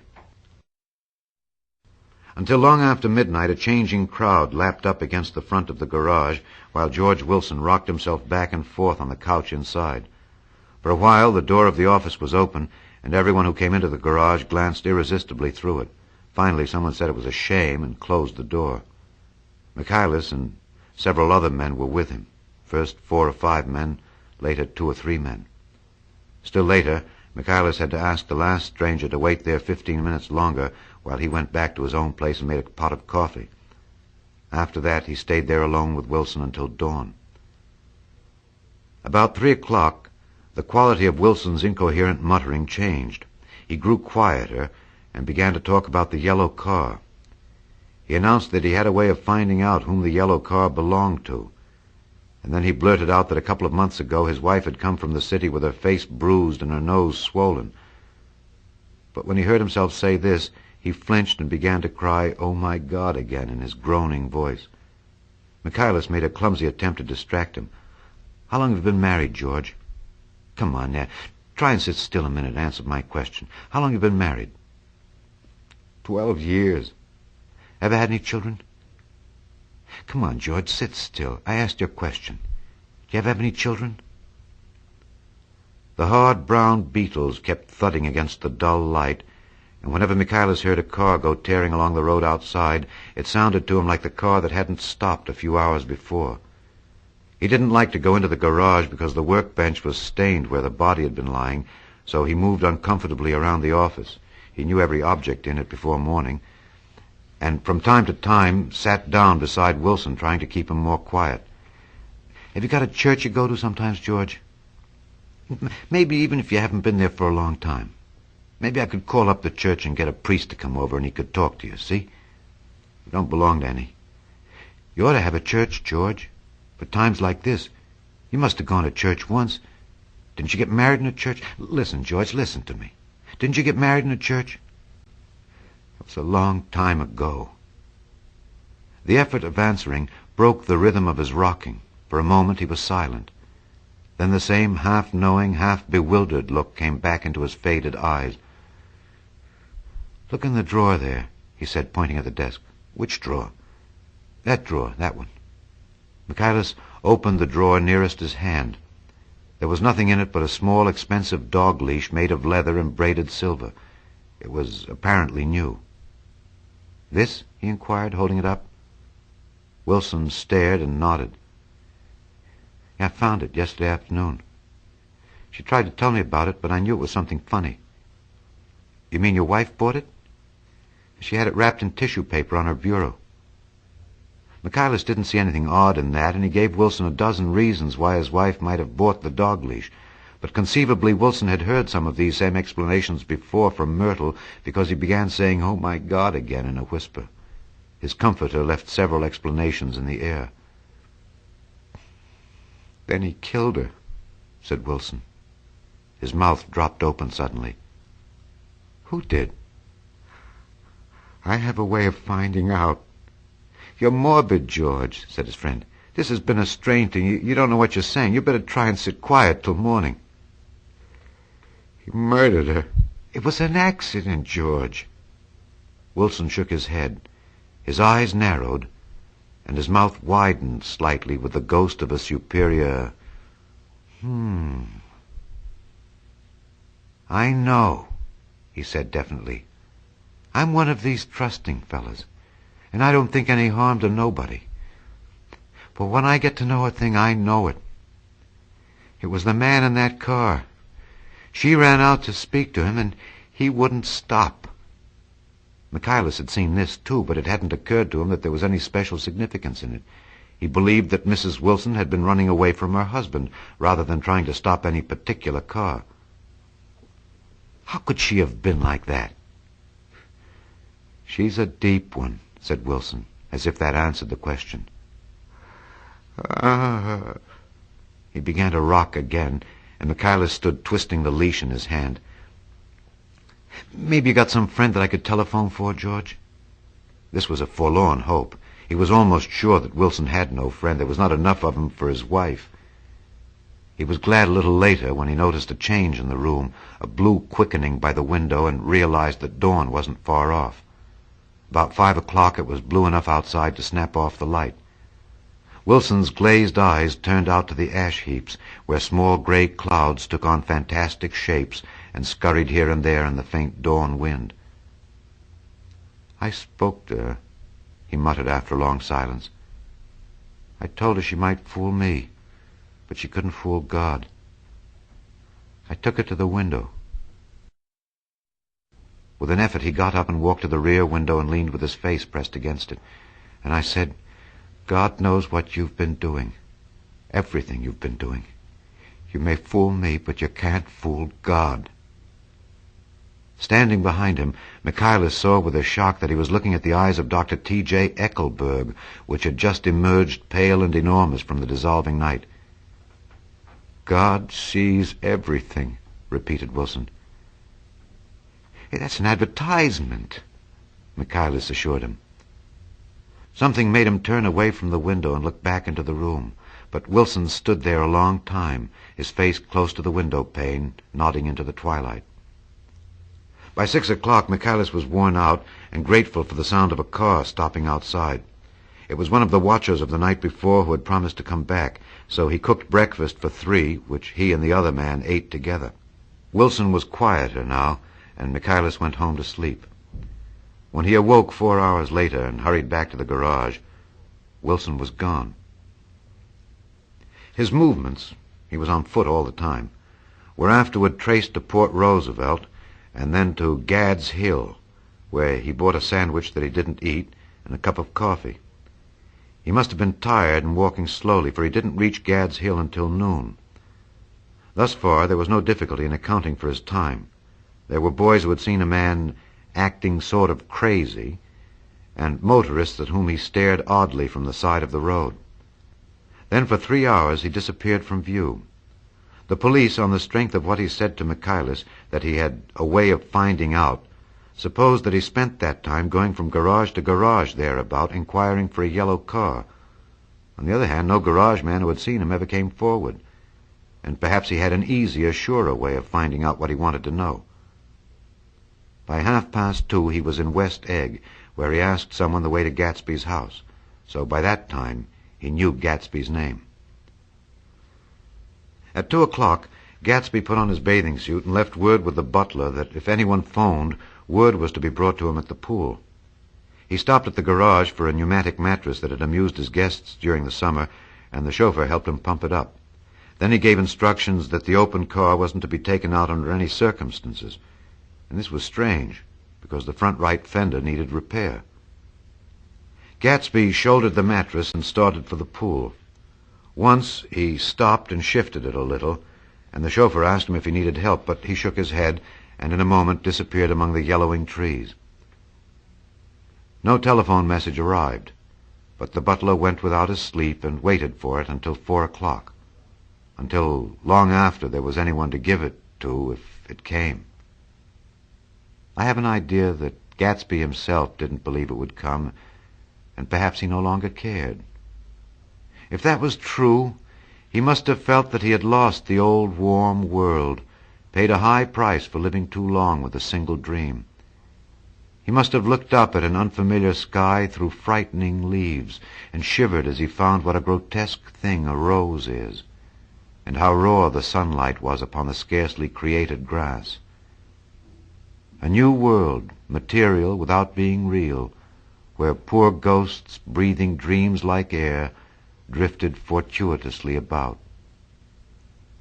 Like that ashen, fantastic figure gliding toward him through the amorphous trees. The chauffeur, he was one of Wolfheim's protégés, heard the shots. Afterward, he could only say that he hadn't thought anything much about them. I drove from the station directly to Gatsby's house, and my rushing anxiously up the front steps was the first thing that alarmed anyone. But they knew then, I firmly believe. With scarcely a word said, 4 of us, the chauffeur, butler, gardener, and I, hurried down to the pool. There was a faint, barely perceptible movement of the water as the fresh flow from one end urged its way toward the drain at the other. With little ripples that were hardly the shadows of waves, the laden mattress moved irregularly down the pool. A small gust of wind that scarcely corrugated the surface was enough to disturb its accidental course with its accidental burden. The touch of a cluster of leaves revolved it slowly, tracing, like the leg of a transit, a thin red circle in the water.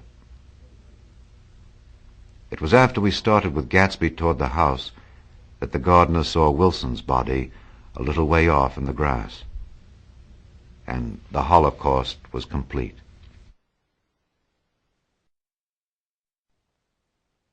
Chapter 9. After 2 years, I remember the rest of that day and that night and the next day only as an endless drill of police and photographers and newspapermen in and out of Gatsby's front door. A rope stretched across the main gate, and a policeman by it kept out the curious. But little boys soon discovered that they could enter through my yard, and there were always a few of them clustered open-mouthed about the pool.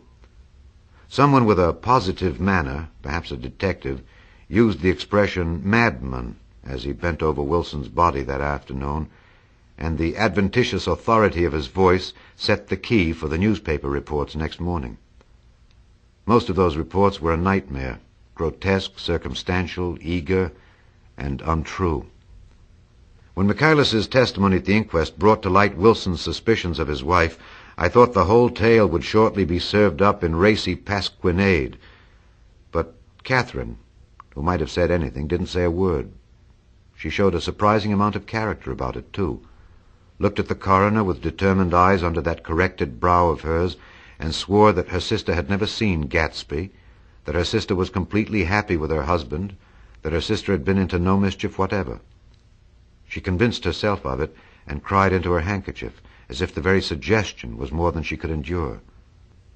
So Wilson was reduced to a man deranged by grief in order that the case might remain in its simplest form. And it rested there. But all this part of it seemed remote and unessential. I found myself on Gatsby's side and alone. From the moment I telephoned news of the catastrophe to West Egg Village, every surmise about him and every practical question was referred to me. At first I was surprised and confused. Then, as he lay in his house and didn't move or breathe or speak hour upon hour, it grew upon me that I was responsible because no one else was interested. Interested, I mean, with that intense personal interest to which everyone has some vague right at the end. I called up Daisy half an hour after we found him, called her instinctively and without hesitation. But she and Tom had gone away early that afternoon and taken baggage with them. Left no address? No. Say when they'd be back? No. Any idea where they are, how I could reach them? I don't know, can't say. I wanted to get somebody for him. I wanted to go into the room where he lay and reassure him. I'll get somebody for you, Gatsby. Don't worry. Just trust me and I'll get somebody for you.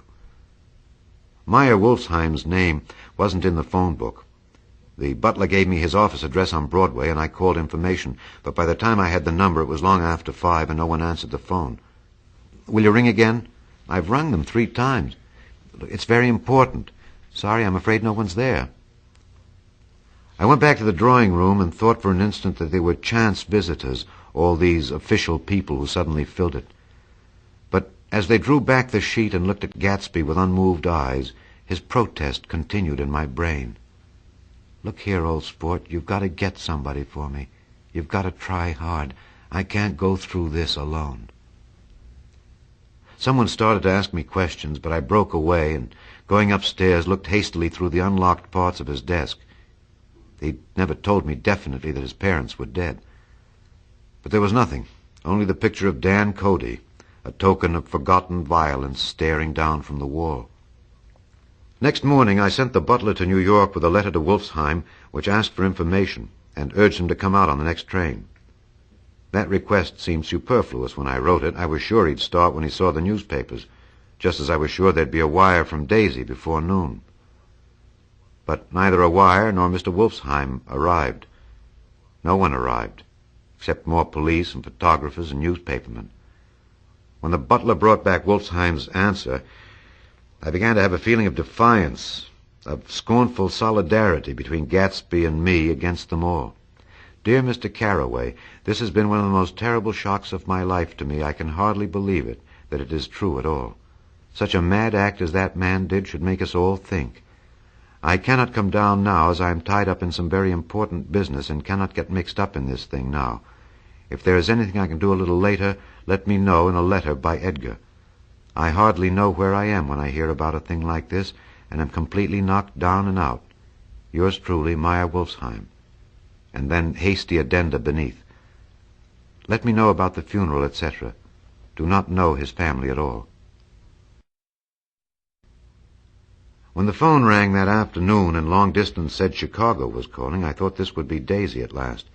But the connection came through as a man's voice, very thin and far away. This is Slagle speaking. Yes? The name was unfamiliar.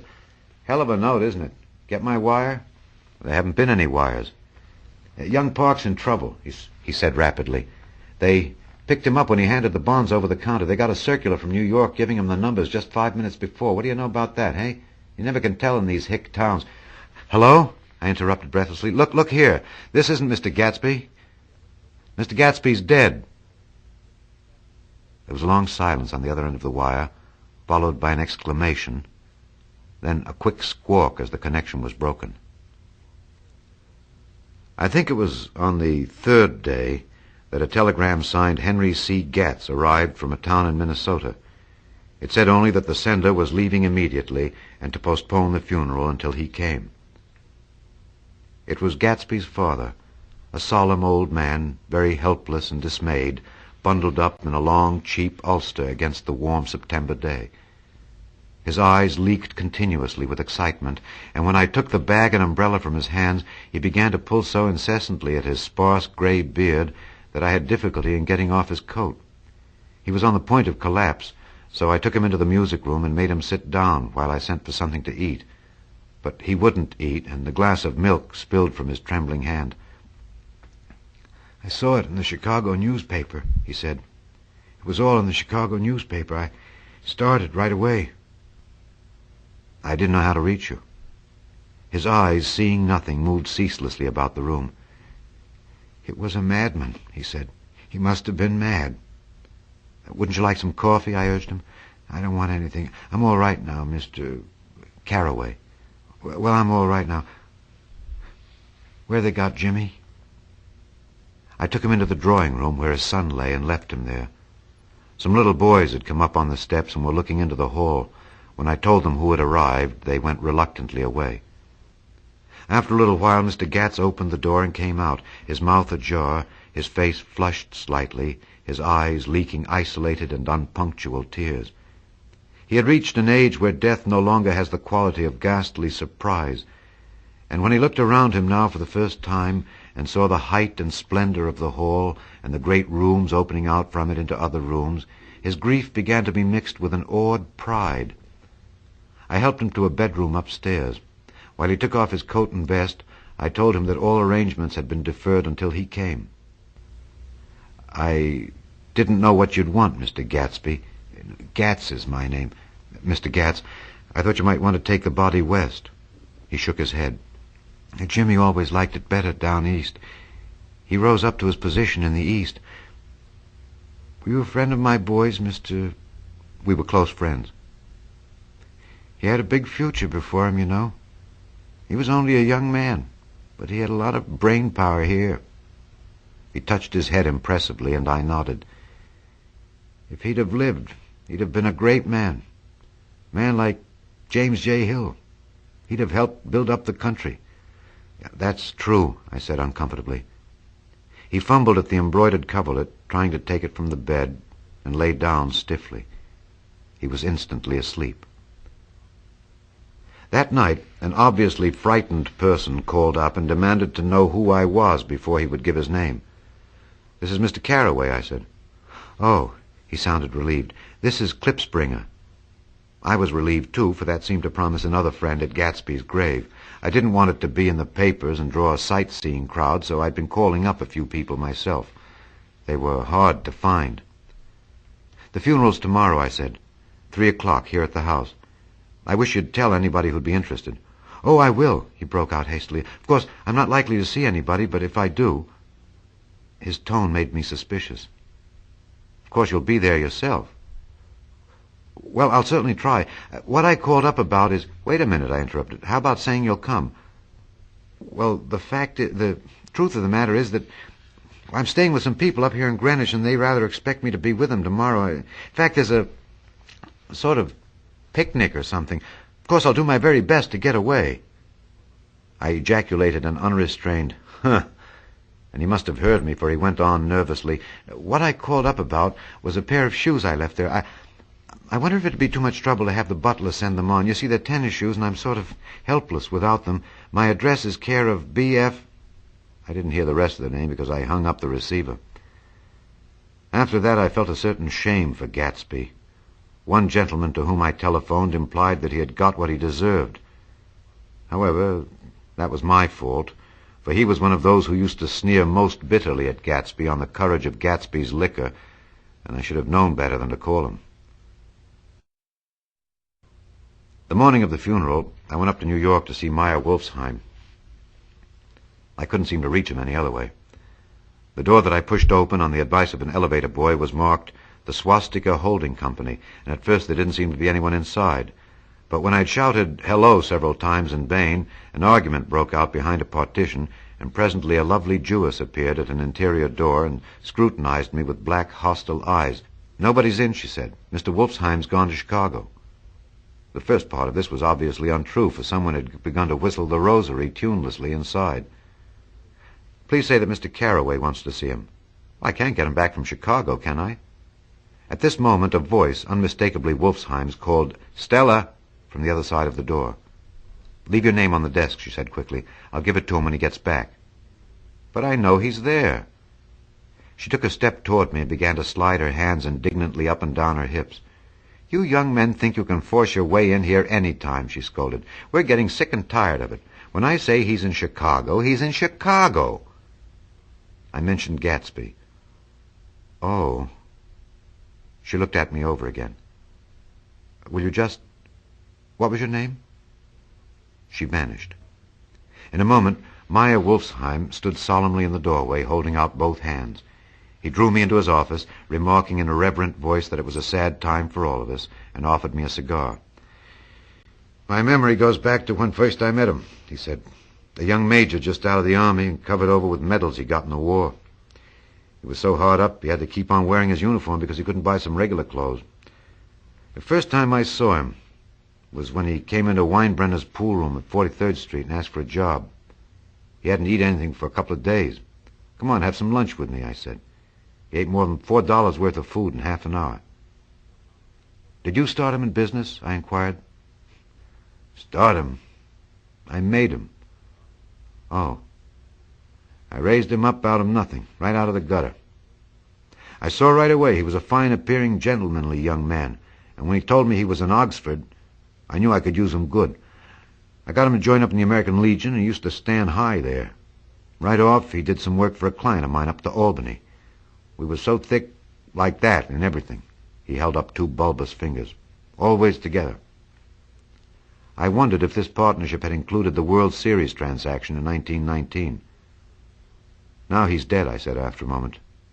"You were his closest friend, so I know you'll want to come to his funeral this afternoon."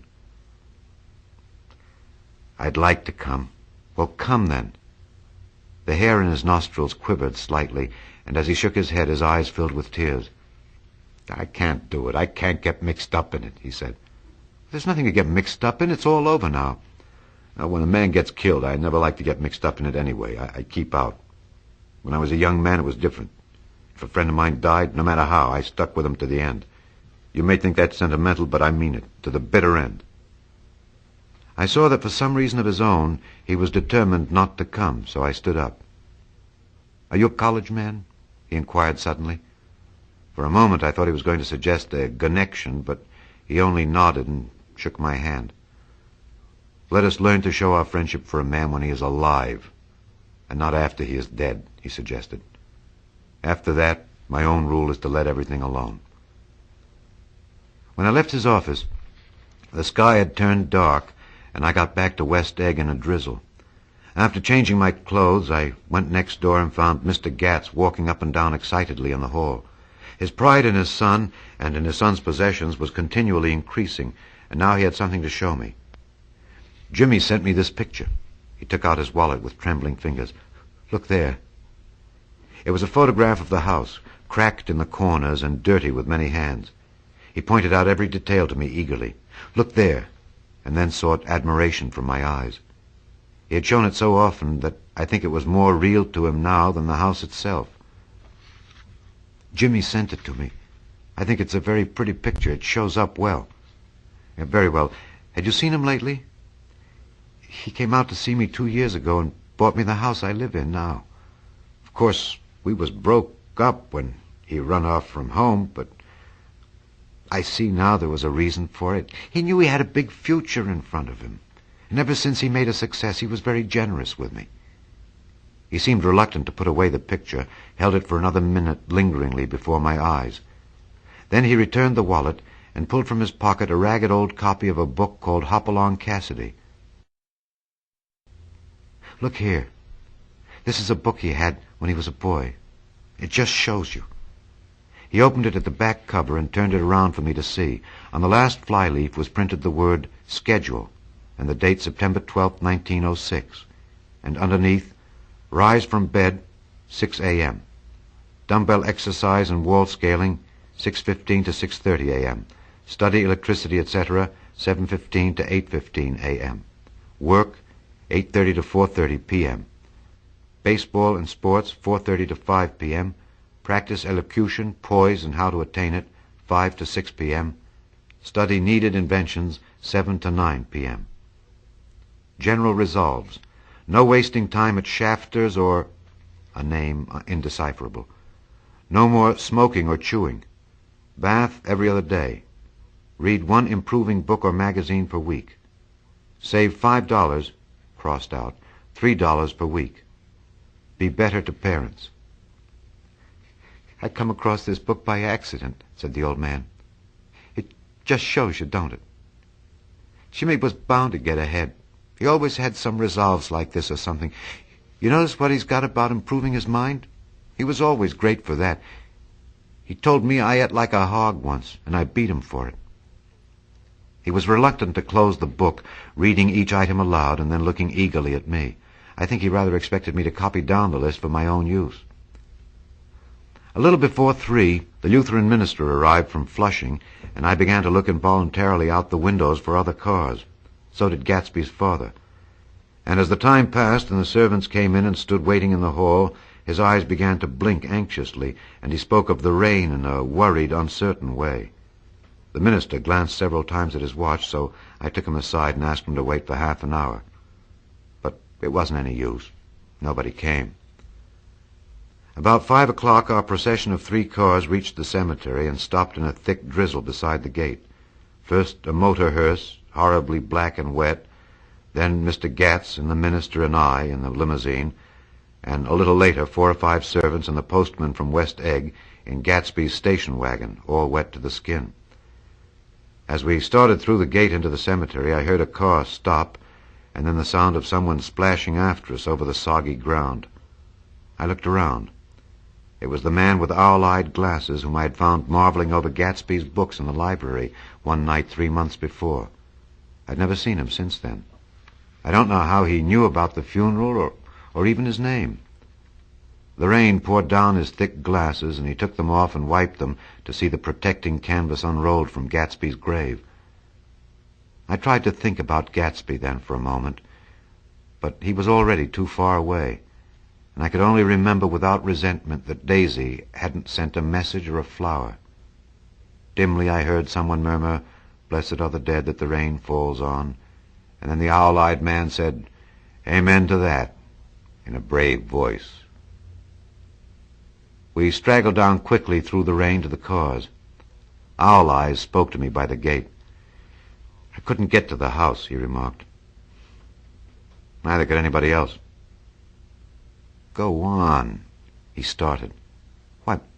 My God! They used to go there by the hundreds." He took off his glasses and wiped them again, outside and in. "The poor son of a bitch," he said. One of my most vivid memories is of coming back west from prep school and later from college at Christmas time. Those who went farther than Chicago would gather in the old dim Union Station at 6 o'clock of a December evening, with a few Chicago friends already caught up into their own holiday gaieties to bid them a hasty goodbye. I remember the fur coats of the girls returning from Miss This or That's, and the chatter of frozen breath, and the hands waving overhead as we caught sight of old acquaintances, and the matchings of invitations. "You going to the Ordways? The Herseys? The Schultzes?" And the long green tickets clasped tight in our gloved hands. And last, The murky yellow cars of the Chicago, Milwaukee, and St. Paul Railroad looking cheerful as Christmas itself on the tracks beside the gate. When we pulled out into the winter night, and the real snow, our snow, began to stretch out beside us and twinkle against the windows, and the dim lights of small Wisconsin stations moved by, a sharp, wild brace came suddenly into the air. We drew in deep breaths of it as we walked back from dinner through the cold vestibules, and unutterably aware of our identity with this country for one strange hour before we melted indistinguishably into it again. That's my Middle West. Not the wheat or the prairies or the lost Swede towns, but the thrilling returning trains of my youth, and the street lamps and sleigh bells in the frosty dark, and the shadows of holly wreaths thrown by lighted windows on the snow. I'm part of that. A little solemn with the feel of those long winters, a little complacent from growing up in the Caraway house in a city where dwellings are still called through decades by a family's name. I see now that this has been a story of the West after all. Tom and Gatsby, Daisy and Jordan and I were all Westerners, and perhaps we possessed some deficiency in common which made us subtly unadaptable to Eastern life. Even when the East excited me most, even when I was most keenly aware of its superiority to the bored, sprawling, swollen towns beyond the Ohio, with their interminable inquisitions which spared only the children and the very old, even then it had always for me a quality of distortion. West Egg especially still figures in my more fantastic dreams. I see it as a night scene by El Greco. 100 houses, at once conventional and grotesque, crouching under a sullen, overhanging sky and a lusterless moon. In the foreground, 4 solemn men in dress suits are walking along the sidewalk with a stretcher on which lies a drunken woman in a white evening dress. Her hand, which dangles over the side, sparkles cold with jewels. Gravely the men turn in at a house, the wrong house. But no one knows the woman's name, and no one cares. After Gatsby's death, the East was haunted for me like that, distorted beyond my eye's power of correction. So when the blue smoke of brittle leaves was in the air and the wind blew the wet laundry stiff on the line, I decided to come back home. There was one thing to be done before I left, an awkward, unpleasant thing that perhaps had better have been let alone. But I wanted to leave things in order and not just trust that obliging and indifferent sea to sweep my refuse away. I saw Jordan Baker and talked over and around what had happened to us together and what had happened afterward to me, and she lay perfectly still, listening in a big chair. She was dressed to play golf, and I remember thinking she looked like a good illustration, her chin raised a little jauntily, her hair the color of an autumn leaf, her face the same brown tint as the fingerless glove on her knee. When I'd finished, she told me without comment that she was engaged to another man. I doubted that, though there were several she could have married at a nod of her head, but I pretended to be surprised. For just a minute I wondered if I wasn't making a mistake. And then I thought it all over again quickly and got up to say goodbye. "Nevertheless, you did throw me over," said Jordan suddenly. "You threw me over on the telephone. I don't give a damn about you now, but it was a new experience for me, and I felt a little dizzy for a while." We shook hands. "Oh, and do you remember," she added, "a conversation we had once about driving a car?" "Why, not exactly. You said a bad driver was only safe until she met another bad driver?" "Well, I met another bad driver, didn't I? I mean, it was careless of me to make such a wrong guess. I thought you were rather an honest, straightforward person. I thought it was your secret pride." "I'm 30, I said. I'm 5 years too old to lie to myself and call it honor." She didn't answer. Angry and half in love with her, and tremendously sorry, I turned away. One afternoon late in October, I saw Tom Buchanan. He was walking ahead of me along Fifth Avenue in his alert, aggressive way, his hands out a little from his body as if to fight off interference, his head moving sharply here and there, adapting itself to his restless eyes. Just as I slowed up to avoid overtaking him, He stopped and began frowning into the windows of a jewelry store. Suddenly he saw me and walked back, holding out his hand. "What's the matter, Nick? You object to shaking hands with me?" "Yes. You know what I think of you." "You're crazy, Nick," he said quickly. "Crazy as hell. I don't know what's the matter with you." "Tom," I inquired, "what did you say to Wilson that afternoon?" He stared at me without a word, and I knew I'd guessed right about those missing hours. I started to turn away, but he took a step after me and grabbed my arm. "I told him the truth," he said. "He came to the door while we were getting ready to leave, and when I sent down word that we weren't in, he tried to force his way upstairs. He was crazy enough to kill me if I hadn't told him who owned the car. His hand was on a revolver in his pocket every minute he was in the house." He broke off defiantly. "What if I did tell him? That fella had it coming to him. He threw dust into your eyes just like he did in Daisy's, but he was a tough one. He ran over Myrtle like you'd run over a dog and never even stopped his car." There was nothing I could say except the one unutterable fact that it wasn't true. "And if you think I didn't have my share of suffering, look here. When I went to give up that flat and saw that damn box of dog biscuits sitting there on the sideboard, I sat down and cried like a baby. By God, it was awful.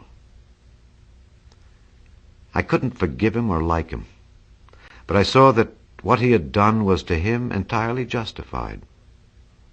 It was all very careless and confused. They were careless people, Tom and Daisy. They smashed up things and creatures and then retreated back into their money or their vast carelessness or whatever it was that kept them together and let other people clean up the mess they had made. I shook hands with him. Seemed silly not to, for I felt suddenly as though I were talking to a child.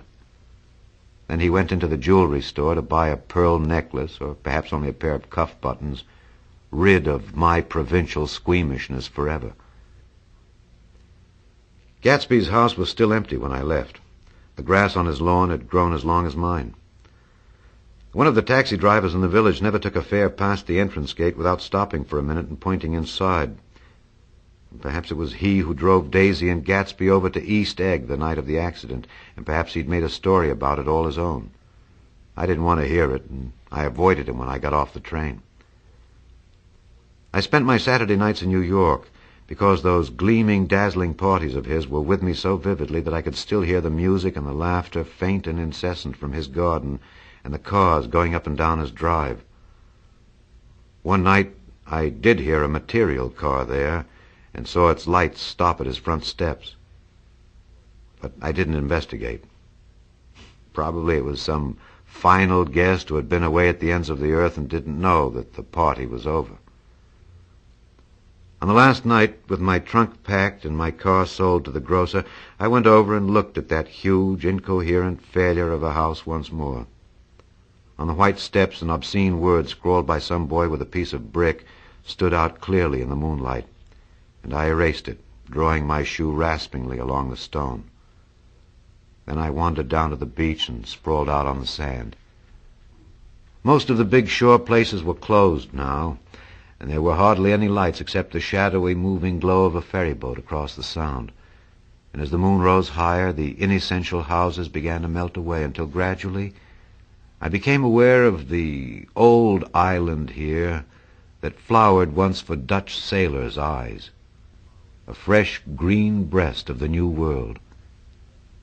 Its vanished trees, the trees that had made way for Gatsby's house, had once pandered in whispers to the last and greatest of all human dreams.